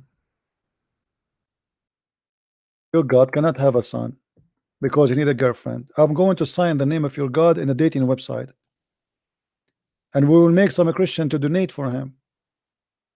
بديع السماوات والأرض أن يكون له ولد ولم تكن له صاحبة. Very funny. Chapter 6 verse 101. How Allah can have a son if you don't have a girlfriend? What a stupid religion. That can be logical if the one is talking is Muhammad, but that cannot be logical if the one is talking is God. That can be logical if the Christian believe that God have a girlfriend and they have a son from him, from her. But this is not what the Christian believe. No Christian believe that God have sex with Mary and they have a son, his name is baby Jesus.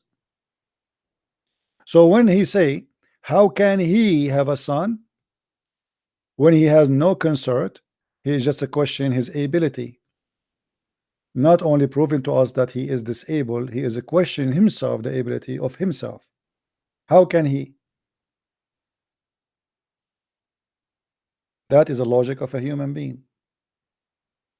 If you ask me, oh, Christian Prince, why you don't have kids? Well, I will say to you, how I can have a kid and have a woman.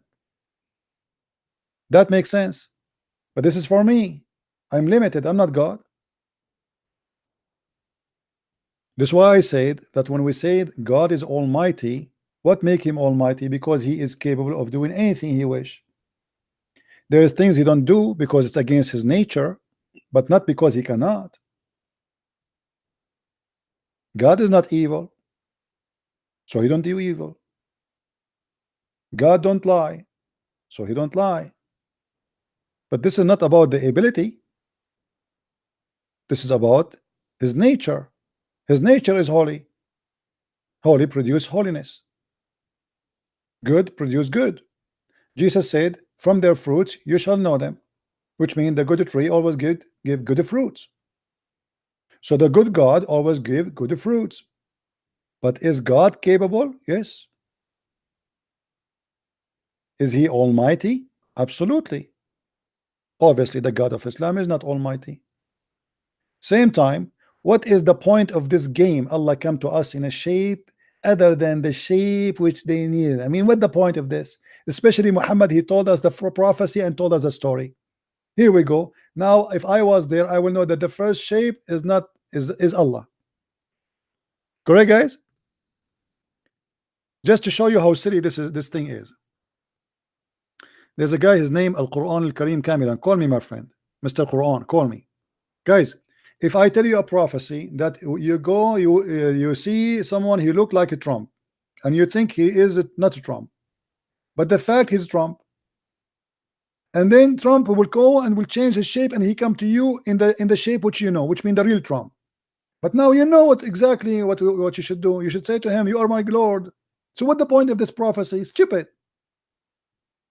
And why Allah is changing his shape? Are you able to speak French? No, my friend, I don't speak French.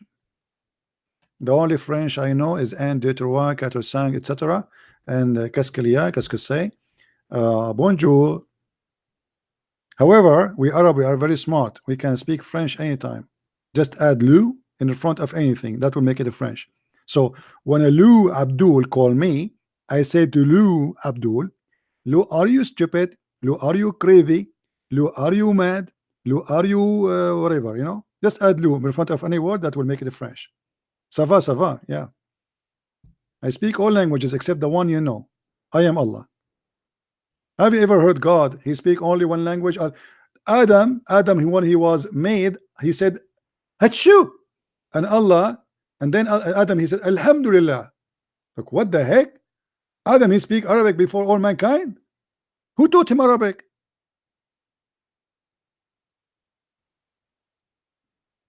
The guy he just created, he sneeze, he speak Arabic.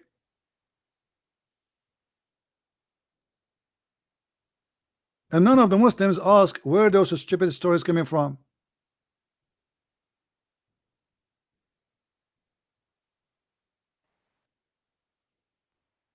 As you see, the God of Islam is a physical being. Remember one thing. Don't mix between Christianity and Islam. God of Islam is not a spirit. Let us repeat together, guys. God of Islam is not a spirit. Look at this Muslim. He keeps saying there's only one God. There's only one God. There's only one God. But he cannot tell us who is this God.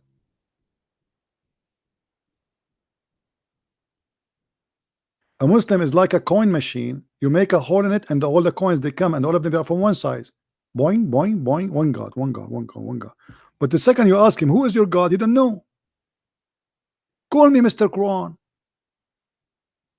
Here we go. The other guy is saying there's no God but Allah, and Muhammad is his messenger. Look how stupid this statement is. You are a mushrik. You associate the name of God with the name of a man. How dare you to say that Allah and Muhammad in one line? Are they equal? Mushrikeen, kuffar. Muslims are kuffar.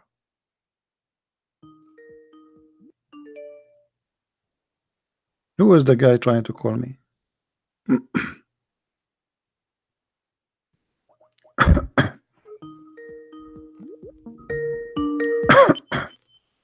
Hello? You blocked me, man.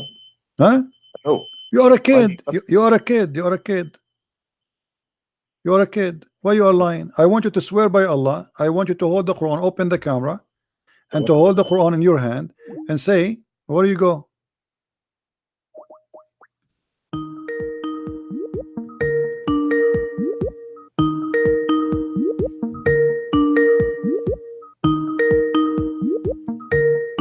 Potato, he didn't even answer.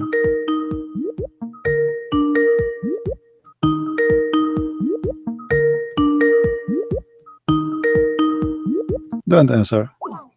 Do we have any Muslim on a call?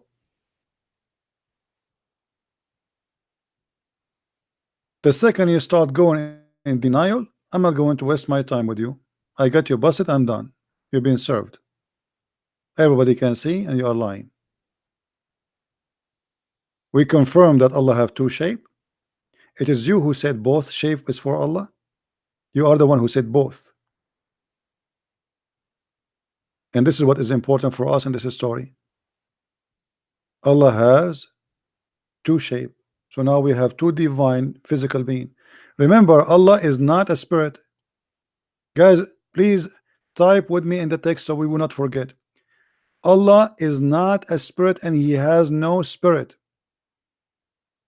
Type it, please, so we will not forget that. I want you to preserve that in your memory, because many Christians, they think the God of Islam is the same as the God of the Christians. The God of the Christians is a spirit. The God of Islam is not a spirit, and he has no spirit. He is just a physical being. The Muslims confirm that All Muslims agree with that. It's not something we are coming with. So we have a physical being who have two shape. How God can be in two shape and he is not a spirit? As long as the Muslims is the one saying that God cannot be inside a space and he cannot be two person in the same time. He cannot be included in two shape.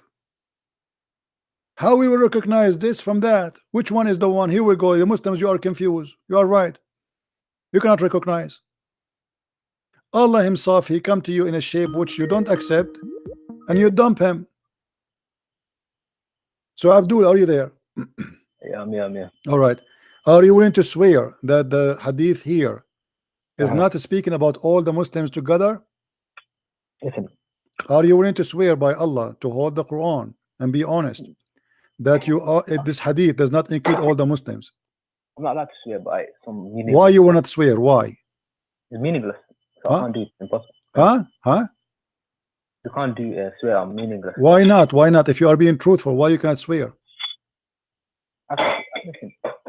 Why you cannot swear? Why you cannot swear? Why you cannot confirm to me that you are not lying and swear that the hadith here speak only about the hypocrite? They will not recognize Allah. Okay. Why do you cry when someone disagrees with you? Hold on. Let me take another Muslim. Hello? Hello. Yes, my friend. What's up, Christian? Friends? I'm fine. How are you doing? I'm doing good. You believe in God? You believe in your God, Allah? What's it called? Can you educate me? No problem. Do Jesus you believe the Son of God? Okay. How Jesus can No, be I what? mean, can be like God. Okay, that's wonderful question. Okay. If Jesus come to you in a shape you don't like, you reject him, right? What is the problem with Jesus? He came to you in a shape of a man, correct? What do you mean? Is that the reason why you reject Jesus to be God? Is that because he's a man? No. Why reject him then? Because I'm not sure, but it's not. You're not sure. A second, you see, you're not sure. This is not honest answer. You reject him because he's a man. Is that correct or not? Yeah, let's go. Yeah. Okay. See why you said to me a second ago? No. Now, as long that's mean the shape of Jesus is the one who prevent you from believing in him to be God. Correct? Okay. The hadith in front of us says that Allah will come to you in a shape other than the one which you know, and you will reject him. Maybe he come to you in the shape of a Jesus and you don't like him. Is that the case? How Allah can come to you in a shape which you don't like and you reject? He is Allah, the same person. Allah will come to them. Allah will come to them in a shape other than they know, and will say, "I am your Lord." What the Muslim they will say to him? Get lost. How you do that? How you do that? How you do that to your God? Maybe it was maybe the form was like maybe a form of a man. No, not about that. It's What, like, a form of a goat? I'm not that on. I'm not sure about that one. What is the problem with the form? You said the form. I agree with you. There's a problem with the form. So what the form? What's wrong with the form? Maybe it was a test for the.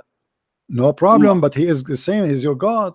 If Allah, he changes, if he is your God, and he is inside that form, how you reject God? That's mean you Muslims reject, recognize God by shape. Okay, that's mean you worship idols. Yeah, because guys, if I recognize a person by shape, and I worship that shape, isn't it this is idols? I don't recognize him by his power. I do not recognize him by his being almighty, by his glory. I recognize him by his shape. So what happened? The same God, he came to you in different shape. You reject him. Okay. So you're addicted to a shape. You are the same as little chicken. Like when the chicken she lay eggs, the eggs they come out to life. Whatever walking in front of them, even if it's a cat, they think this is mommy.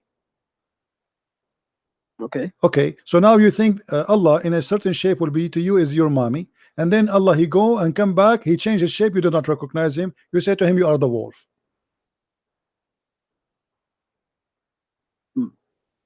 That's mean you Muslim don't have a God. You are following an idol, you are worshiping a shape. Your God is a fixed shape, and you don't accept your God himself, even if he is himself coming back to you to be in any other shape except the one you like. So you are the one who decide who is Allah or not. It's not Allah who decide if he is Allah or not. Okay. That's mean Islam is a crazy. Islam is false. Secondly, here, when Allah he took the second You shape, what say happened? so. What happened to the first shape? As I you don't as know. you see here, Allah he changed his shape. He came in a shape other than the one they knew. That's wonderful. Okay, and then they rejected him. Then Allah he come back in a new shape, and they will recognize him. All right. Okay. What happened to the first shape?